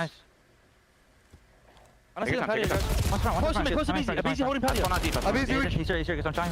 You have small, Slides, 1 shot, Niam back up, back up. I don't see him, Still there. Dead. Small, 1 shot Abizi. Small, 1 shot Abizi. Maybe small. 1 shot. I'm He's on the tree. One's outer, one's on the tree. I need one time. Nice. Back door dead. Yeah, go. I need back door. They're flipping. Hydra wants to leak front. Go dead. I'm getting front. I'm blocking the back. I'm blocking the back. I'm gonna need help. I have spawn. Doubling Tommy kids. Going outer. Outer weak. 2. I need help, guys. I turn it easy. One shot. Absolute 3. Nice. Last guy. I voted. Looking for Ernie. I'm gonna wrap a big cut. Low blue. I'm wrapping mid cut. Let's get low blue. I'm going deep. We should maybe all pinch, bro. Maybe one go top blue. I'll pinch. I'm pushing TKs. I need you. Yo, Ernie's on time. He saw me. Top blue. One guy's on the left. I'm one. Ernie on time. Nice. Could be outer. Get time. I think. Where we spawning them? Nice. 20 P2. 10, bro. 10 Niam. really cool moment at the end of that listen and kind of hearing the comms like maybe we should all pitch, and all of a sudden Cell says sure, I'll go rooftops, you guys head over towards Dojo. Accident's the only player from the front and he takes down 2. So yes, LA is still in the hard point, but the macro play from Riyadh works out as executed. Yeah, I'm loving the communication on the side of Falcons and the quarterback play from Ped, because he was the guy who gave them an opportunity to get any time off of that P4. And now with just the communication flowing, Falcons are keeping themselves into the mix. Only 15 seconds remaining at the P1 exit. Continues to shine in this mode. And now you have the rotations that you want over towards P2. You just need one more fight to go your way, and Pred finds it. Oh, but wait, quick contest on the way from the rooftops as LA are on their way with 3. Selling in some trouble, looking for help from the couches play. That's Kismet who is there. Kismet will give you the double. Final shutdown was there as Celium takes care of his former compatriot in Abizi, and everything stabilizes for a moment. LA, though, with the win around the back, starting to develop possibly a move for spawns, but Kismet from the front's on 4 to the pistol, doesn't need it. Exit and Celium locking everything down, and Riyadh now grow the early with 35 seconds to fight. What a beautiful play right there from Kismet, because he knows his teammate just lost the back spawn, so let me be the aggressor and potentially catch him off guard towards the front, and that now leads to the rest of this time in favor of the Falcons. Playmakers making big time plays, and that's not going to help the situation with the team nade, because that leads to a break for the Thieves for the final 20. But Xnid still comes away with 2. Great cook nade. Follow up on Nabizi. Perfect. Last one left alive inside the hard point is Hydra, and he will find a couple to slow down the rotation for Riyadh to 3. Although to be fair, it really is just Neum versus Xnid here for now. And Xnid will sit and wait for help. And on top of that, call on the Hellstorm to open up this rotation. So 218, 192. LA looking to try to put some pressure down before this Hellstorm can land, but they will lose the members in and around the hill. Leads to the Falcons flooding from the front. Yeah, but you're still in a position to hold this down, because Falcons didn't have the spots that they wanted to instantly come off the respawn as soon as that Hellstorm gets invested to try to hold this one down. LA Thieves off the back of Hydra, locking down mid-map, able to secure 3, and now Falcons forced to find a break, but they know they can't lose here, so you can see Pred on your minimap developing on some routes. He's able to find a kill, put himself back into the play. Wow, and he gets himself a second on the scrap, but Hydra has been the bailout for Thieves. 36 and 26. 5 in a row. Give him number 6, and the hardpoint time may give him a late Hellstorm here as well. Kismet trying to work with Exit down mid. You have to win this fight if you're Hydra, and he's able to. 7 in a row. Hellstorm now earned. Scrap time being pushed through for the Falcons as we rotate over to 4, and we've got essentially a tie game. Dan Abizi has to switch up from the M15 to the Drab. They tuck yourself in the corner towards top plat, because this is where the pressure's coming from. Stun reveals his position, but Abizi still able to find 1+ damage onto another. Hydra, he's been so key for the team. He gets shut down, and you see it. Falcons will spawn right up into position, so they're going to find an opportunity to get the guns up and break from behind. Abizi, he's had a slow map, but he's able to open up some space for 1. Hydra following behind. Good damage, but doesn't get Xnid completely taken care of. Scrap looking for the kill. Not able to find Xnid either. What a double from Xnid. Abizi shut down. Neum's got nowhere to go. Pred going to try to chow him out with the SMG. No, not quite. It's Hydra's going to call the Hellstorm to see if he can pause the game at 240 to 244. And no one trades Neum, so he's able to find 1 impactful kill, and unfortunately a team kill goes down with the Hellstorm, and Falcons still have the spawns. They take the lead, they can win it. Hydra not able to bail them out this time around. Kismet for 3, pistol out. He's gonna find the final punch, and it's the Falcons taking map number 1. Try as he may was Hydra, but the Falcons, the heads up play to rotate around the back at that final P1 to get the P2 spawns, make great use of it, and then that late push through P3, get themselves into 4, take care of business, has them up early in the series. Man, what a hard point between these two teams. I was questioning why Falcons put Den at instead of Colossus as the map number 1, and that is the reason why. You allow your ARs to set up and your SMGs to continue to break them down.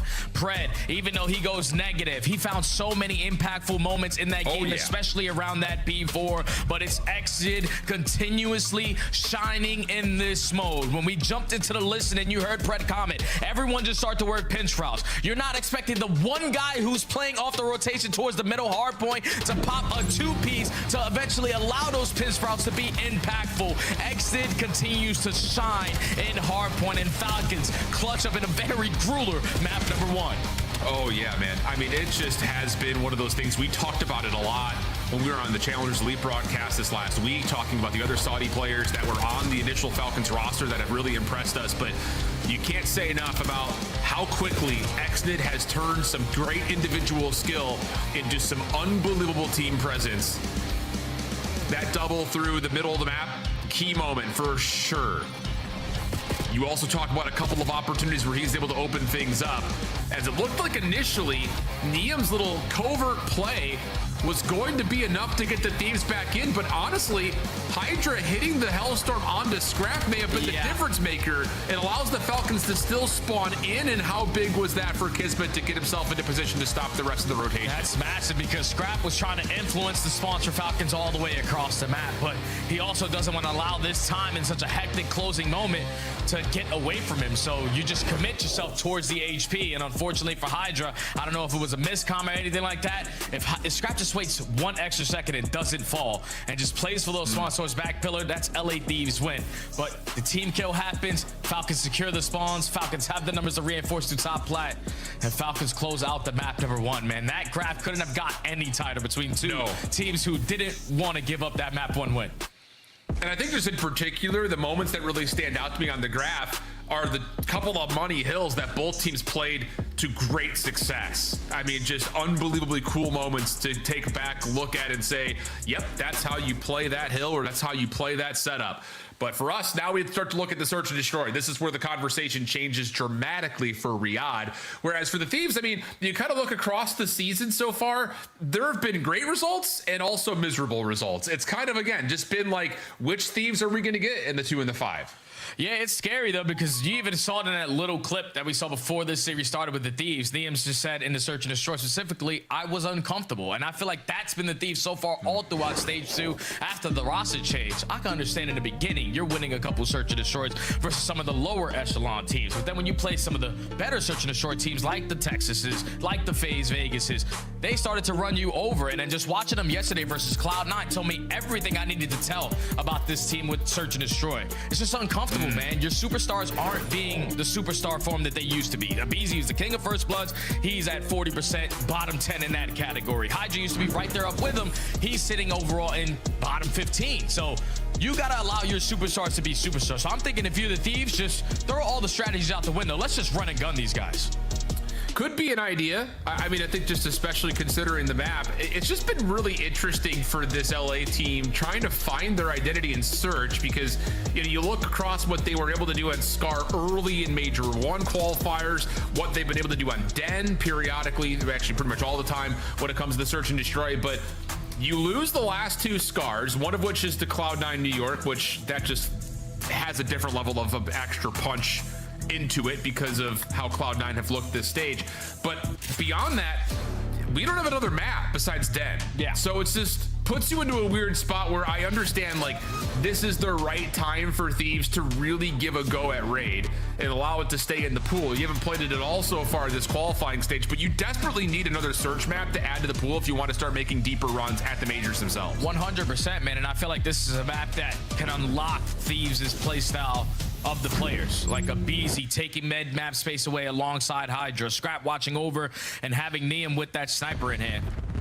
Just allowing your superstars to be superstars. And already into this round, the aggression is looking like it's going to be the key, because you're instantly taking away B site.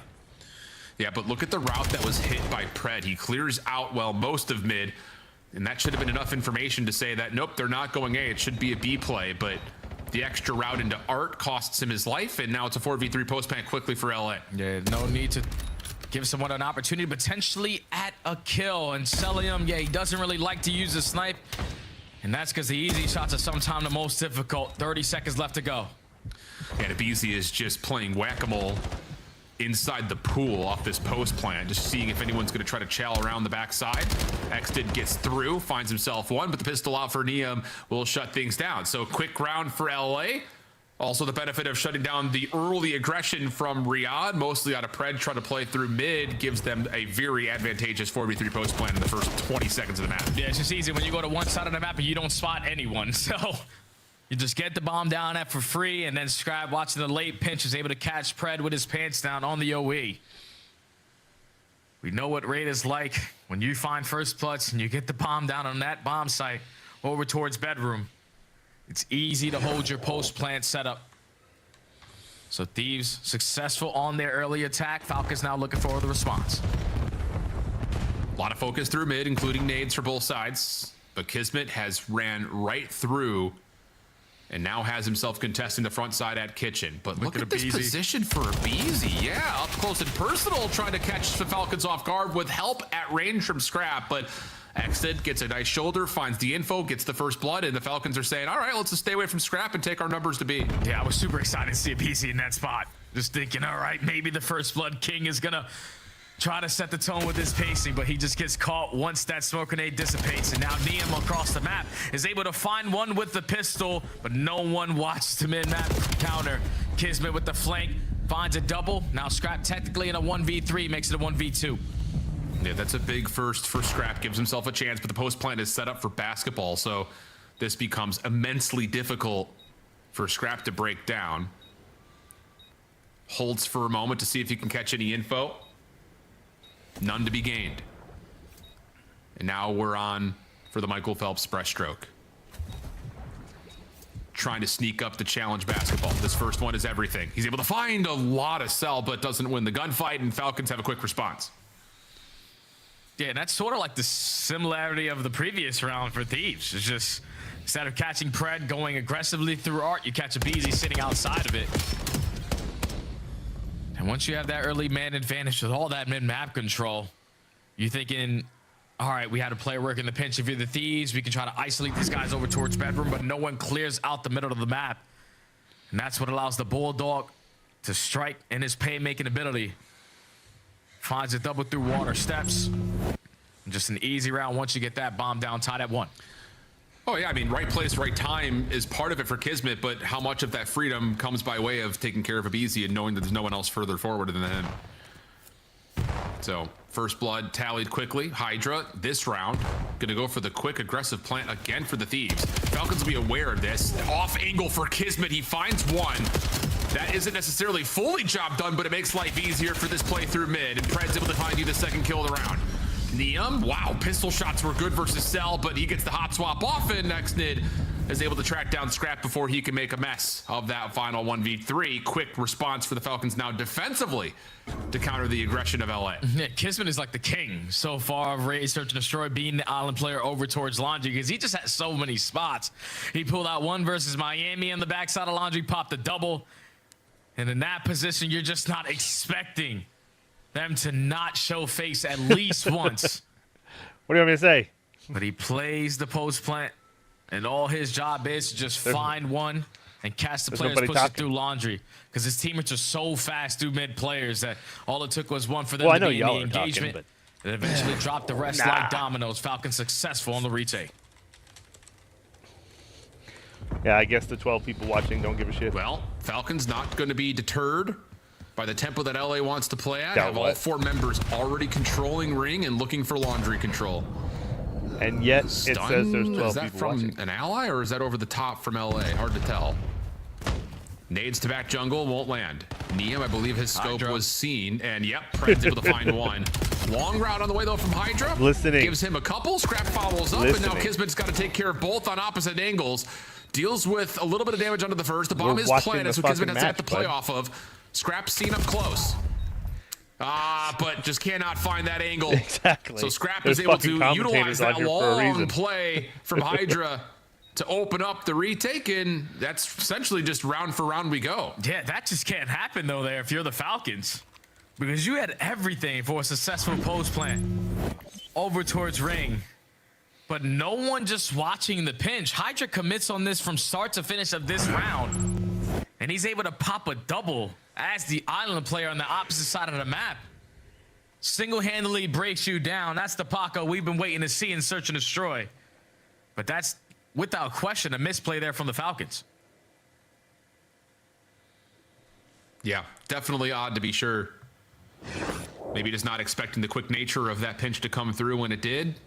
Trying to play a post plant with aggression through Laundry, but doesn't work out. Neum sniping, should have an opportunity here. Misses the first shot. Hydra trying to follow with aBeZy, and the second shot for Neum does land onto Kismet. How key that is. Opportunity for more. Neum at low health, taking the ego chow for it, but LA will back off and take their 3v2 post plant. Yeah, numbers advantage. Let's just keep the numbers on our side and get the bomb down today, because we already have Laundry. Scrap with some great shoulders. Gathers a lot of information. They're trying to retake from mid, so let me just pop myself on a head glitch. Celium seen for free. And Scrap. Yep, that's no problem. After they seeing the shots come through, it's an easy follow-up onto Xnid. There you go. And this has been a raid search that I'll be interested to see if either of these two teams will take a moment to pause and try to get a read on the aggression that's being thrown at them, whether it is defensive or offensive. Both teams very keen to keep the tempo up, it feels. Oh, yeah. Like I said before the match started, I just think this is a perfect search and destroy map for LA's T's superstars to be unlocked. Agreed. And we finally saw a round just like that. A BZ and Hydra, no hesitation with Niam watching over with the snipe. Just commit for gunfights in towards kitchen and walk away with one. But they also have fucking teammates who are watching their back, not, you know, that's what you want to see out of those guys who have been outstanding in search and destroy for so many years with their aggression. I know. Just set the tone and allow the play to come to them. But now this is where you switch it up and have someone watching the pinch. Hydra gets shut down. First Blood Falcons. Yeah, this is that measured aggression where we're still getting up to be early. But nice shot back in response for Niam. Stops the exit to the post plant, but the numbers still stay with the Falcons. 3v2. Scrap sees Celium at top. More damage onto Pred, but the follow-up is good, and now Niam has to pistol whip the first. Is able to do so. Cell gonna try to take the angle away. Niam does find himself an AR, and whoa, Cell got a workout there, but had the health advantage, and that's all he needs. Big round coming through for the Falcons, thanks largely to Hydra being shut down in that early aggressive pinch again. Yeah, Pred just is like, all right, Hydra did what the previous defensive round for them? Oh, this time I'm going to sit all the way backside garage. Dope. And it works out for the first blood. You get the bomb down at B uncontested. And even though Niam was able to hit a couple shots through backside of B-ball, numbers are always in favor of the Falcons, so all tied up at 3. Going blow for blow here in the search and destroy. Don't look happy either, though. Thieves back on the attack, having a little bit of a spread setup here, slowing down the game. Yeah, just a touch, and whoa, Niam versus Celium. That snipe battle may determine, but wait a second. Do you expect that Kismet's still going to play through water here? No, you do not. He's able to find one. Does he turn in time to find Hydra? Yes, he does. Yeah. Big double for Kismet, turns the tides. Xnid wins the 1v1 on the scrap at mid as well. So now you're wondering where in the world has Abizi gone? He's usually up in the play early, and now he's the last one standing as he's able to take down the first in this 1v3. Now, you know Falcons had the bomb. I don't know how he didn't see him. He looked right at him. This one becomes more difficult for Abizi. They're going to elect to give up that information. No, just wrap back over towards bedroom. Yes, to gun someone out of their socks to stand a chance here. Well, the high-low setup is not an easy one. Pred's going to get the read, take away the angle, damage is out, easy follow-up. So the Falcons able to utilize Kismet and his playmaking ability in a very critical round after the snipe battle. You would have thought maybe would have determined it. I think they all have the same. Another aggressive defensive call allows Kismet to get 3 in total, I believe, on the round. Or vice versa. The initial shot from Niam is late to the party, but this is what we're talking about. And I know it was a big conversation point for Riyadh. Either way. You want Selim to have an AR up more often than not, but who's going to snipe for this team? Because you also have Kismet who wants to make plays like this. Yeah, that's why it's a tough decision to make, because Selim is obviously missing shots, but just having a sniper is creating openings for Kismet with his playmaking ability. So you got to continue to figure out your S&D gameplay if you are Falcons, but Niam finds the first. Selling with an AR is able to get the trade, and now someone else is hitting the water out. Here comes Hydra. Oh, no. But he misses the chance. Does get a little bit of safety and keeps his life, surprisingly so, by exiting water steps. So we'll continue to the 3v3, but the LA Thieves have lost defensive control of B. Pred will once again back up into the spawn at Garage to watch any late, or at this point, mid-round flanks. And everything will just kind of back up and reset, but the Thieves are still feeling the pressure that was established at B and are going to rewrap basketball to see if they can get into some sort of a defensive stance around the site. They're going to completely give up A. And Falcons aren't going to waste any time getting this objective down. So now you know, if you are LA, the play is not at B. All 100% can we put ourselves in position to spot anyone off the exit? Hydra taking damage. You need to re-clear out Laundry. It's just easier said than keeping that movement going the whole time. 3 guns up. And the Falcons will back off, using the clock as a fourth ally here. Abizi is able to clear out one side of Laundry, but getting out of the window and through the staircase is a different story, and Pred's found damage onto Scrap. Selling him, holding a corner, we'll get a second. Hydra was looking for the late wrap to see if he can maybe deter this Falcons post-plant setup, but there's really nowhere to go. Impressive shots, but not enough to get the job done. The Falcons will go up by 2. Yeah, they start to slow down these rounds, play the mind games.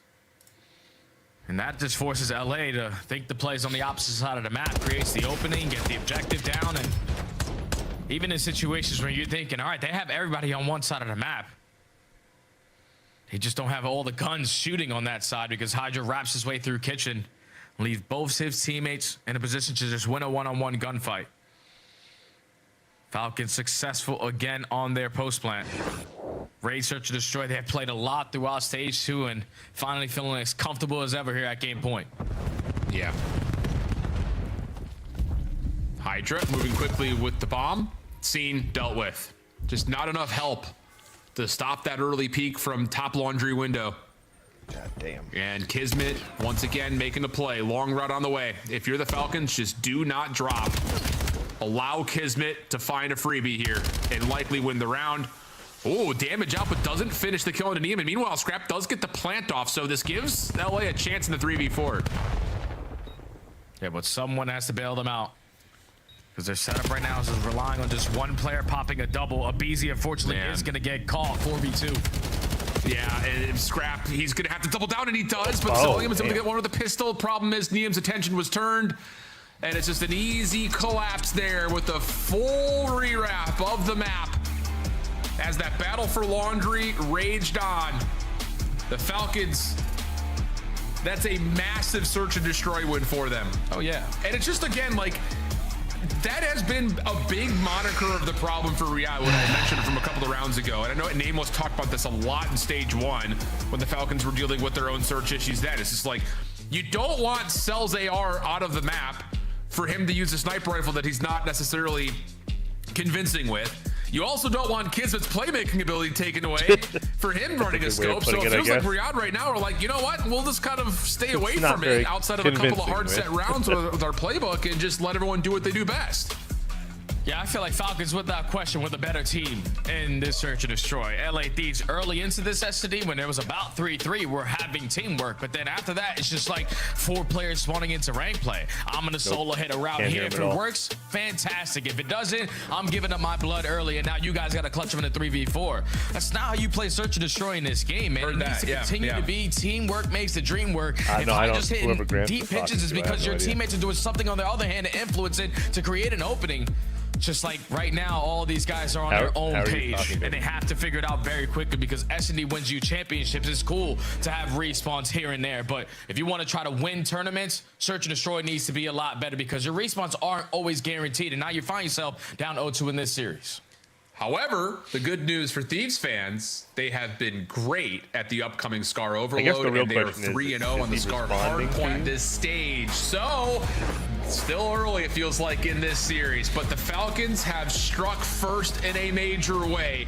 A nail-biting finish to map number 1, followed up with some conviction finally, and the search and destroy has the Falcons up 2-0. We'll go to break, we'll come back with the Scar Overload.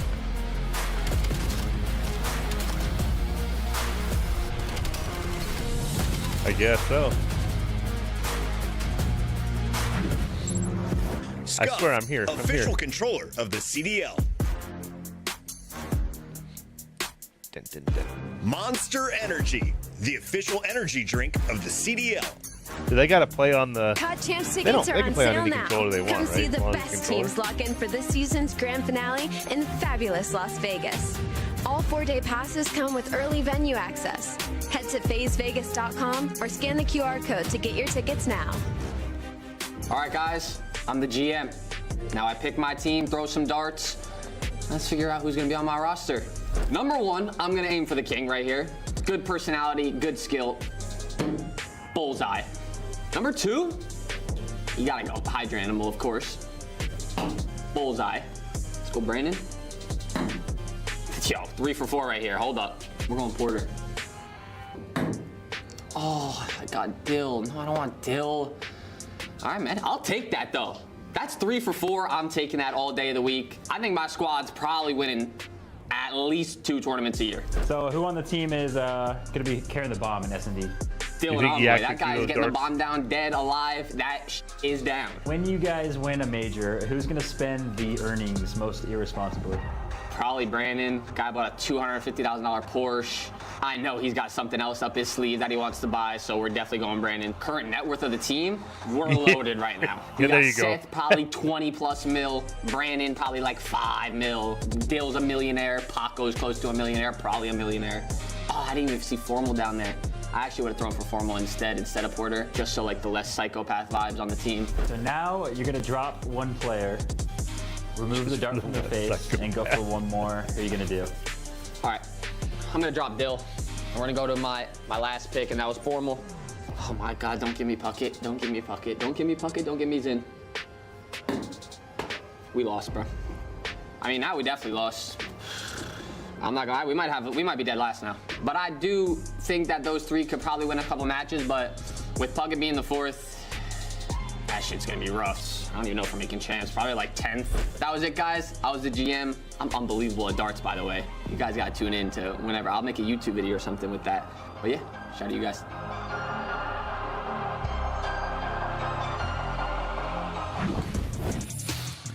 Damn, man, Puckett catching mad strays, but he ain't lying. I mean, I'll say facts are facts. Let's take a look to see how Scrap and Neum have worked together in the Overload in particular. It's been good. It's been very good, actually, to be honest. And that was, I think, one of the biggest things we talked about when it came to this LA Thieves team. What were they needing, when it comes to improving their overall stature? Their overload was less than convincing in stage number 1.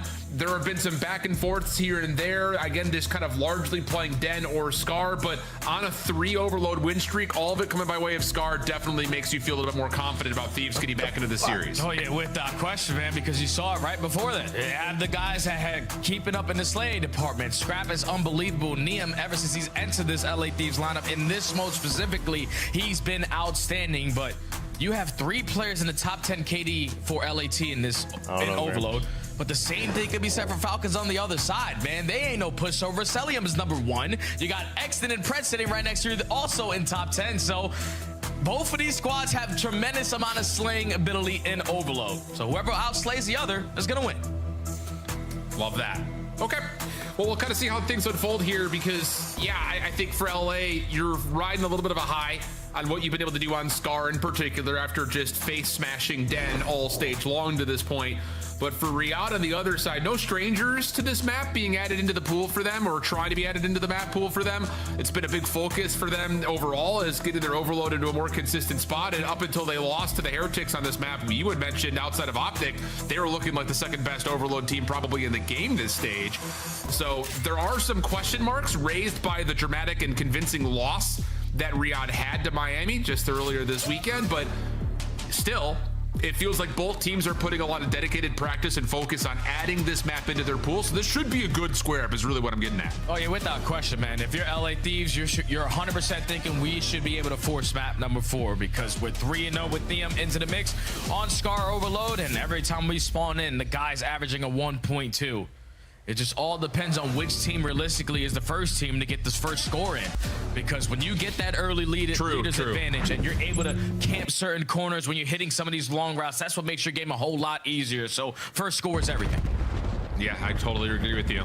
We'll see how the break-off looks. Selling and working on a long route as Kismet will find first blood. Wow, this is great for Falcons. Wow. Holy cow, dude. That is a perfect break-off. Kismet tagged up, but the route will allow him a chance to regen. And wow, that was, put it in the Louvre. That should be studied for a while. A perfect break-off for Riyadh already has them in the lead. And now you also have players in there spawn causing mayhem. Celium finessing, trying to jump us up towards top blue corner. Doesn't matter. I'm still sitting at 4-0. We have the EMP in our possession. All of LA Thieves playing off of the back foot. And Celium's just looking to catch more timings, but can't get the better of Rabeezy. But you might still have a chance at a score. Wow, the pistol works out for Pred. He hasn't been traded as of yet. Hydra does eventually get that elimination. Exton was thinking about forcing the issue, but instead decides to value the position on the map instead. Really well done by Exton. He's getting some help now from Cell. That will continue to allow him to run rampant as the EMP is picked up again. And Riyadh are absolutely dumpstering on the Thieves right now. Neum and Scrapper are combined 2 and 11. You have 2 players who are spawning all the way at plane. EMP control in favor of the Falcons.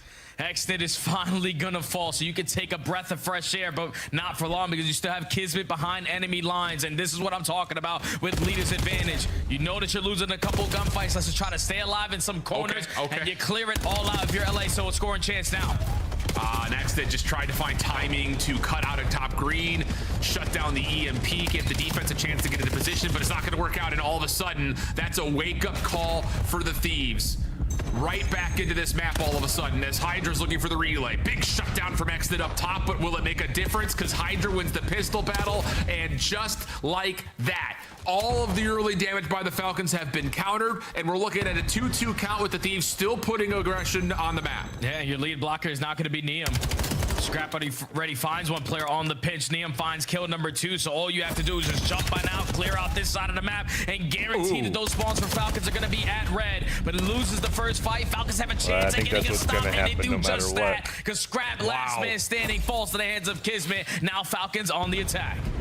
I would have loved to have seen that Kismet perspective right there, because you know you've got Scrap down low. I think a lot of people would have been focusing on him, but you also are able to track down the EMP carrier before you find the elimination, and here's the quick counterattack. Neum is able to get 3 through mid-map, almost the quad feed. Stellium shuts down that clip, and then eventually gets shut down in his own right. So 2:10 on the clock. Gone. We have been fast and furious here in the Overload as Exton wins a 1v1 away from everybody else. That's the EMP carrier down as a quick grab and go counter score for the Falcons. This is what I'm talking about with the teamwork out of the Thieves. Like, there's no way in hell you're thinking we accounted for everyone and we're just gonna allow our EMP carrier to take a long route by himself, because all it took was Exton finding 1 gunfight, and now they have a 1-score lead again. But you're quickly looking to make up for. You have every single player over towards Motel. You are overwhelming them with pressure through the backside of the trains, and that should be another score coming in unless Pred single-handedly stops you.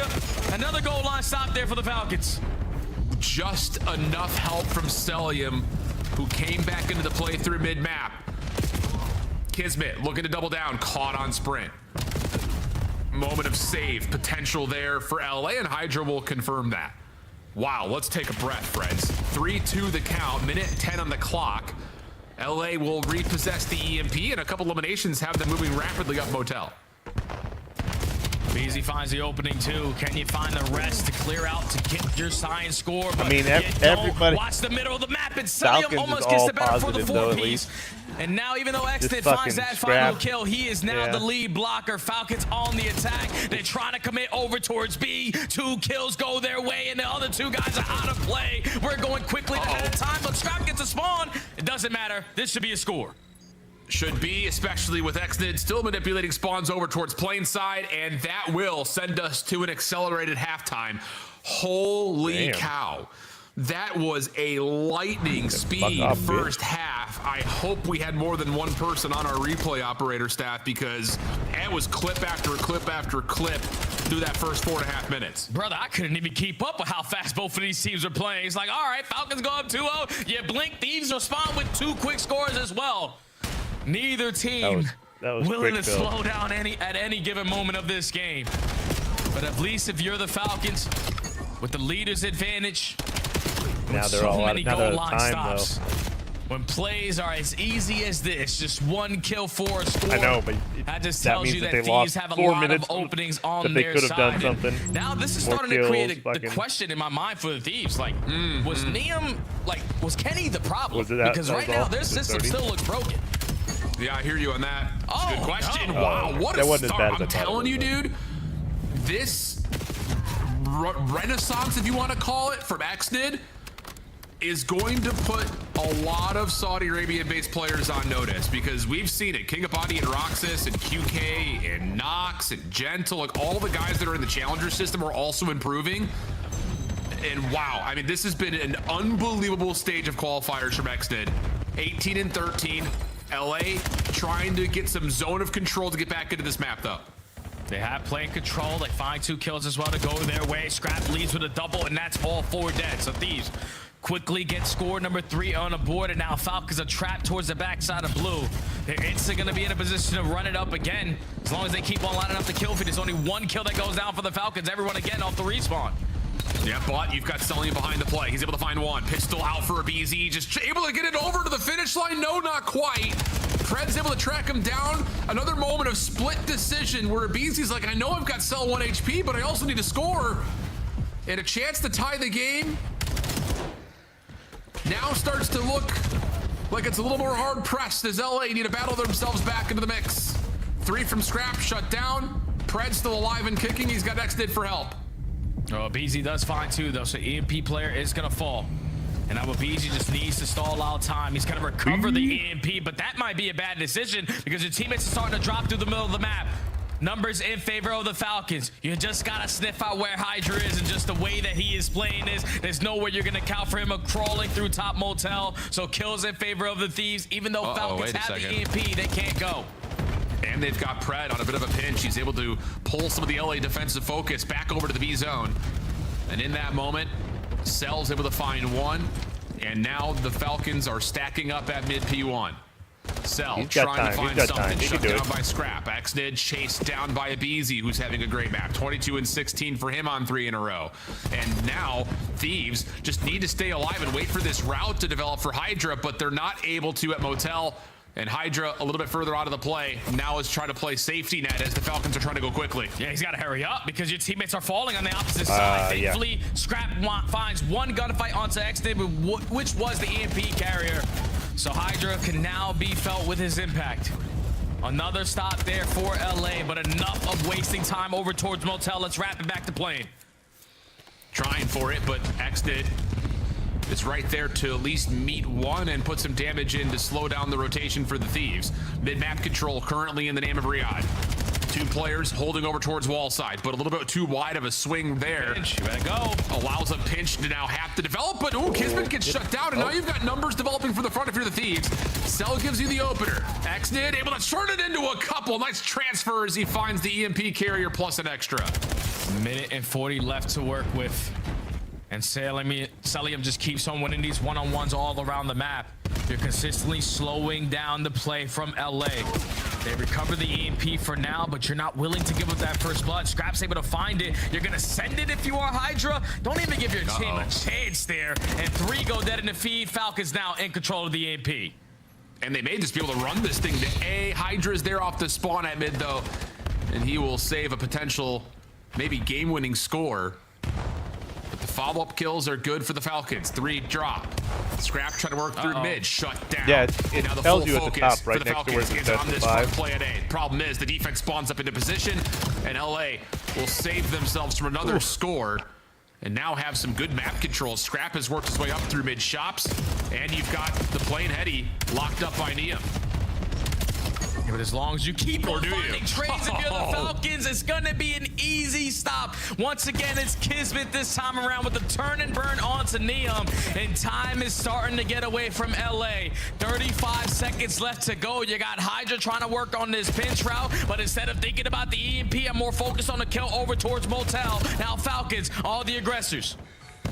Trying for it, but Cell will be the last Falcon standing.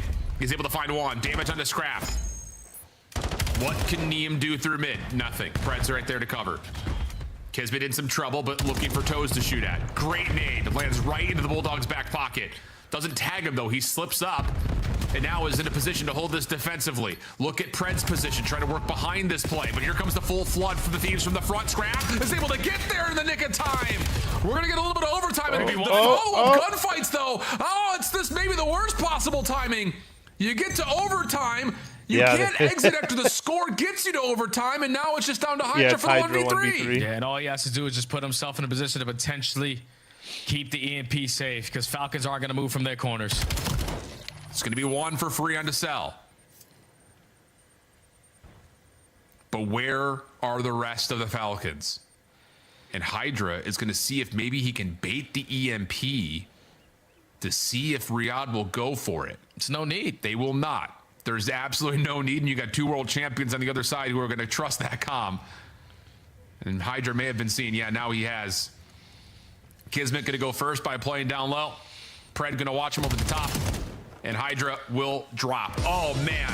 It's an unbelievable score at the last second. It had to happen for LA, but the problem is it happens at the last second. And it puts you into overtime trying to exit after the score happens, and you can't actually get back to the 4v4 reset in extra innings. Right. It's rotten luck. From what we could see, it didn't look like he would have seen it. Huge win for Riyadh, 3-0. You don't know. A big win for the Falcons to have that response off of the series versus Miami just a couple days ago. Any of them could have seen it. Outclassed by a team with better teamwork, and then versus this squad, you outclassed them in that teamwork aspect, because I don't know what the hell Thieves are still doing to this day, man. You watch them in the opening hard point, okay, cool. We're winning a couple rotations, but even when we're winning rotations, we're ego challenging on some of our setups, and unfortunately allowing breaks to happen quickly. Search and destroy, it's just like early into the game, we'll use our teamwork. Later into the game, we're playing 4 players in rank play. And then when you get to the overload, it's just the consistency in their slaying. When some of your routes are getting shut down, you're allowing Falcons to bombard their way through the middle of the map, control the EMB, a majority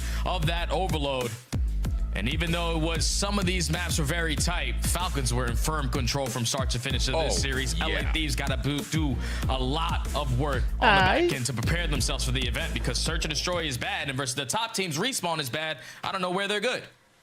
Yeah, man, it's, again, one of those situations that you look at this LA team and you wonder which are you going to get on the day. I would say this was one of those series you look at and say, I mean, you had Hydra, who hasn't necessarily been the same superstar potential that we've seen in the past, so that's great news, but you don't necessarily have the same all-star flexibility from a BZ in this series. You miss out on a couple of key moments on the hard point, and then here again in the control. The overload, it comes down to just unfortunate timing when you get that final score. So tough scenes overall, 3-0 for Riyadh, even though it was a tight series, as the desk is back to give us their thoughts. Ooh, well, it's UK Mother's Day, so call your mom. Riyadh S&D is back. Holy cow. 3-0 against LA.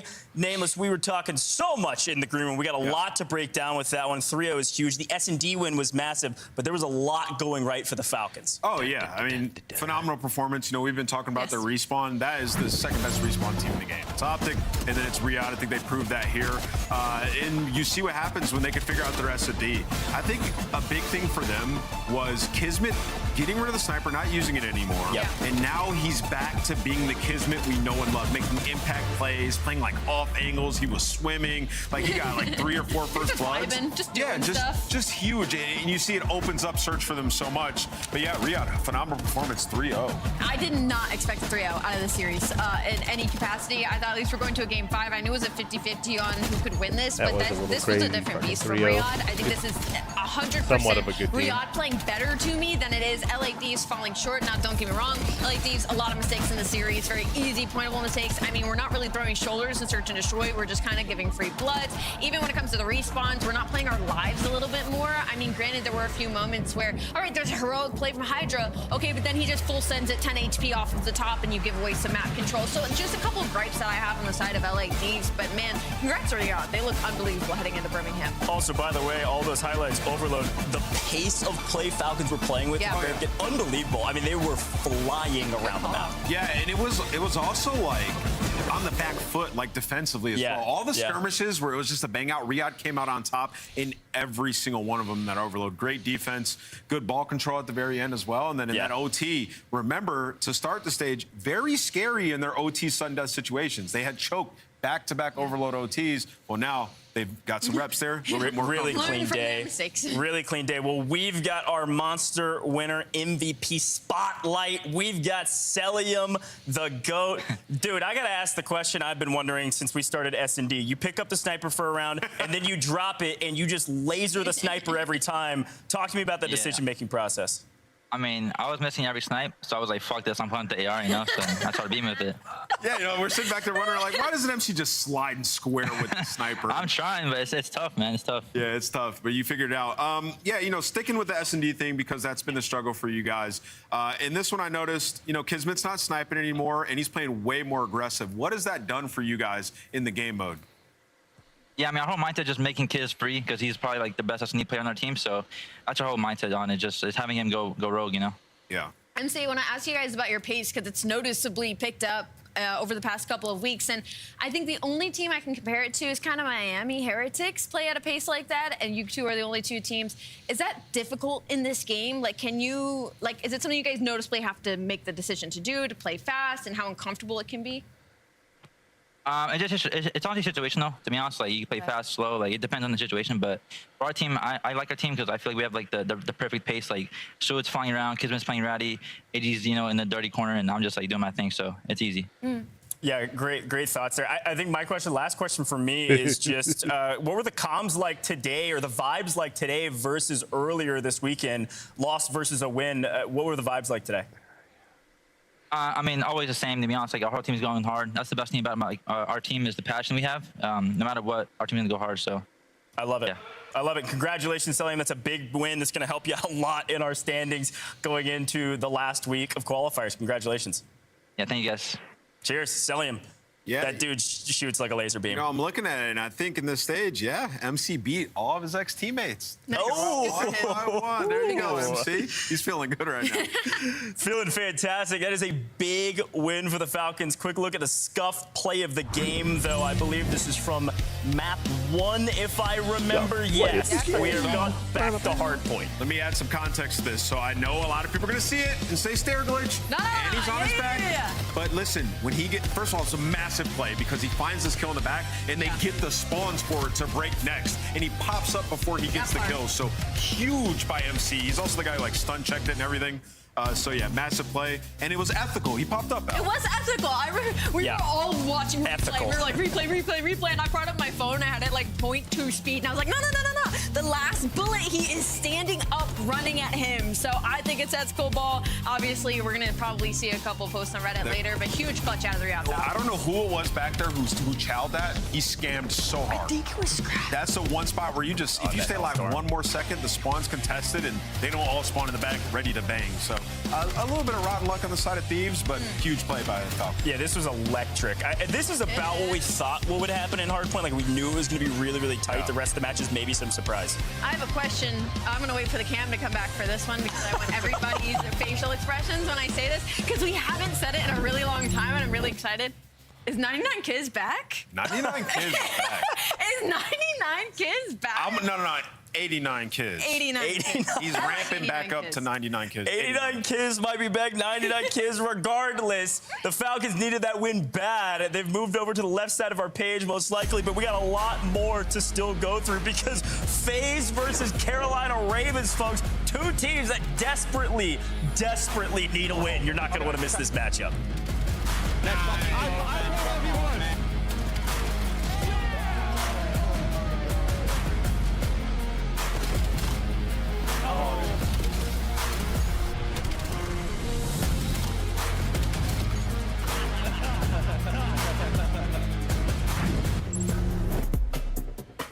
Black Ops 7 returns to the Esports World Cup in Riyadh this summer. Scan the QR code to be notified when tickets go live later this month. Start the season strong with the 2026 Call of Duty League Pack. Grab yourself the CDL operator by scanning the QR code on screen or check it out in the Call of Duty store in-game now. Scuff, official controller of the CDL.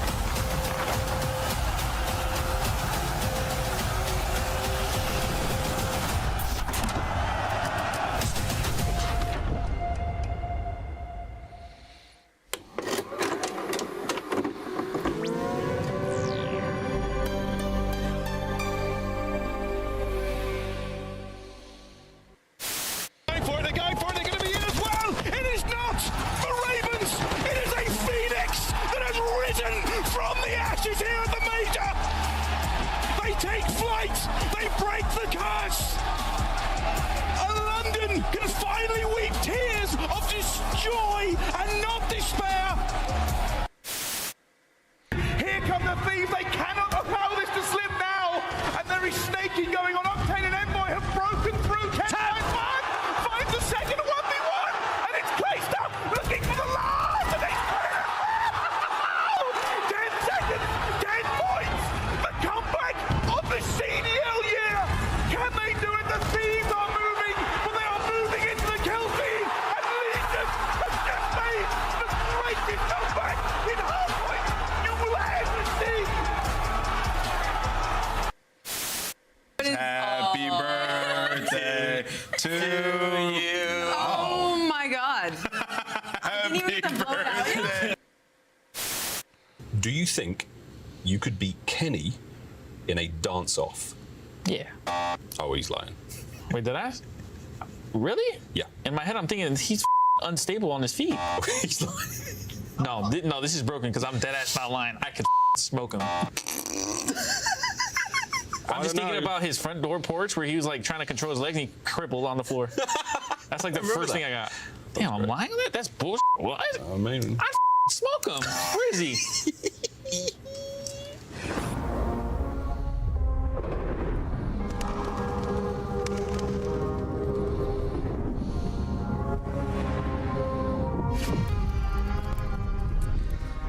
Fuck.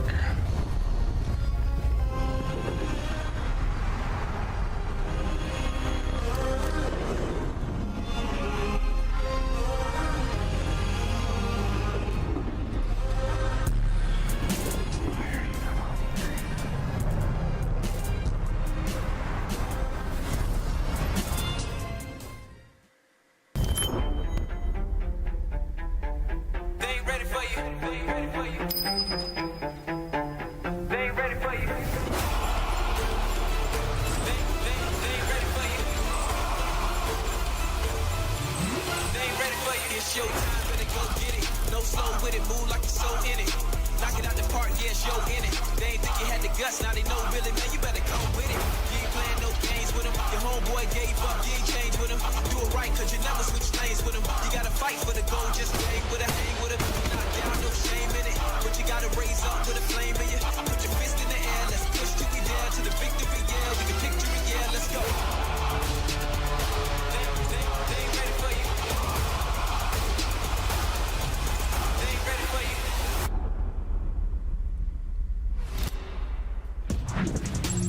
Well, first time we're seeing FaZe this weekend, and we are in for a doozy. A must-win for FaZe. 3-5 currently. Desperately need a win here, Ant. Yeah, they've had some bad losses now, too, where you look at the leaderboard and you're like, wait, you would lose a tiebreaker against Boston? Yeah. So, yeah, FaZe desperately need a win here against Carolina. Yeah, Ali, I think as we take a look at this FaZe roster, what they bring to the table, we do know they had 3 losses chained together. They then picked up a win over LA. So they're not on a losing streak, but they have a losing record. Who are going to be the difference makers for this team against the Ravens, Ali? Look, it's been up and down for FaZe Vegas. They've been playing up to their competition. They've been playing down. And a month ago, they were a really good overload team, and now they're one of the worst. So it's just been inconsistent. And for the side of Carolina Royal Ravens, like you asked, who's going to be the difference maker?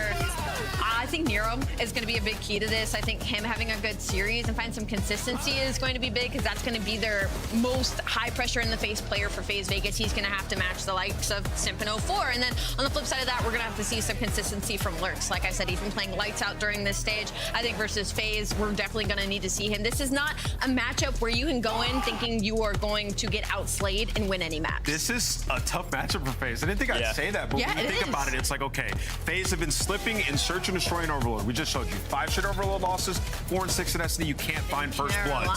On the side of that, that's Carolina's strength, SD and Overload. Yep. And then when you talk about maps throughout the split and Hardpoint, what if FaZe been playing the bang out maps, Blackheart and Colossus? What is Carolina like? Both those maps. So, well, maybe not Colossus as much, but Blackheart, they sure damn do. We're going to get it in this one. So a tough matchup. Carolina also feeling good. Well, take a look at our standings, folks. These are big ones. Now, again, if you make it to top 10, you're at least playing in the land. 11 and 12 are out of here, but you're in the play-in. If you're 7, 8, 9, 10, good luck. You're a one and done to try to continue your life in this tourney. This is a big match for both these teams. Royal Ravens pick up their 5th. They may move to the left side side of the page. They've got an opportunity to skip the play-in. Let's talk about this roster. They are hot off a win. They're hot with some momentum. And you know what I really want to see from Carolina Royal Ravens in this series? I want to see Craze go off. I feel like we've had all of our other rookies have slowly, as we've developed into this stage, having their moments, having their takeover series, and really starting to get comfortable with their squads. And I'm not saying that Craze have been putting up bad numbers necessarily.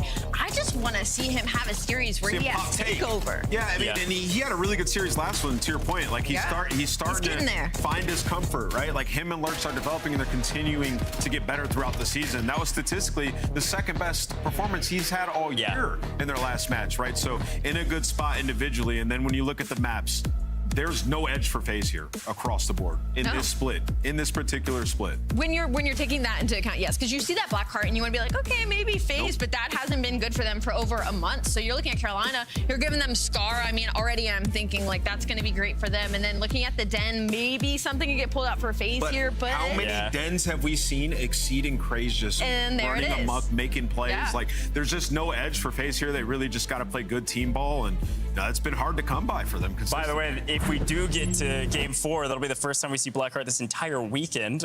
So who knows? Maybe I'll get a chance to see some of that here live in the studio. But it's time for our Scuff Pick'ems, folks. And I think this is going to be a really tough one for all of us. Maybe, at least I feel that way.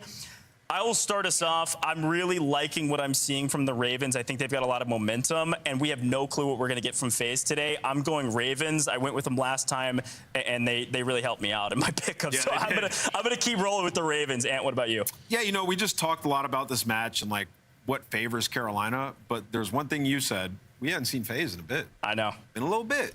They've been working. I'm going to take FaZe. I think they come in and get this done. Oh, so you're thinking the opposite, that they hit the lab. I mean, that's extremely valid. I don't know what's telling me, though. I'm going to go with Carolina in this one. Carolina. Looking great. I think they're on the surge. Fans are going FaZe. I think it's our first split we've had this entire weekend. Word on the street is FaZe is winning a lot in scrims. Let's see if they can win in our matchup. We got Miles and Chance casting a banger to round out the weekend. What a nervous yet exciting match we have ahead of us, Chance. The idea, the concept that FaZe will be in the play-in for a major LAN is almost inconceivable to me. Do you remember when it was like when you beat FaZe, how much that meant? Do you remember those days? It was only last game. That was we can win tournaments. If we can do this, we can do anything. A lot has changed since then. A hell of a lot has changed since then. So the nerves are at an all-time high.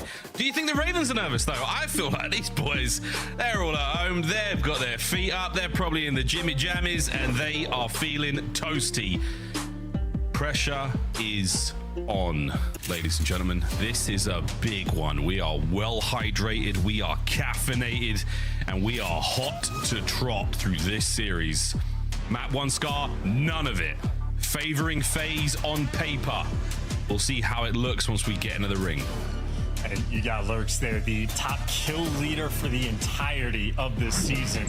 I know a bit of a slow start for some of these players, but the Deaths touched on it. The Ravens players, they have been getting better as time goes on. Lurks is really starting to hit form and might just be the man to watch. Takes out Draza and then explodes. So the caster curse, well, it always happens on the break.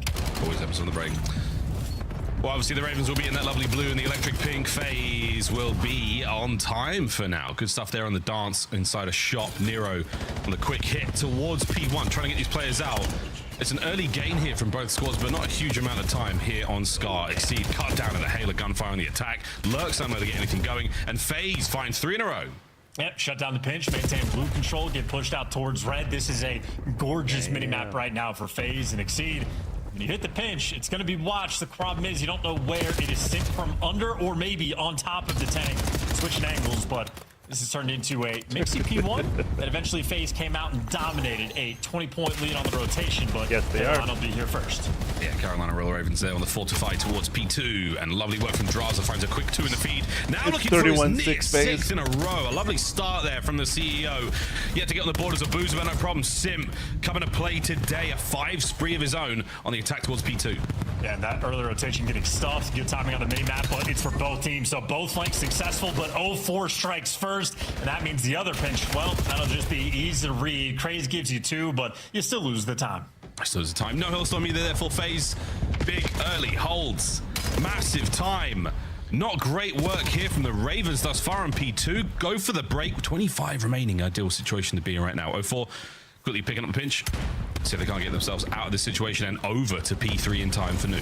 Yeah, it's just the first pinch, fantastic. The second pinch, not good at all. It sort of flipping spawns out, but hey, okay. 2-piece to secure the final few seconds. If you're 0-4, you will absolutely take it. That foot race, though, over towards the plane. Nero can't win the second gunfight. FaZe will beat them on the rotation, and they were able to get scrap. And those blue arrows were chasing the old time, and in effect, they're just over there chasing ghosts. Yeah, ghosts indeed. Well, FaZe get themselves over to P3 very quickly. They get the setup they won. Now the last man alive on time as a wicked counterattack from the Ravens taking place. Draz is holding off the cross. Doesn't have to worry about too much more abusers there. An open hard point, though. 19 to 69 so far. Nice. Oh, good shots once again. Nice work from Nero on the second man. And big pressure here for the Ravens on towards P3. Well, finally winning a couple of key gunfights, having to bail themselves out with Gunny. Because outside of maybe a single pinch on P2, FaZe playing flawlessly. Have the Hellstorm in the back pocket as well. And honestly, an important death there from Sim to maintain the spawns. Draza able to pick up 2. So you had Gunny bailing out Carolina initially, but then FaZe, well, responded with Gunny of their own. Now you're going to have a 2v1 on the battle for new time. Exceed looking to bail his team out. Yeah, not in the back. He's upstairs. He's gone. Taken care of. So that's one problem dealt with. Now the next wave of Ravens players in the rotation. Oh dear. From 3 to 4. Sim, the man on the door. Shots are in. Helps out 0-4. Can't stop spitting bars. I might have to get a swear jar after that one. There we go. Good shots in from Lurks. That is your main slayer. And that's a 4-piece. Now the run is up. Yeah, finally in control. You're down by 40 for the first time. You get a wipe like that, Carolina. You see how they can capitalize. Right now, pushed out beautifully on top of the time. Exceed is taking some space towards the back, and well, now Draza, at a certain point, you're not going to want these spawns, so he's going to be fighting too, and actually his team goes and delivers, and why not get the pistol kill as well? Ravens got the 4-man wipe, had full control. They lost it in a matter of moments. 40-odd point game right now in the attack towards green. Last hard point of the set, and so far, FaZe a commanding lead. 12-9, 14-9. Simp and Draz putting in the good work. Abuza now fighting his way up the feed as well. 13-9 for 0-4 as he also gets them big kills. Ravens slow to the draw here on Scar. And now they're just being sort of trapped in as well. All these pink arrows making sure it's the funnel system. Middle of the map, under control. Final 2 players playing heady. Can't cross when Draz is here. And frankly, no open avenues of attack. This is 15 seconds of freedom right now for FaZe. And Carolina on that minimap are moving very slow. That was the freedom moment there. Draz just having to pick so many different opportunities, different angles. Over the top goes Lurks. That's your big slaying moment again. He's firing them, pressure towards the backside spawn. Sim deals with it. 0-4 alongside him. And that's going to be the cleanup now. Opportunity to maybe get the break. Last man up for FaZe. A little bit of help from the middle of the map, but Craze is still going. Lovely work here from the Ravens, keeping it as off balance as possible. But FaZe, the first set coming to a close in 15, and it is a strong set of that. In all things considered, I would say FaZe pretty much outplayed them on every single hill from start to finish. But in spite of that, it's only about a 35-point game. So I think Carolina get the juices flowing just a little bit. It's not the worst deficit to work yourself out of. Of course, you got to keep in mind 0-4 does still have that Hellstorm in the back pocket, likely for P3. Yeah, it's going to be very handy at P3. 3 dead. Let's Fast guy on the inside of the shop. They're going to hound him. Oh, but he jukes him out of there. Blue suede shoes. Nice 2-piece from Lurks. He's on a 4 again. Another spree. Some players, some maps, they just have it. Don't you need Draza? Now what looked like a FaZe P1 is anyone's grab for now. Well, they still got blue control, so they're going to maintain the advantage the entire time. Lurks, though, another 2-piece. Why not give him 3? Oh, This is a man on a mission at 21 kills. Might be right, Miles. Scar might just be his. It might be his. Long live the king. It's a Lion King jokes, folks. It's a very good one. The Guata film. Shout out Disney. P1 crawling with FaZe players. Bad news, though. P2's where you want to go. Nero left alone over that side of the map. Not going to last very long either. Craze. Can't even clean up P1. So the scrap's going to go to FaZe. As the Ravens have quieted the guns just a little bit here. Lurk still the big shooter right now. Coming to play against this hot pink of FaZe. The back line totally covered right now. The front line peppered up, and Abuza, a delightful snap onto the second man. Last left alive on time. Reinforcements on the way through. Ravens, can they get a man on it? I mean, FaZe are just handling every single blow, every single pinch. There's the response anytime you need the extra kill. Even when they're man down, it was Draza in a 1v2. He just wins the immediate gunfight, and he gets the two-piece. FaZe, put in tough situations, are responding time and time again. And again, for the final 25 seconds of this hill, FaZe can overcommit to it because of the Hellstorm in the back pocket. So run it down, fight for the scrap. They will indeed. 2 Hellstorms to throw at this problem, should they need it. Early rotation for the Ravens once again, but yeah, you're going to commit to, oh, good call there. Chances now, Ravens. There's a bit of desperation, but it is going to be a flattening over by P2. The final seconds will trickle away over towards FaZe, and again, whether or not we need to see that closer game remains to be said. Here we go, folks. Hellstorm's up, wide open hit here. We should get at least one. The player on time is as good as dead. Here we go. FaZe on the attack towards P3. Yep, and Simp wins the key gunfight inside the shop as well. So the Hellstorm might not get the kills, but FaZe still get all of the map control off of it, maintain the right side spawns, get to playing heady first. That is effectively a perfect utilization. Yeah, here we go. And the wrap now from 04.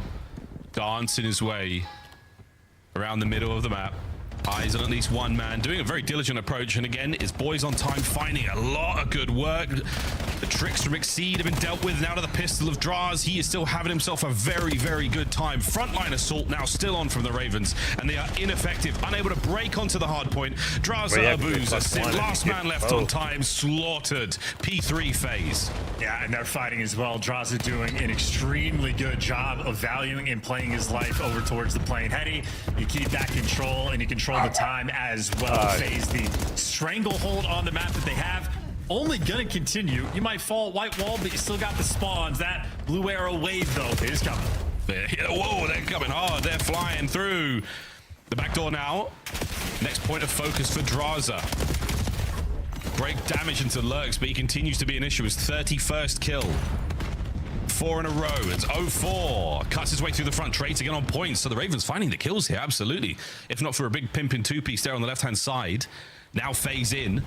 A fantastic retake. 25 to go. It's just the story of the game, man. Anytime Carolina get control, they have a nice moment, a nice sequence, whatever it's going to be.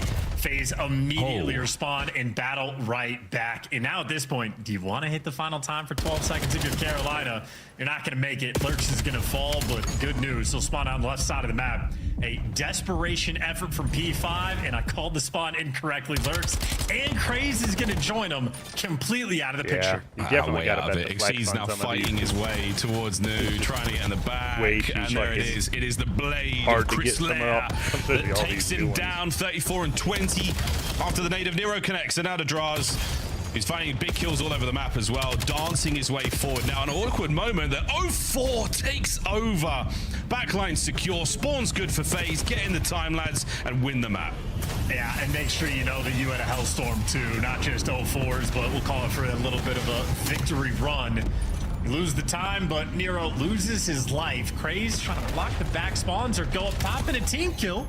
So not a great usage overall. And okay, Carolina can push him in the back spawns and collect a little bit of this time. On paper, it looked perfect, but it takes 6 seconds for things to come in, and plenty can change in 6 seconds, including a team kill. And now Craze on the dance forward, and at 2:35, we will remember. We will remember how this one goes down. Craze, damn, a bullet away from a lovely play. Nero, he and his teammates now closing in on P1 trophies, you name it, it's all there. The game continues. Well, Booz is behind you. So the guy's on time, assuredly going to fall yet. Lurks loses it. You don't have blue control either. So you lose all power positions. You lose track of Abuza, and so you shall lose the game as well. FaZe likely going to end it here on P1. Will it be Abuza on the flank? And now the game, you will lose 4 in a row as the big kills keep on going. The final 10 seconds here is Abuza now on time. Trophies in position. 04, the blockage inside shot, as he should find another there, and his blade doesn't get it. And there we go, folks. FaZe, Vegas start the series off incredibly strong there against the Ravens. Yeah, and coming prepared for war as well. Individuals making the high impact plays and a ton of sequences were like in the slaying category. I don't think Carolina were too far behind, but some of those, like even the P2s where you're just having that trade fest battle, the last man in line for FaZe time and time again were able to keep the play active for their teammates and give you just a little bit extra And FaZe, well, giving it a little bit extra over the course of time, turns into a comfy map 1 win. Yeah, we'll have a look at the game flow in a moment, but FaZe start strong, didn't really relinquish. The hard point breaks weren't necessarily there for the Ravens. Yep, I mean, they're fantastic when it comes to the rotation. Holds, not so much. That second set for them, we'll see in the game flow, all ass, no breaks on the hard point. Of course, 31-26 for Draz, 39 for the Phenom, and 25. Big work from Sim, over 4k damage. Lurks absolutely put up something special their chance again. The objective kills, though, for FaZe. You're getting the work done from time and time again.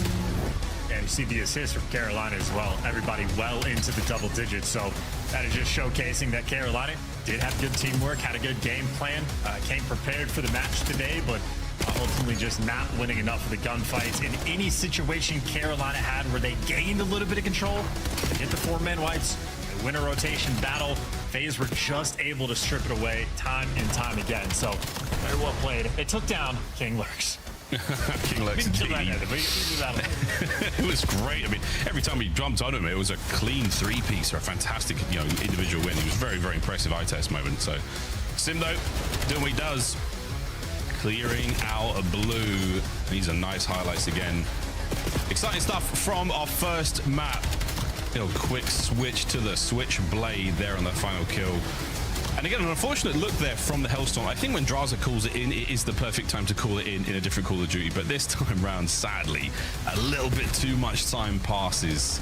And he ends up getting a team kill on his old boy. But there we go. First map, comfortable victory for FaZe. Was Nameless onto something, Chance? They've done the work, mate. They have done the work. The lab has been active.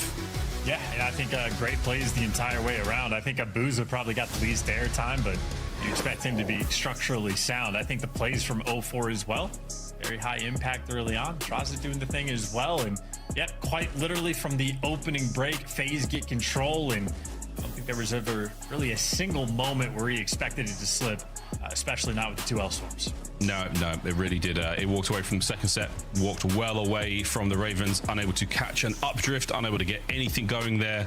A lot of drag up against them. Den, S, and D. Now, Charles, Search and Destroy, how are we feeling once again on paper about how FaZe will fare in this matchup?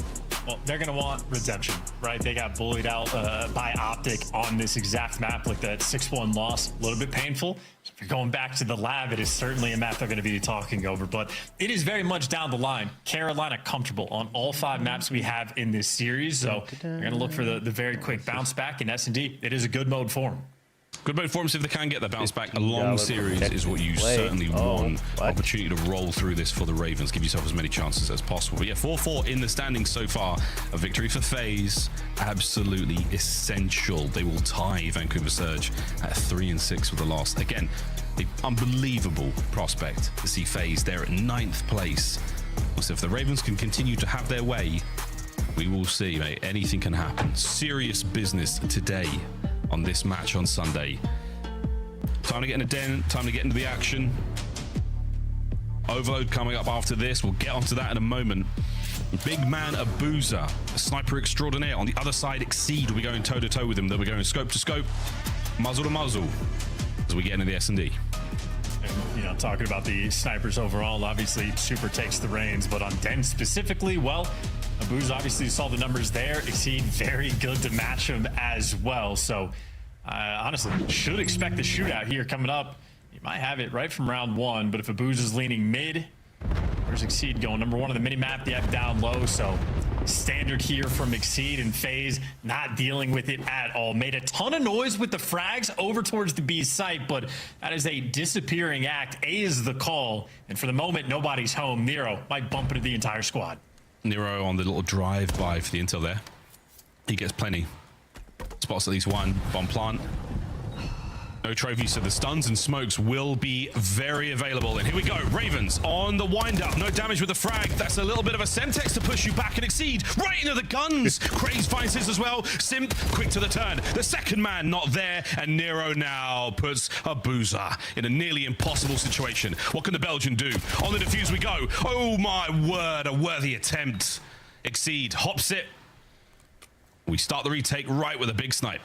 Yeah, great plays by Nero, at least initially as well, to sort of stop the push, make sure you get the information, make sure they're not tucking themselves into the back corner, land those stun grenades for the intel and the follow-up. Perfect. Exceed hits the shot, the retake and the coordination absolutely there, and the trade fest on point. And they obviously made sure to kick that off, waiting for Lurks to get back as well, at least initially across the map, the safety man over towards the B site, but just an indication Carolina very much dialed in for those retakes. Delicate operation there as well for Exceed to snipe over the doorway threshold to catch the player on top roof, not to kill Craze, not to kill Nero there as well. A lot of stuff had to go right. Shout out Craze for the lethal usage as well. That Semtex perfectly dispersed phase. They were so close on that tree setup. Maybe a miscommunication from them to just about step on each other's toes a little bit. Maybe 2 players in a single corner. Slight technical pause here, folks. We're going to get back into this hopefully very quickly. This young Nero looks bored. He looks bored. He just wants to kill things, you know? Taken out of context. What's the pause for? Possibly wind us in jail. But for now, the Ravens, yeah, good start there in the first round. And despite the fact that FaZe had all the advantage, they played their cards right. They threw their nades over towards A. They got the big bad booms over there, pulled most of the defenders. Still, even with the quick bomb plant, lost that fight pretty decisively. Yeah, I think the at least initial part of this stage, we've seen a ton of different styles of retakes over towards that A side as well from teams. So I think the biggest thing, again, is Nero, the first man in the engagement, not tossing away his life, and you trust your ability to sort of reswarm. I mean, same thing like P4. You'd rather take it from the back spawns, treat S&D the same way. Yeah, absolutely. I still think one of my favorite retakes, but I've seen the Heretics do it a few times, that smoke and jump over the smoke. You don't necessarily, you put it in the middle of the sort of tree hard point and you just jump off the door frame. You take care of those players in the corners behind it, who are typically the guys who are getting either the first kills or the trades. I really like that setup. I very much like that position of the smoke. As we just figuring out exactly what's going on here, folks. 04 flossing himself there. Very important thing to do, by the way, friends. Flossing every day, really important. Slight server crash here, so we're going to get the game back up and running ASAP. There's a lot of opportunity to talk through this once again. Again, as we come back to this matchup, FaZe will be down 1 round. Ravens do take the first off the back of that defuse. So once again, hoping to get back into this much faster chance. Hoping to get back in this one quick. Exceeds heads up. As again, it's still, the pressure is absolutely still on these players. No doubt. Fist bumps out, which means the lobby likely going to be back in the mix and get going. It'll be Carolina back on the attack and establishing the sniper dominance early on. Exceed, no stranger to it. And everybody hitting the camera stance, lean forward, get the comms going just a little bit, scooch on up towards that monitor. And Nero waking up as well. He's back. He's back. Again, he's sort of due at least one insane hardpoint map. Or respawn, actually. These games, I haven't seen him go too wild. Again, this is off the top of the dome in an overload. But he's due one wild hardpoint a series. Will it be Blackheart? Round 2, Ravens up by 1 here on the reset. 3-1 through mid, bomb towards B. And Craze in cheeks. Well, Simp at least gets the first blood before he falls, and Craze looking for number 2. Too quick with it. Exceed wins the gunfight against Draza, and all of a sudden 04 buys Lonesome. Yeah. He's hiding in the smoke, but that is not an effective strat. Carolina, that is an instant response on the attacking round. They're not even a response. That's a response to the delay. They're speeding the process back up, and Craze good for 3 rounds. That's a 0-0 unless they're replaying the end of that last round. Nobody knows what he saw through the smoke there, but near perfect on the damage on 204 there. Yeah, fast round chance. Another quick one. 0 time wasted. I mean, this is what, 12 seconds into the round. Simp's already getting shot effectively on a flank, or at least in the back, and too quick for a Booza to handle. Craze, certainly a good playmaker. He has been so all year. Essentially, one of the first sort of takeaways we had from Craze was those big opportunities for wins, and Simp's gone. A possible mistake on the wall jump. Exceed not at all phased by it. Oof. Backs up, goes for a blind fire through the smoke there. And look at this. Ravens, under all this attack from the snipe, they've made a massive route through the spawner phase. Draza is in for a fight now. Oh, Number one, he reached the second man. Oh my gosh. Draza makes it a 2v1. This is why you grind, man. Those instincts absolutely on point. Now 1v2 from Nero. You said he's good for one of these moments in a respawn. Well, we'll try here for the clutch. Good damage. Yeah. Solid. No kill. No kill. He deals 700 damage. And you I mean, can they're see playing his on a face. fucking He's like, private just give me match. one. I'm sure they God. can fucking He fix did it. so much there. As he muscled his way through the front of the site. The FaZe walk away with the drives. I mean, this two-piece, this was really, really impressive. Again, counting players. Knowing that Exceed was alone, knowing they killed one man, so he just has this inkling. There could be another player on the flank. There could be, and it is crazy. That snap is huge. FaZe get on the board 2-1. Yeah, not sure if he... I don't even think he spotted out the pinch on the cross. I feel like he was way out of the picture, so pretty sure that is just his instincts there on point. So as you say, the communication from his teammates a factor as well. Another 2-2 split on defense there for FaZe, and this time Craze went straight through the bomb site. Great damage and great control. This should be a play. This should be. He's in. He's into trouble now.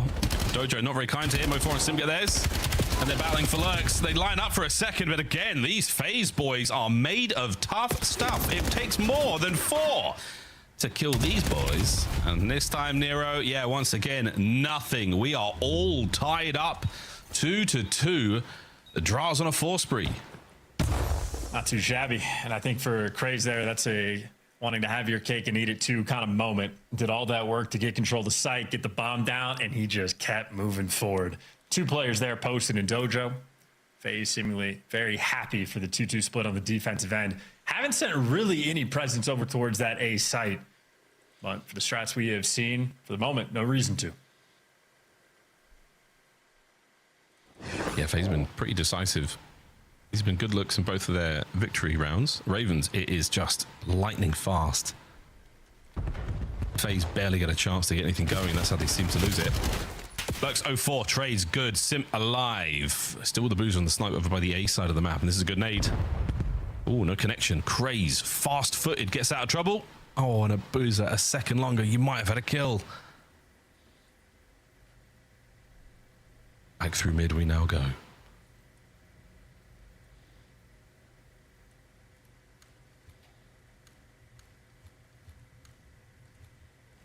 And absolutely nobody home on the A-bomb site.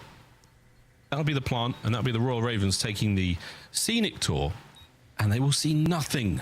FaZe now, an opportunity to set up, but also not to make a mistake. Hold what you've got.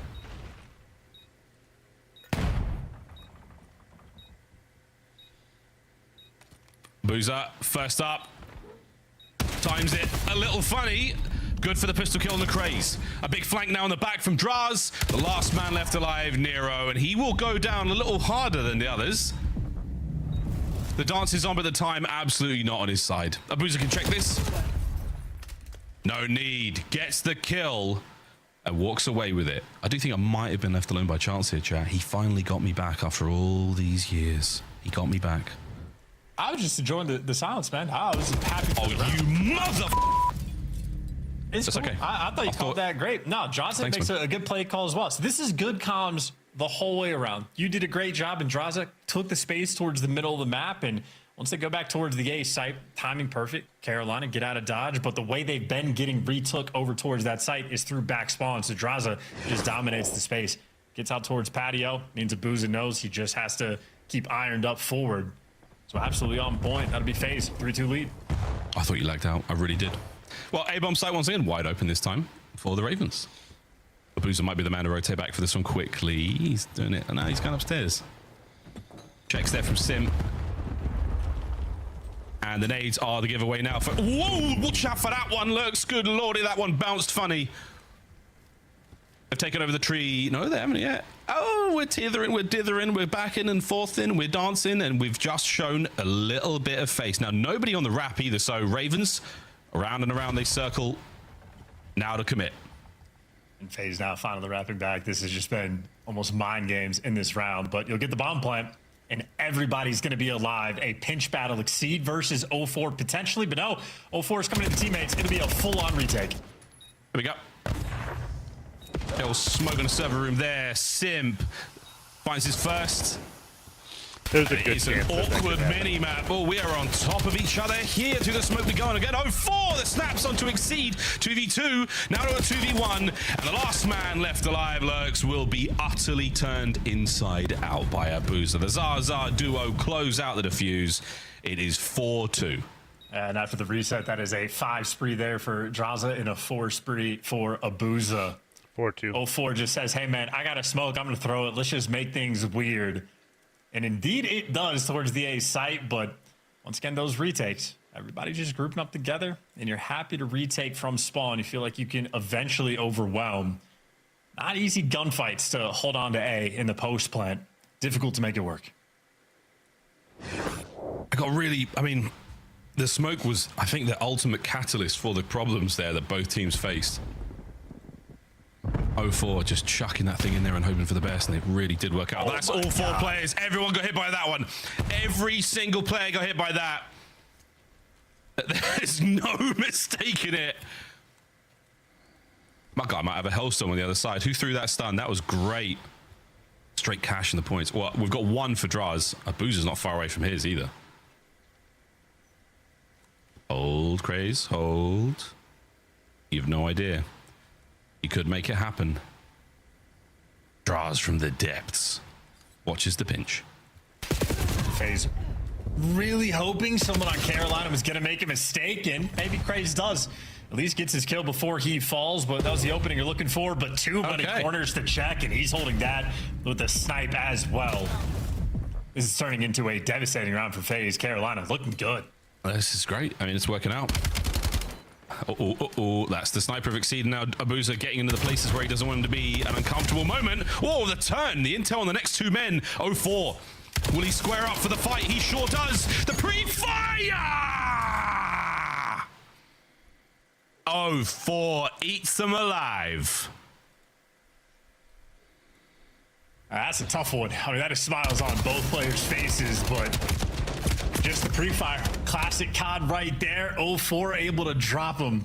That's a bailout moment, too. He was left in a very tough spot. There is no time on the clock. That is bomb down in Dojo, and 2 players you have to deal with. 04 brought the gunny today. And there was, what, 12 seconds left on the round? No bomb plant. Defenders. Another one of those moments. Another one of those. Map point FaZe to go 2-0 here. The Hate Watchers are in shambles, knowing full well that Draz still has a Hellstorm. Okay, don't worry about it. The Hate Watchers, fists in the air. They're off their knees in a Walmart. Man advantage Royal Ravens. And no bomb plan either. They're hoping FaZe make maybe another overcommitment. A boost in the middle of the map. This might be the sniper duel we're looking for. Is it finally? Oh my God. Did he double hit Mark the way they both ran away? Like, did he get a double? There's no way. There's just no way, bruv. 04 back to Dojo. No good on the damage. A little bit of intel. Abuza's smoked. Hit and run. No good on the escape. And Sim. Oh man, he tried to get tricky with it, but the Ravens will take the round. Crawling it back. Exceed chomping as well in the comms, feeling good. Hitting the snipes even at close range. He is trusting himself to hit these shots. And indeed he does. There you go. 2 for the round. And honestly, might have been a collab hit marker. It wasn't chunky enough for the collab, but whoever he got the hit marker on should have died, in my honest opinion. Yes. I'm very biased. And you're not a doctor either. You are a prolific sniper in your own regard, and that was a tough one. A prolific sniper in like plat lobbies, maybe, for sure. You're in Crim. Lock in, bro. Yeah, but I can't. I'm not that good sniping. It's tough. No aim assistance. Okay, it's okay. It's okay. Sorry, you can stop right there. Don't worry about it. It's okay. Hellstorm from Draz. A lot of mans out in the middle of the map. They're going to scurry inwards. He now gets the call. 1 in broken. 3 over by the A-bomb site. What will FaZe do with this information? Lovely curve there. Almost can imagine to get it through that top window. Simp does take care of the broken player. Now through the middle of the map, we dance, and Simp little bit of help from his friends, takes care of Exceed, and that is Draz under wraps. There we go, folks. 2v1. Lurks is going for it. Lurks! Oh my good God! What in the hell was that? That's a clip that almost got me fired. I'm about to say some crazy stuff for him.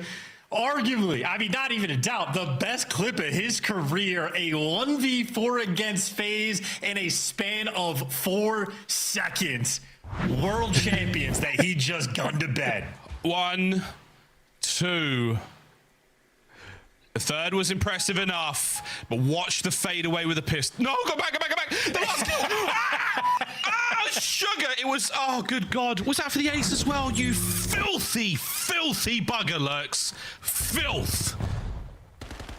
A moment like that can change it all. Watch him charge out now and die first blood. Nah, it's the second best clip I think I've seen this year. This man can do no wrong.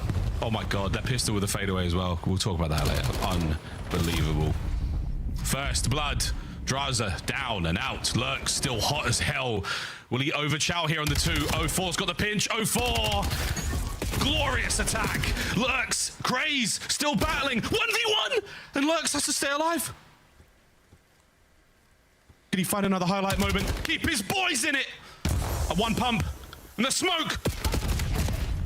No! 04. Clutches for FaZe. Oh, fuck. Back-to-back shenanigans there on Den. Yeah, and as good as the clip was there from Lurks, and it's certainly one he might be reeling from, that momentum gets crushed immediately. FaZe there for their response, and honestly, exactly like map number 1. Carolina bringing a good fight, bringing good strats, and making good plays. FaZe just there to respond every single time. They're going to give you just a little bit extra. 3 first bloods there from Simp. Double-digit game there for 04. Honestly, a difference maker. Keep in mind, this is a 6-4 victory there for Carolina, not 6-3. If not for 04's 1v2, we might just be headed to a round 11. Of course, if not for Lurks' 1v4, then, you know, it would have headed around sooner. But wow, just a fun battle being played there on Den S&D. Unbelievable, folks. I'm putting that up there with the Beezy's one against the New York Subliners back in MW2. That was really fast. Insane work. Insane work from Lex. Hey, either way, 2-0 FaZe. Brilliant match so far for the FaZe fans.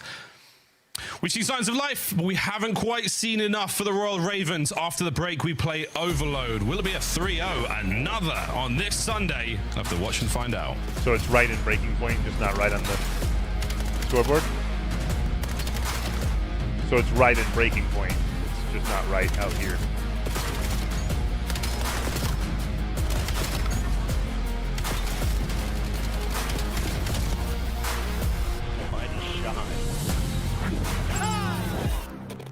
Major 3 is going to be a classic. 4 challenger teams are taking on the 12 pro teams, bringing non-stop action to the ATL. Get your tickets before they sell out at DreamHack.com/Atlanta.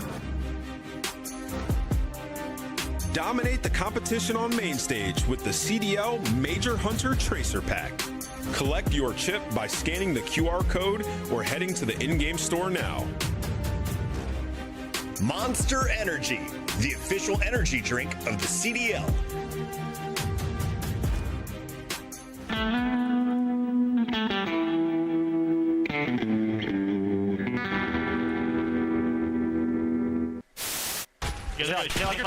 Stay on Spires. Play 2 once. Play your life, dude. He's in. He's just running away. Just run.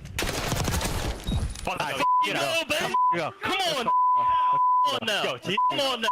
Come on now! Yo, this guy was so much. And we're trying to work the flip. Some will flip. It's a 4v2 on the top side of the map. 2 will flip for Falcons. Mason again out of 5. 31 and 21. Good lord. We're going to have to break this one down. Make it 6 in a row. He's doing Hercules. We're flying, folks. And we're 10 seconds away from a map 1 green wall victory. The kills are flying. The boys are firing. Shotzzy top main. Can he find 3? He can. Exclamation point. As Optic will take man number 1 here in Dallas. Come on. Let's go. fun. That's outrageous fun. What a way to start the major for the boys. That's some good work right there. Oh, yeah, that's juicy. Let's go, Rob. Great work. My middle section is sweating, dude. I'm so excited. Wait. What do you think of my shirt today? It is a choice. It's a choice. Listen, guys, I put this shirt on. I felt pretty sexy, to be honest. Yeah, I looked in the mirror and thought, God damn. And then I got into the green room and everyone said, your shirt's too tight. You look like an idiot. I was it's just a little too small, but it works. Down to 3 for either side. This is going to be it. Last-ditch attempt. Flying on the point. Joe Deceives gets his. But 3 seconds to go. You've got to get on the zone, lad. Fresh mag. Send it. Wins it. Oh, my God. It's a 2v1. Diamond Con. Can you do it? The boys are on the capture. It's now a 1v1. What a round of control. Diamond Con, if you win this. God damn, what a round. At COD Champs, the fun goes beyond your seat. Welcome to Vegas. If you're in the starter ranks, you gotta slide over to the iconic Vegas sign for a quick photo. Then drop into the playground made for adults. And then go swimming with sharks at the Shark Reef Aquarium. Now at the next level, full send the obstacles at Spy Ninja's Adventure Park. Then get active at Lake Las Vegas Water Sports. For the ultimate experience, take a helicopter tour of the Grand Canyon. Then jump off an 800-foot building at Sky Jump. And that's how you make your Champs weekend unforgettable. Da-da-da. Plenty going on in Vegas for Champs, but the issue right now for Vegas Chance is simply the next game of Overload. And certainly something that, if they're going back to the lab, are going to be paying a great deal of attention to. Multiple maps they have lost in a row. Stage 2, it has been punishing. 0 for 5 in their last 5 in a Team KD. I mean, listen, they're not even getting kills, so very much problematic. Be sent here on Den to see if they can reorchestrate something. And frankly, the way they've been playing COD today, they definitely look good. I think Carolina have been playing some halfway decent Call of Duty, but even after a 1v4 clutch phase, holding their resolve. So trying to level up their game through the latter half of this split. And that's the truth. It is the Ravens holding it up. I mean, falling a little short, shy of a 1v1 there against 04. This would be a spicy moment going into, but ultimately, the cards have been played, the cards have been dealt, and it was a good search and destroy, but that's the end of that. Into the Den, into the Overload, into the Scar, sorry, into the Overload. As this, yeah, it's not been good historically for FaZe. This is the beginning of what could be the comeback. But again, on paper, every single one of these maps was better for the Ravens. And we have seen a strong Vegas turnout. Overload, though, could be a big problem. We're going to find out how this goes. A must win for FaZe. Play in Lana Birmingham. My God, we'll find out how that goes.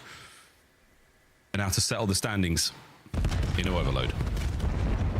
And those explosions raining out. Exceed the only one to get a kill, so simply be welcome back to his spawn. But hey, Sim's teammates pick him up. It'll be a 2-2 split off the break, and Lurks, man, is twisted flying forward. Fun POV to watch, but no kill there. No, nothing. Oh, well, for Exceed off spawn. Trying to get in the gills, trying to get some laneway now to work with. He's got a free route. He's been spotted though. A kill here would be great because his boys are still up. Now the reinforcements have arrived. A big pinch though from Sim. If he can take care of the carrier, yeah, he does. So mid-map, an awkward moment. We're seeing the presence in the spawn of FaZe, but no hope of getting that device forward. Yeah, they accomplished step 1, but step number 2, the more important factor in that. Just Sim doing a good job to keep away. Now FaZe gonna keep away the device from the enemy team, running it to the plain side of the map. Everything right now for FaZe Vegas, structurally sound. A cheeky run from Nero. Tries to buy some time, doesn't buy a single thing, and now the run towards goal is good. 04 slides it through. That's the first. And it kills as well. Yeah, and they're going to be able to stay in their spawn. So too many wall bounces for one team, and just great standard fundamental coordination there for the rest. Simp now the next man in line. Great shots. Can't get the second as 3 in the feed there from Carolina. Their turn to make some moves. Once again, you do have the plane heady, so Abuza, he's holding down this position very well indeed. Okay, well, FaZe, you managed to lose control of the objective. Let's see how you bounce back and listen in. Hey, take it left to me. I want you. You want to be cut? Hey, I'll talk great. Let's go. 2v5 with me. One is me middle. Hold you left. Right cross. They might be gonna go back right. Someone play back right. I'm not deep. I'm not deep. Right. I'm playing here. Top green. I'm not playing right. I'm playing right. I'm holding it. Take space now. I'm pitch right. I'm playing left. Okay. Yeah, just wait. Help lane though. Someone should come help. Yeah, I'm gonna come. Take it. Wait. Watch out. White truck. Taboo. Dead. Nice. Let's go. Charge deep. I'm on his speed. Watch out. Listen, even the sun shines on a dog's ass some days. I'm gonna need that guy. Someone play left. Someone play left. Top roof on me. Yeah, someone will. Peek from blue. I'm a ticket. Grace hit out right, okay? I have ticket, okay? Oh, watch out, Grace hit out right. They kill right. He didn't hit point. I didn't see him right. Jack, Phil left. I have ticket too. Yeah, One ticket. Yeah, hold on. Top green. Top green. There's two here, Zach. One just caught the train. One more. Pallet. Nice, maybe top green. I'm gonna take it. P5. They're laying out. I'm hard for a ticket. God, FaZe, what an attack it was. 3 saves on the goal line. Can they do another this time for the Ravens listening? Let's go. Sam dead. No, plane 80. Move the plane 80. There's one middle. Our hut. How much, guys? Okay. Top blue. Oh, 4's in bottom blue. That on me. Go. Bottom blue, guys. Bottom blue. They're spawning P2. Bottom blue didn't come to me. They're spawning P2, guys. They're spawning P2 100%. Top blue on me. Jaws is back spawn weak. Jaws is back spawn. Bro. I couldn't cross. 2 back spawn. One's going top green. Oh, 4. Absolute. Dead. One's going top green. P1. One more jump down. Let's get shit. Last guy's ball, right? Yeah, you gotta be on ball. I need to stun ball, guys. Play slow. Get killed. Yeah. I'm saying playing back left for you. I'm taking back left. One shot back left. I'm grabbing. Let's run it. Flip it. Heard you. I'm going around. Gotta be top green or something. I'm in back. Top green. He's gonna grab him, probably run forward. One shot here. It's outside P5. The ball's outside P5. Enter me. One more 18. You got it. Nice shot. It was weak 18. Heard you. I wrap left already. They're gonna be all on it. Top green on me. That's that, done. Draws top green. On me. Oh, and our bottom blue. Draws is running down P1. P1. Heard you. He's our bottom blue already. I spawn plane. They're gonna send it. One shot, bro. P1, 2P1. End to end overload with 45 seconds remaining in the first half. It's been a brutal first half, too, I think, for both of these teams. But FaZe now with the advantage. Device control again, and they are moving right towards blue. Every single frontline blocker you want is in position. Every single kill, even better. This is some FaZe dominance. Now you just got to go to that new device spawn. 6-4 and 4 the Sprees right now. We're looking at some serious streak potential in the second half. 20 seconds to go. Let's slow things right down. We might not be seeing any extra time. Whoa, shots. Boozer does not get his Hellstorm. No one does, actually, on FaZe by the looks of things. So, final few seconds. 0-4 with that nade, trying to deny extra time. The shots secure it. Anyone able to grab it? Go. 0.1 second to spare. We might be looking at capture. Can he get there in time? 0-4. The stuns are in. And so is the whistle. Ravens. You blink and you lose 2 EMP detonations unbelievably quickly. Yeah, some painful ones too. Carolina had maybe 2 different opportunities where they're stretching out the map, they're getting involved for the spawn kills, influencing the spawns in the right way, but those backline players there for FaZe just slowing down the push enough. These stops were miraculous as well. The nade from Nero, the first kill from Craze in 0-4 falls moments before he gets in. This has just been the stories of the series, man. Carolina have been putting in some good work. They're making good plays. It just hasn't quite been enough. It does look like, the Ravens are doing everything objectively. Looks good. You're right, it looks nice. But it comes down to, one guy just couldn't make the cross. One guy couldn't get the trade. I didn't check that one corner. That is the way it goes. FaZe, good possession there, 62% in that first half. And here at the whistle blow on the swap of the sides is a clean 3 dead. Outside of Lurks now pushing forward. This could be another capture. Names should be over the top of the 18-wheeler. Oh, but Simp is as well. Draws down. Exceed with a big 2. Stops the capture. You ain't working outside, right? And another save from the Ravens. Yeah, always fun to get a collateral with a main gun. That device, well, dropped in spawn. A delicate moment. If you lose these gunfights, FaZe don't have to go very far. Simp, well, the reset's coming through after the 10 seconds, so still vying for that position. They were about to swing this right. If Abuz had gotten it out and 04 is going to manage to do so, you got Draza in position. The spawn kills are flowing, and it's good enough for the cap. That's the difference maker. Ravens going for the same plays, but with too spread of a setup. FaZe right there kept it nice and tight. That is quick and efficient work, and Draza has been on point this series. Slaying 04, the hat trick is there. An Exceed, a lovely pirouette, a spin, and an airborne sim taken care of. Now FaZe though pushing forward. A weakened Exceed. Can they take care of business? Lovely work on the defense. Tags now into the carrier. Can we buy the space? Sure can. Nero is there. And an open lane to play with here. For the Ravens, they might be able to fight this one forward. 3:30 on the clock. Graze the frontline blocker.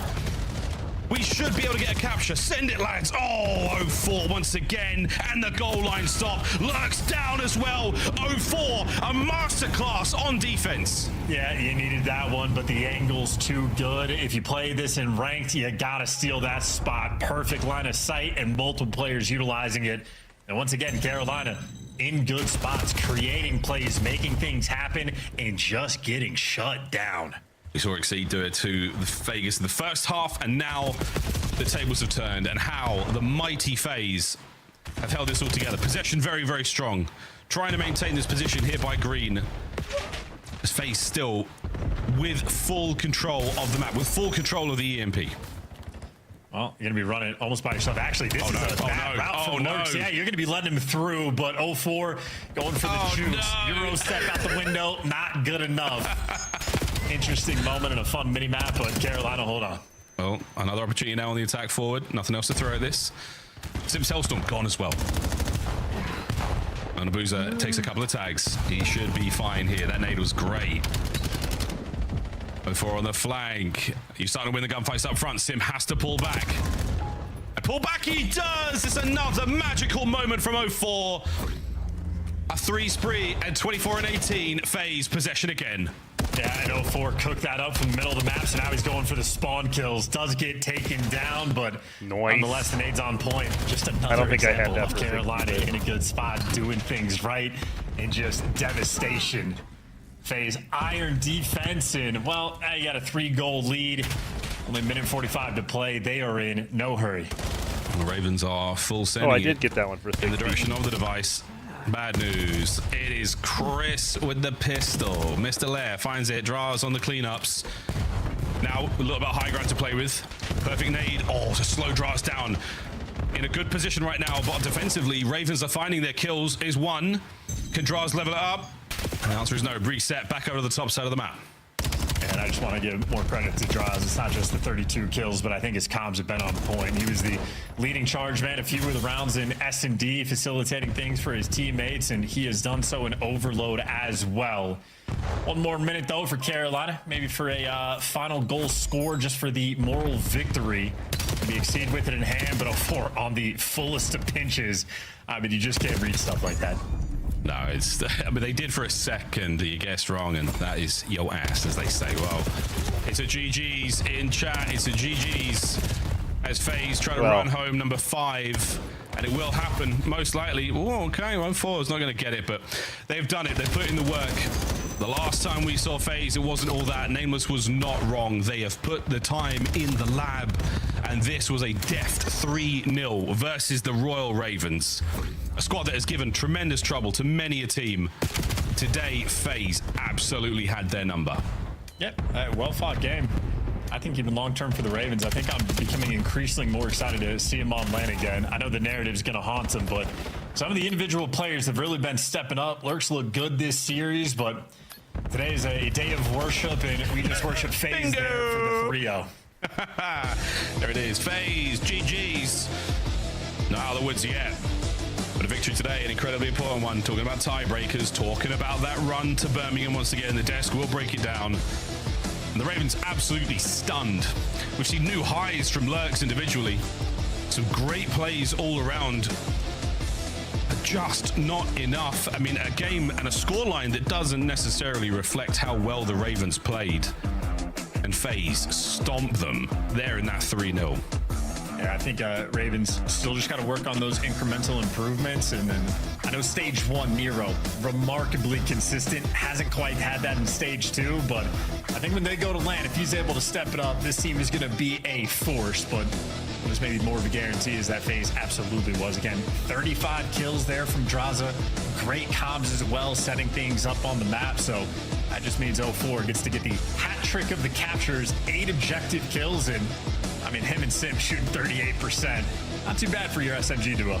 That's solid. That's very, very solid indeed. Great damage, great work across the board there. Scar Overload for FaZe. They're out of the slump. They have done it. They're in Overload. 5-1.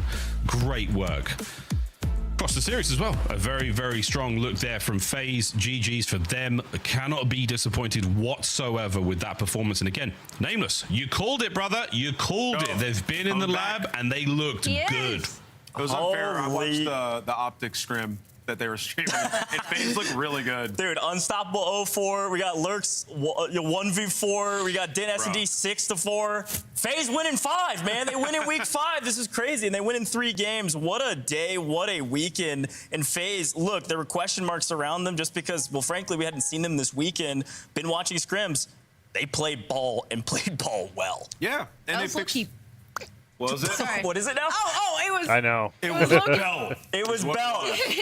Yeah, I mean, I've seen it went down to Carolina, like they've 6, looked really good. So and then it was like 5 and 4 and 3. I was like, you know what though, this fucking live stream is just about over anyway. 1v1, there was nobody on planet Earth that was killing Lurks there, and 04 had the smoke, made the play. So huge win for him to, you know, get his confidence back. Yeah, we got to take a look at our highlights because there were a lot of them. Frankly, you're 100% right. Clearly nobody cared about this last good. game. Not only some heroic plays, but here in Overload, I mean, the story was kind of phased the entire time, Nameless. Yeah. They had control of the map and were just winning their once. Yeah, they were winning once, but not only that, on the side of FaZe Vegas, like when they needed to find 2, they'd find 2. I mean, you're looking at the streak side right now. I mean, that was like 6 straight team kills to go and get that third stick of the Overload. So like for me, I just feel like now I don't have came out so really many followers. We had some moments out of Lurks, but like we didn't really get a Nero map, Exceed. I mean, so if I end it and during start the a new one, and then Craze, it's a separate I was stream really now and it still hoping counts my that this live would be viewer the time. series, but you know, not to single out one player. I think as a team they just did really No, show it's his first I stream. think, you know, FaZe, and that's due to what FaZe was doing. Like, they're playing so aggressive. So if I Definitely, pull like, up the fastest pace we've seen FaZe play with, and what happens, you win 2 really comfortable respawns. It's 3, so, and it he's says in a good spot now where they're 4 and 5, so shouldn't be it says worried about minimum not of making 3 average viewers. Big match versus Oh Germany, no, you're right. Yeah, it does say minimum of 3 average even viewers potentially on they 4 get a couple more different wins. I mean, days. they could skip the play, and there's still enough tumultuous tides in our leaderboard. It's definitely possible they could win out. But I believe we've got our monster winner spotlight with Draza. Congratulations, Draza. Talk to me about that Overload, man. You absolutely crushed it. Crazy stats across the board. Team looked really, really good. Yeah, I mean, I think we're 0-5 in the last 5 for our Overload. But our practice has been insane on it. So I think just making small mistakes in these matches, kind of not taking the map control we need or not playing a little too fast when we shouldn't, and kind of just making sure the kills come to us. What are you're trying to get an early payout for what? Draws, you know, split 1, you guys were the best search team. Mine's already paid out. A pretty big drop off today. Looked really good. The last what's it one, like trying to Exceed balance 04, that? Like, you're trying to work into already respawn paid. and search starts to fall off. Can you talk to us and the fans about keeping that balance, being good across all the modes? Gotcha. Yeah, I mean, normally when you focus for any team I've been on like one game mode, the other 2 always kind of fall off. Yeah. But I think for S&D, we obviously lost a 4-0 lead to Thieves, and then we lost, which I would count that as a win. Like, we're at 4-0, like, I would count that as a win normally. Hell yeah, man. I'm up and to then fucking Optic, we like obviously lost like 2 $800 in my account 4v2s, now. and that one wasn't as clean. But I just think make sure we're getting, you know, making Oh, plays. dude, not I playing too lost a stiff, shit and ton working on together. fucking basketball. Closing out when we get these first bloods is like kind of a big thing for S&D, and I think we did it pretty well. Besides that one round on that then. And you guys are like 90% conversion, so you're good there. They're just clip farming. It's clip farming. Josh, I want to pick your brain a little bit because of just how this split has gone as we're nearing its end and the pressure build. What do you think is the most important thing in this game right now? Whether it's what to be good at or what to be focusing? For game modes? For just this game in general, overall, whether it's a specific game mode, whether it's teamwork, whatever you think it is. I think comms is a big thing, and I also think just playing Every fast time I when you change the have the fucking space to stream, take, my and not my, just like insta dying just hotkey because stopped. you push out the front of the hill and you're just taking your first shot. Playing a little bit cruddy, guaranteeing those ones, I think is a big thing that we've been working on across all game modes, and I think we've been doing good. And a quick follow-up to that, do you think that specifically Des was knowing saying. when to play fast and take space is kind of where the skill gap is right now between players and teams, and that's kind of why it's so small, because again, we're at the professional level? Yeah, 100%. I think Optic right now are obviously the best team in the game, and I think they do it really well of playing very fast, but they're not playing to like scam. Yeah. Like they'll chow you, but like they'll guarantee their one and then go for two, and there's all over the map. So I think just keep going hard and trying to guarantee and fix that is going to be our best chance for winning Major 2. Hell yeah. Well, it was great looking at FaZe today, man. You guys look really, really good. Everything was composed, very professional. Last question I've got for you. You've got Gentlemates next week. Any words for your competition or words for the people watching? I mean, that's Tell me what to do. Show me how to feel. Under your control. Everything is real. So hit me.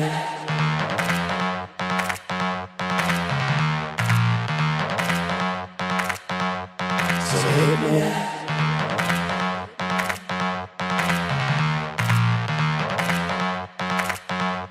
So hit me. First confession. With you, I feel a connection. With you, it's like an infection. I've been infected with an obsession. With you, never an intention. Nothing but love and affection. Enough of my case, so let's cut to the chase. Listen up, cause these are the directions. Obey what I say, don't complain, I don't wanna hear questions. Follow my lead, tell the boss your needs, it's important, it's not a suggestion. I'm about to teach you a lesson. I recommend that you pay attention. This is my kingdom, you're stripped of all freedom. You want nothing but my possession. Head back, head tight, mouth shut, eyes wide. Baby, I'm yours. Baby, I'm yours. Whatever you say, go. Nobody needs to know. Whatever you say, go. I'm under your control. So hit me. So for the remainder, you were about to get chambered. If ever you feel you're in danger, just say the safe word, I won't get angry. Now, I'm done being playful. I promise that I keep it tasteful. So lay on the table, cause this is about to get painful. Open up wide, I'm going inside. You're not going nowhere until the sunrise. I love when you scream, I know what it means. That's why we make a good team. But never a witness how we get off. It's nobody's business, is it? So it's funny how nobody knows how much you love me, none of control. Tell me what to do. Show me how to feel. Show me how to feel. Under your control. Under your control. Everything is real. Whatever you say, go.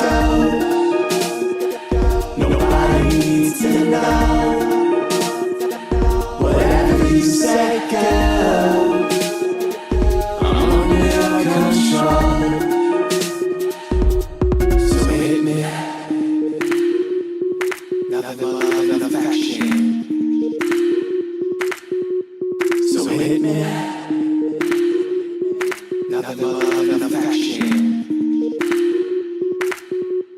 So hit me. Head back, head tight. Mouth shut, eyes wide. Baby, I'm yours. I said, baby, I'm yours. Whatever you say, go. Nobody needs to know. Whatever you say, go. I'm under your control. Whatever you say, go. Nobody needs to know. Whatever you say, go. I'm under your control.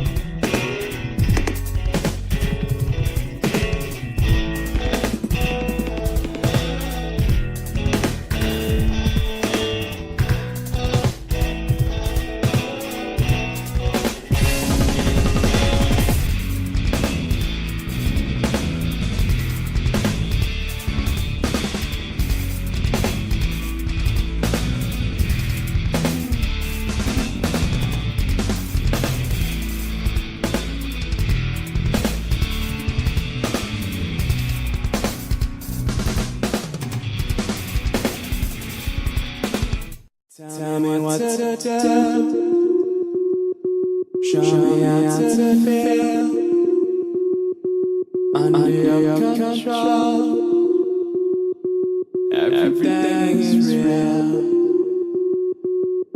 So hit me.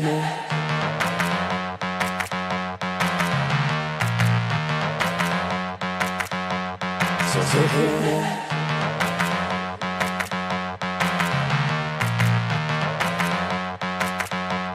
So hit me. First confession. With you, I feel like a connection. With you, it's like an infection. I've been infected with an obsession. With you, never an intention. Nothing but an affection. Enough for my case, so let's cut to the chase. Listen, these are the directions.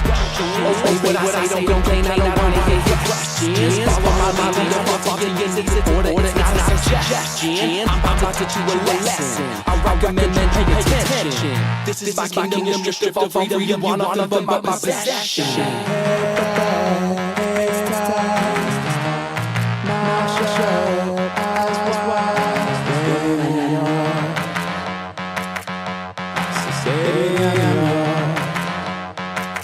Whatever you say, go. Nobody needs to know. Whatever you say, go. I'm under your control.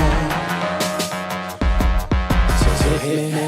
So for the remainder, you were about to get chambered. If ever you feel you're in danger, just say the safe word. I won't get angry. Now I'm done being playful. I promise that I keep it peaceful. So lay on the table, cause this is about to get painful. Open up wide, I'm going inside. You know going where the sun rises. I love when you scream, I know what it means. That's why we make a team.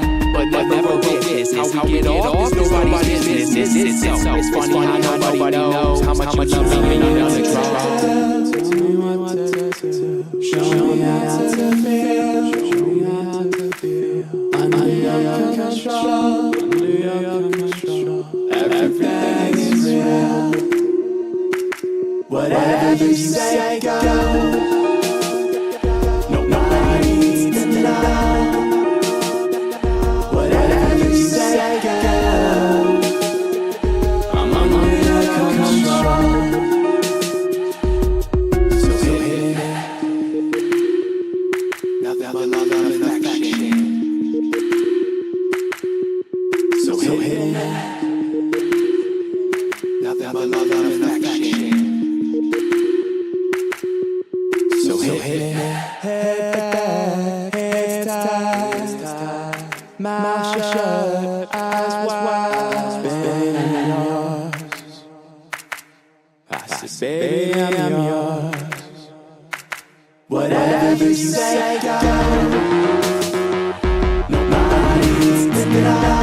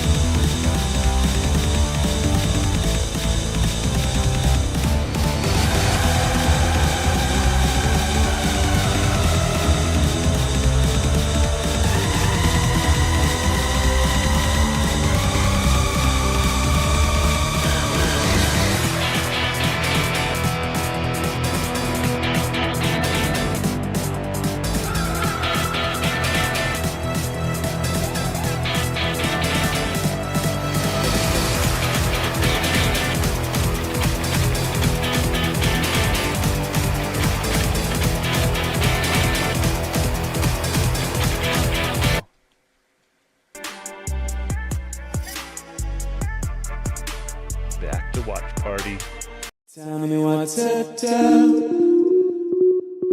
Show me how to feel. Under your control. Everything is real. So hit me.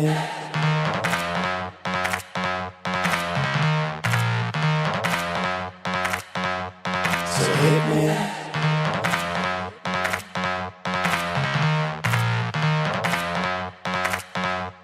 So hit me. First confession. With you, I feel a connection. With you, it's like an infection. I've been infected with an obsession. With you, never an intention. Nothing but love and affection.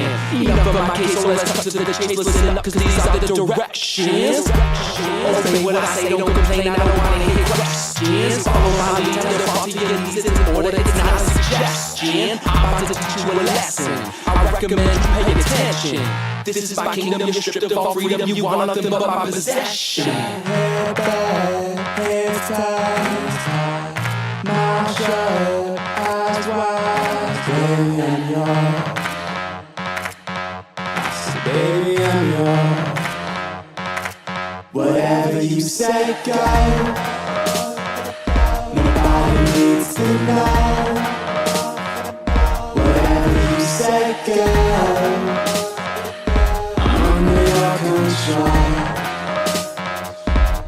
So hit me.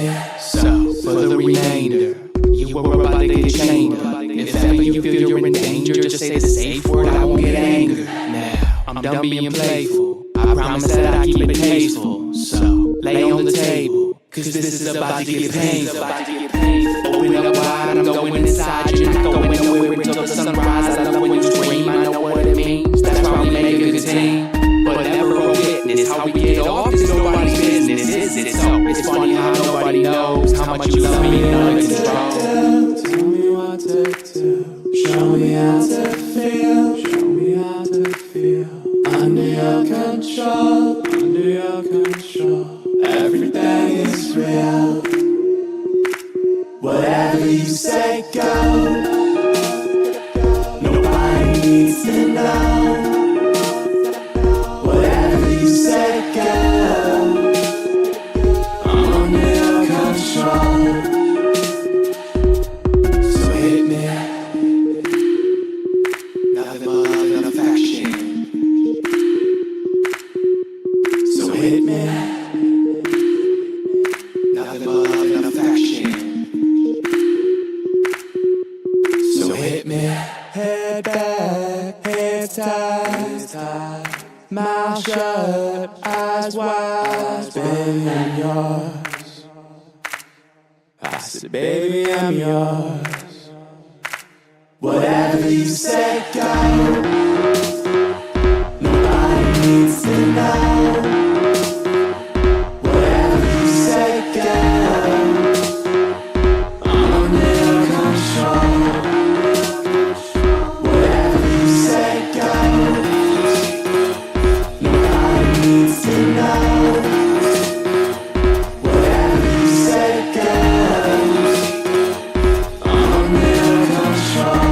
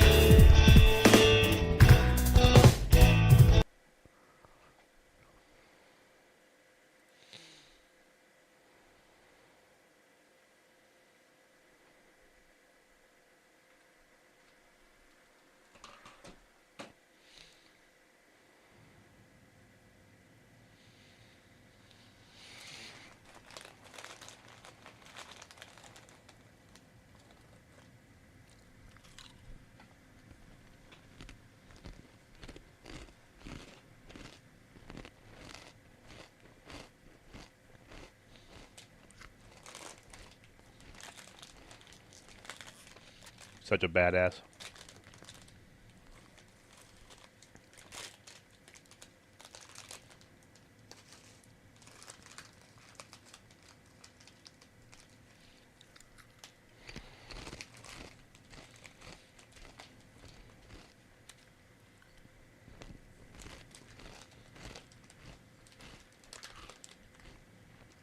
Nice.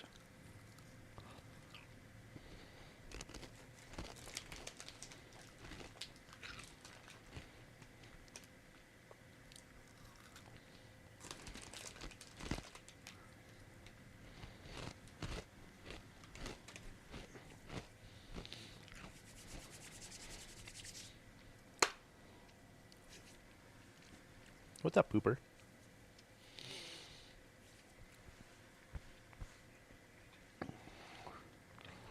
I'm not a huge fan of it, but we did have fun last night, but I'm not a huge fan of it.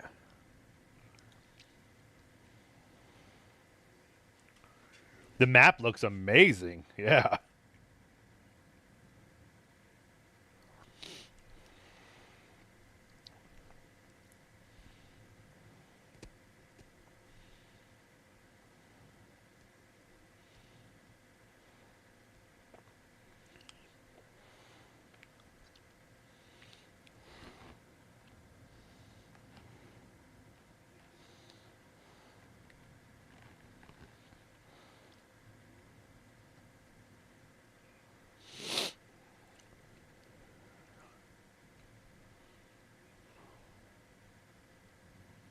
Oh, okay.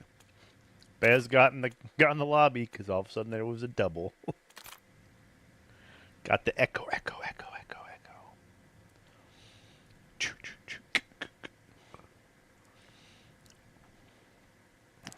I mean, if you just back out, it's over.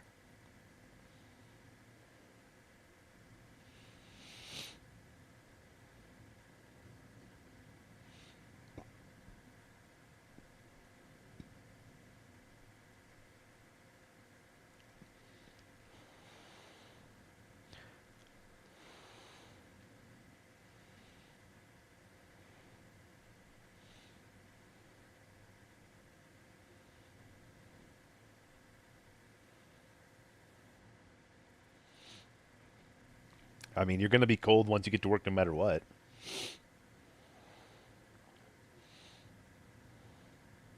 Listen, I was trying to help you fucking feel better about it, bud, okay?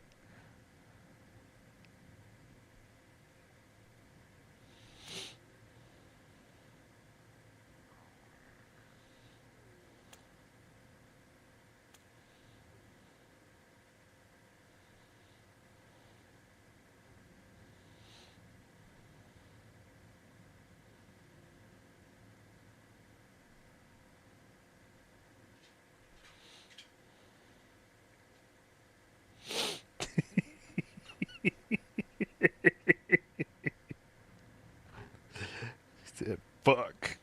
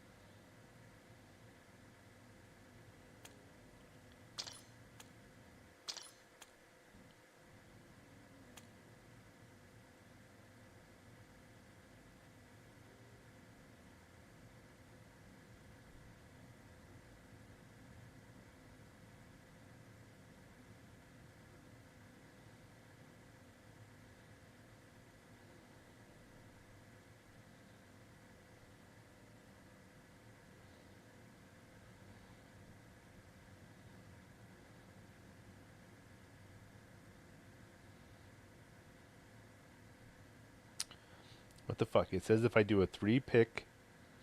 Oh, I'm not on flex. That's why. It's like it won't let me use my $15 protected play.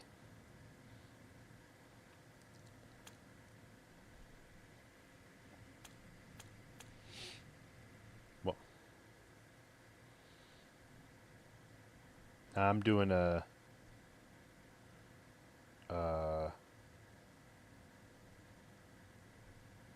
am I doing? I'm doing a soccer one right now. Oh, what? I just fucking... Oh, there it goes. That is a place.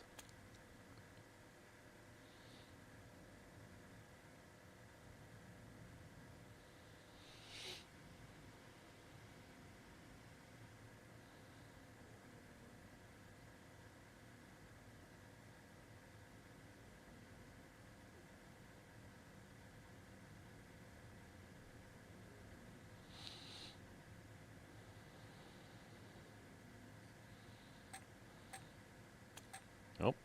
Time to press the mute button.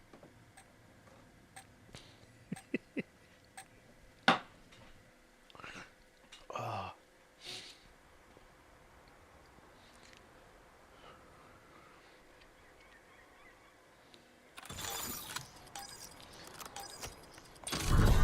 Hard point. Oh, I don't know what guns I have. Shit.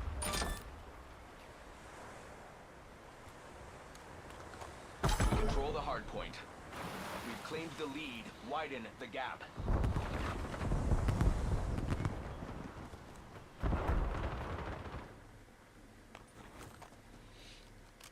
How'd our audition go?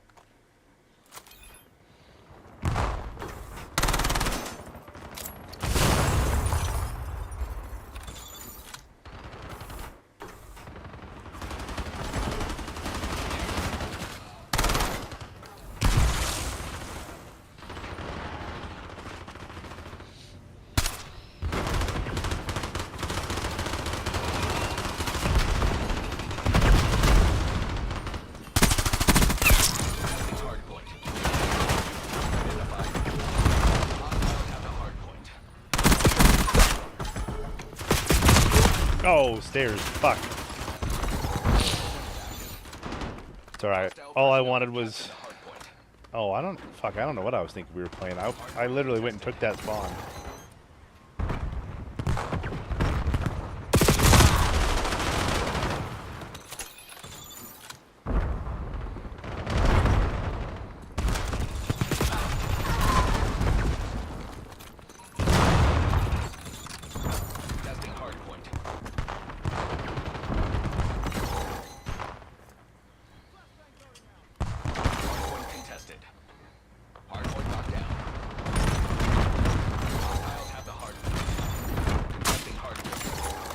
Control the hard point.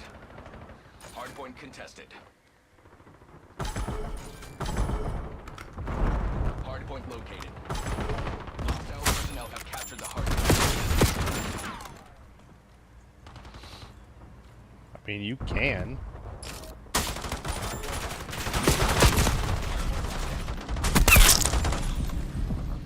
God, I'm trying...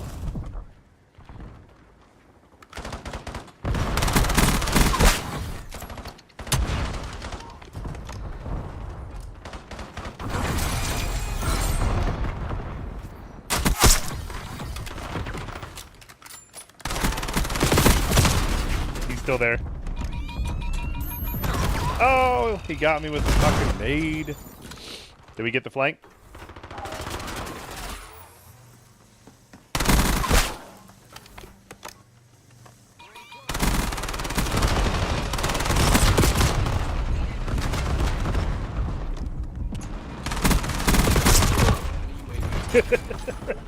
They're just all outside the door. Hostiles have the hard point.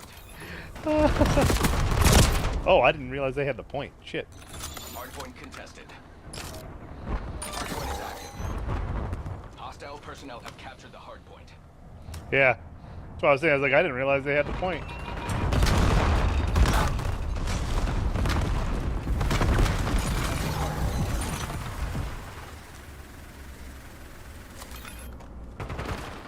Control the hardpoint.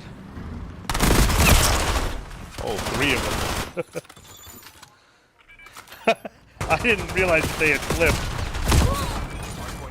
Oh, it spawned me in their spawn that time.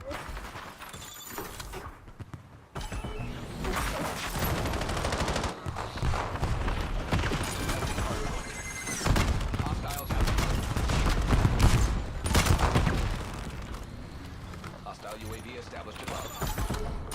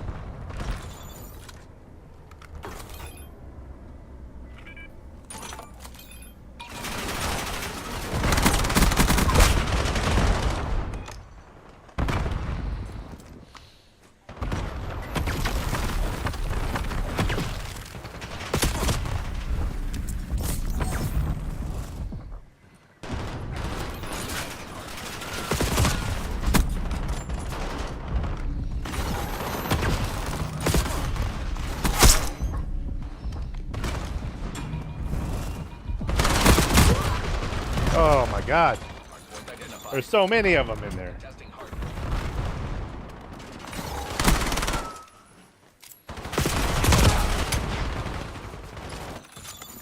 Since when did the grenades not kill people? I literally smashed the dude in the face with it, and he still didn't die.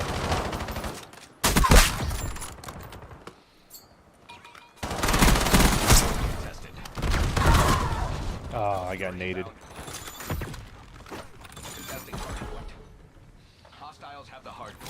I mean, I killed the dude inside the fucking vent, but he threw a nade beforehand.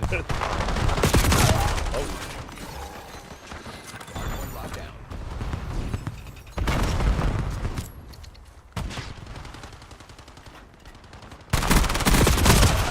Two coming in vent. Okay. Hardpoint located. I was just trying to let you know. But you do you, boo. Control the hardpoint. Hardpoint active.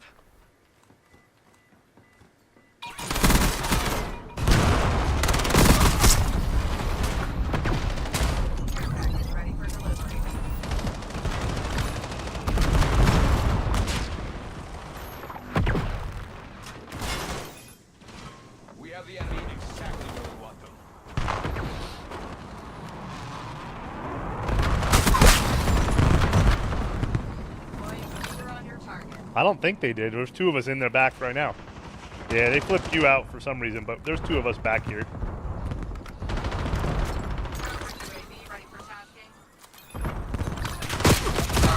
Oh. Now they are. Now they did. Now they did. Hardpoint identified. Hardpoint contested.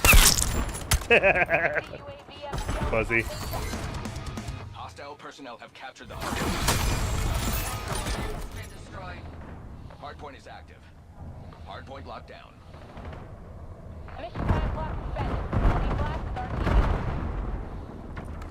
Contesting hardpoint. Hostiles have the hardpoint.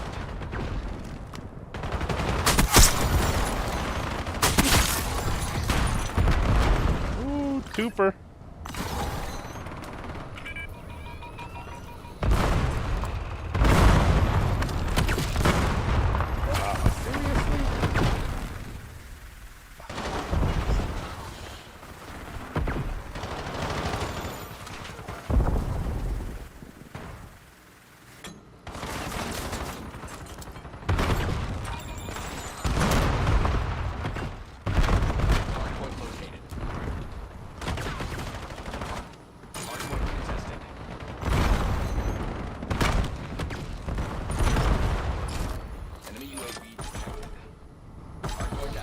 At least you know it. Skewer release detected. Contesting hardpoint. Hostile personnel have captured the hardpoint. Hardpoint contested. We control the hardpoint.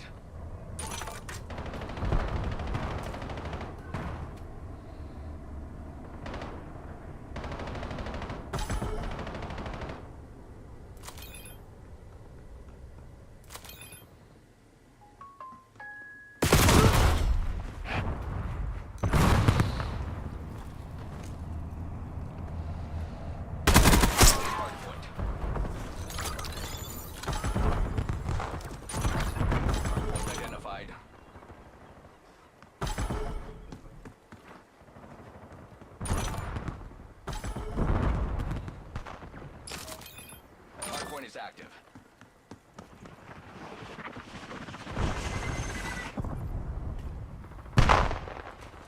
Hardpoint locked down. Hardpoint contested. Hostiles have the hardpoint.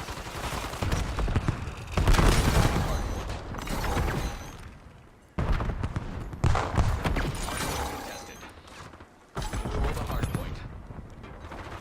Hostile personnel have captured the hardpoint. Hostile UAV established above.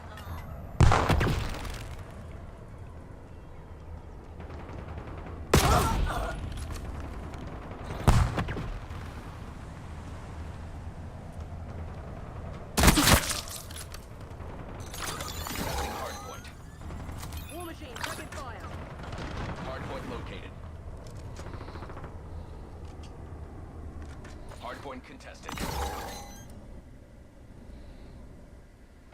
Enemy UAV destroyed. Hardpoint active. You are catching eyes over here. Keep up the effort. I always deliver.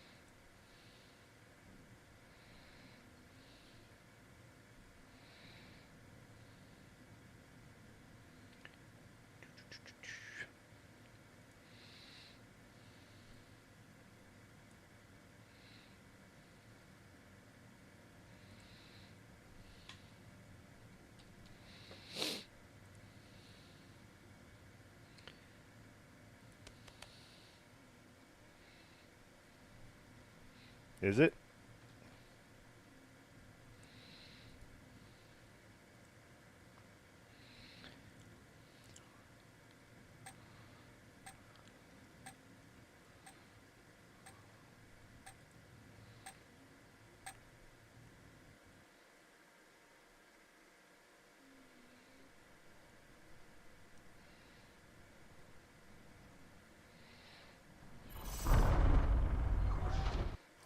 Search and destroy.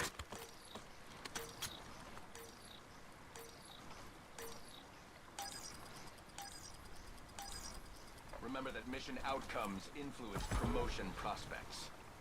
Bomb acquired.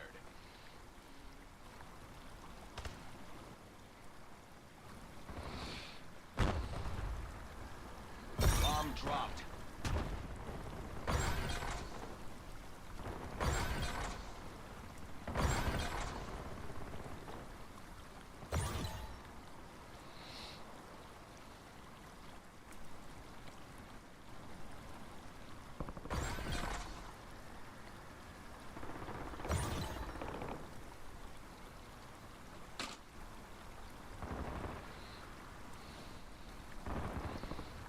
One hostile remains. Take them out.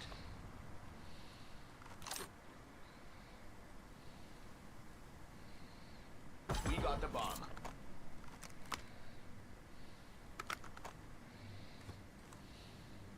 There's not much time left to lock this down. We're planting the bomb.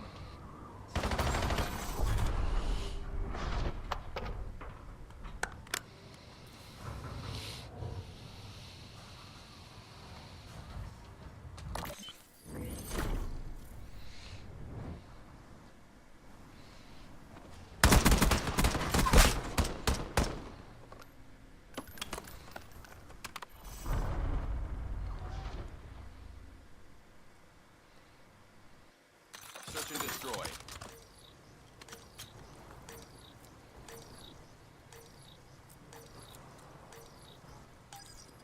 This operation is under executive surveillance. I want it pristine.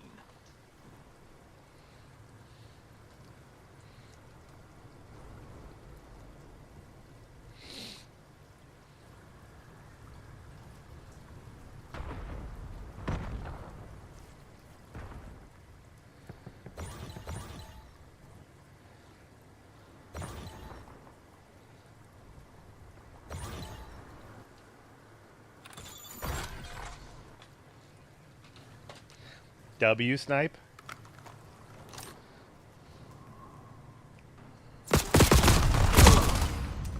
Well, he got me in our spawn. Setting charge.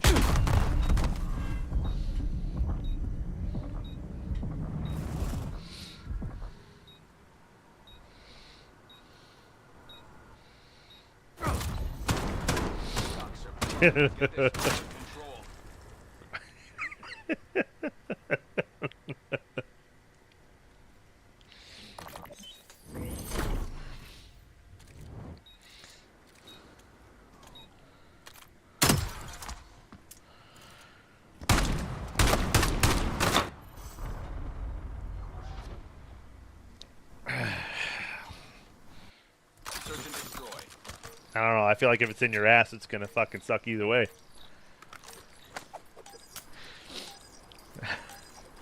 Secure the mission area at all costs. Bomb acquired.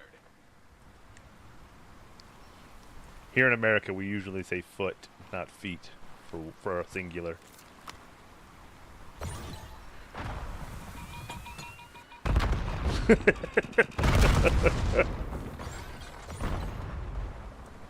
Charges dropped.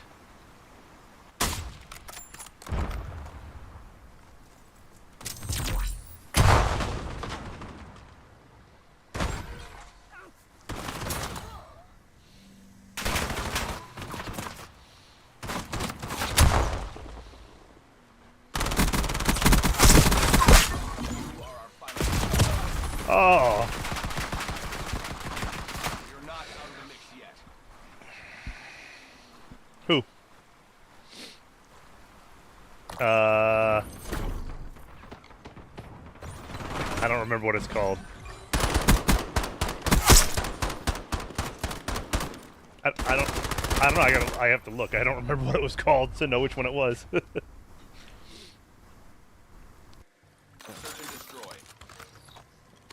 I know it was. No, I think this was Defend the objective. this. Well, it might have been from the weapons prestiges, but I don't think so. Hostile UAV established above.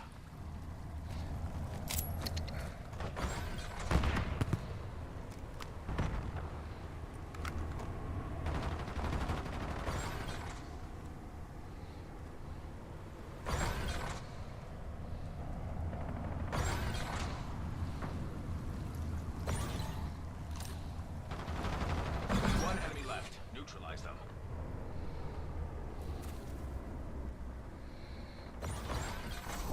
Acceptable performance, SEC team. Make sure it stays that way. Why won't you work?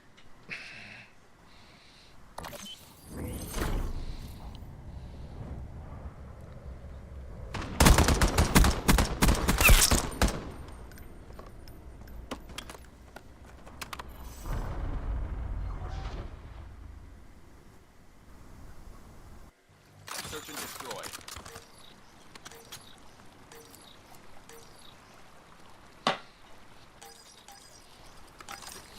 Eliminate the objective. We got the bomb.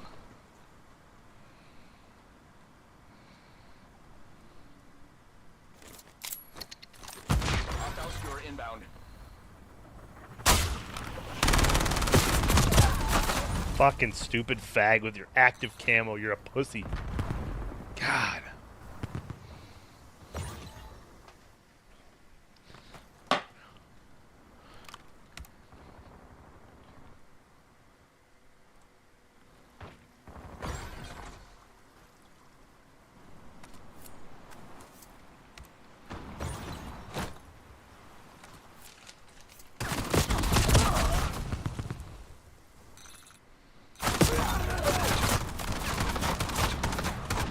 Metrics are slipping. Clean it up.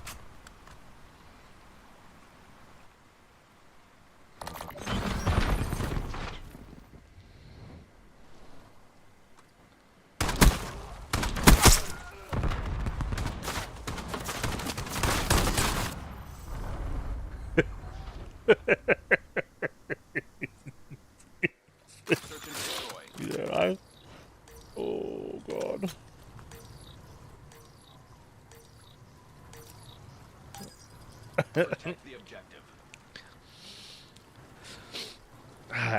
It's not mine just because you have it on loan to me. That's not the same thing, bud.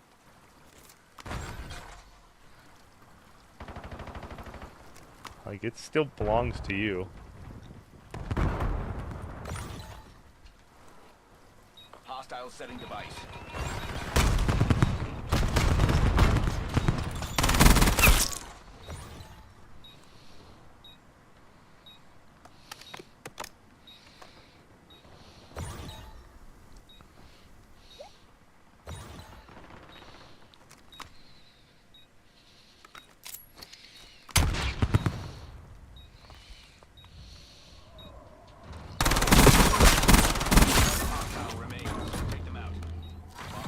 Shoot the other guy.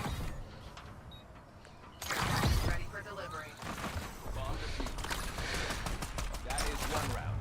Keep it up and we can talk. I'm like, Gramps comes over to me. I'm defusing. There's still somebody alive. He's just staring at me. Like, dude, shoot the other guy.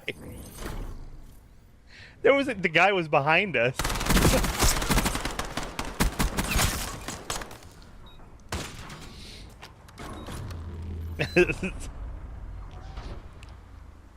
Yeah, then we would have both died with one bullet. Oh, fuck. I know. I'm sorry. Destroy the objective. Oh, hey, I have a... Let's see if we can get something cool from a care package. Watch me get fucking HKDs again.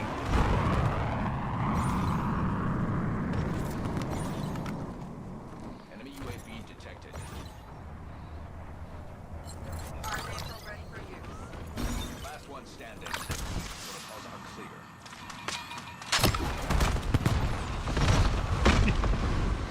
Oh, he thinks he's good. This is so funny.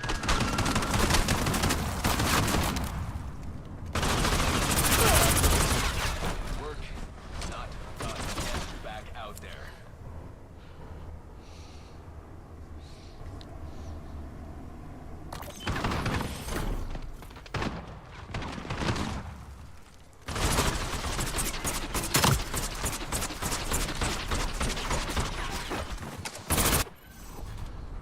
These guys aren't even good enough to hold my jockstrap. They only diddied me because I was archangeling them at the very end when it was 1v5. Well, you know, that's totally different. You are authorized to engage. Protect the guild's interests. Hostile UAV established above.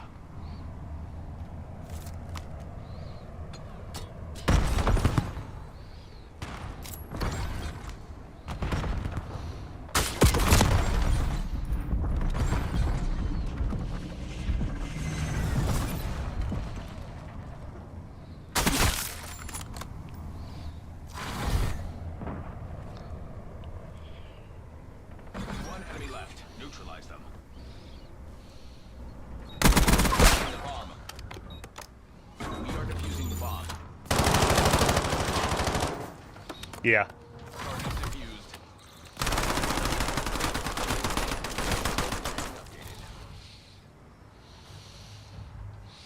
I know, right? It's even good at range too, which is fucked.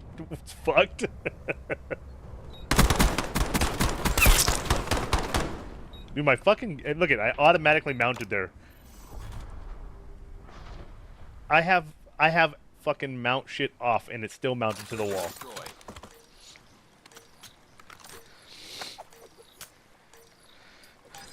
Yes, it's the last one for them. Success guarantees continued access to premium benefits. We got the bomb.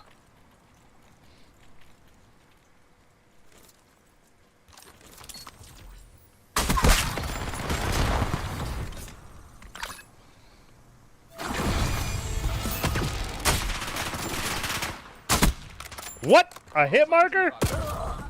That's bullshit. I shot him in the face and got a hit marker. There are two left side there to your bed. Kaza to your left. There's another one there. I don't know where though, but he was there with two there. Oh, below you. To your right, Kaza. I got you, boo. He was a retard, but it was still funny.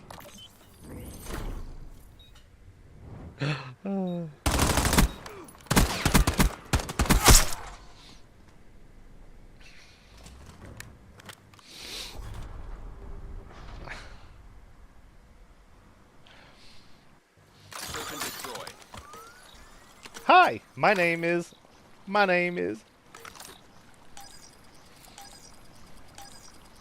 guild has chosen to invest in you. Do Oh. not let us down. I have another one. One more care package. Try not to die so quickly.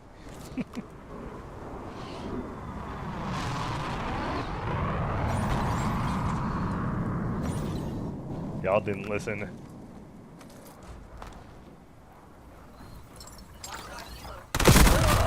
You fucking cocksucker. He's fucking active camo. These kids are pussies.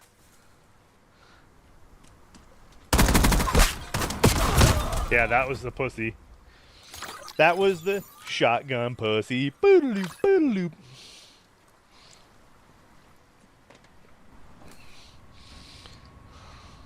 Yeah, at least 2 of them were in our spawn. I don't know where the other dude was. Tools. TC is nearing 0. Close the deal. All personnel withdraw. Trauma teams are inbound.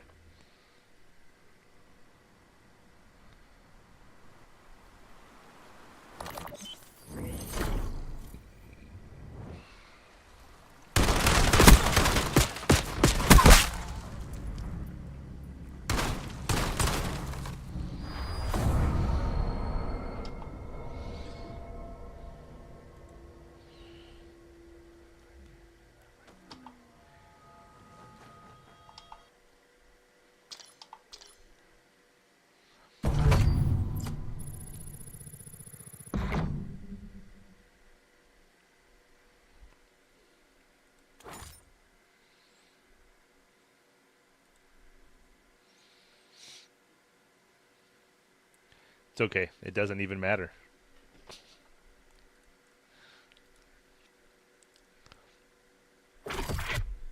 There's too many of us. Oh, is it 4? Oh, okay. Then yeah, I'm sure. Why not? Fuck it. Get fucked, cunt. OBS. Virtual camera. Studio mode. Transition. Nope. Not in there. Time. Stream dock.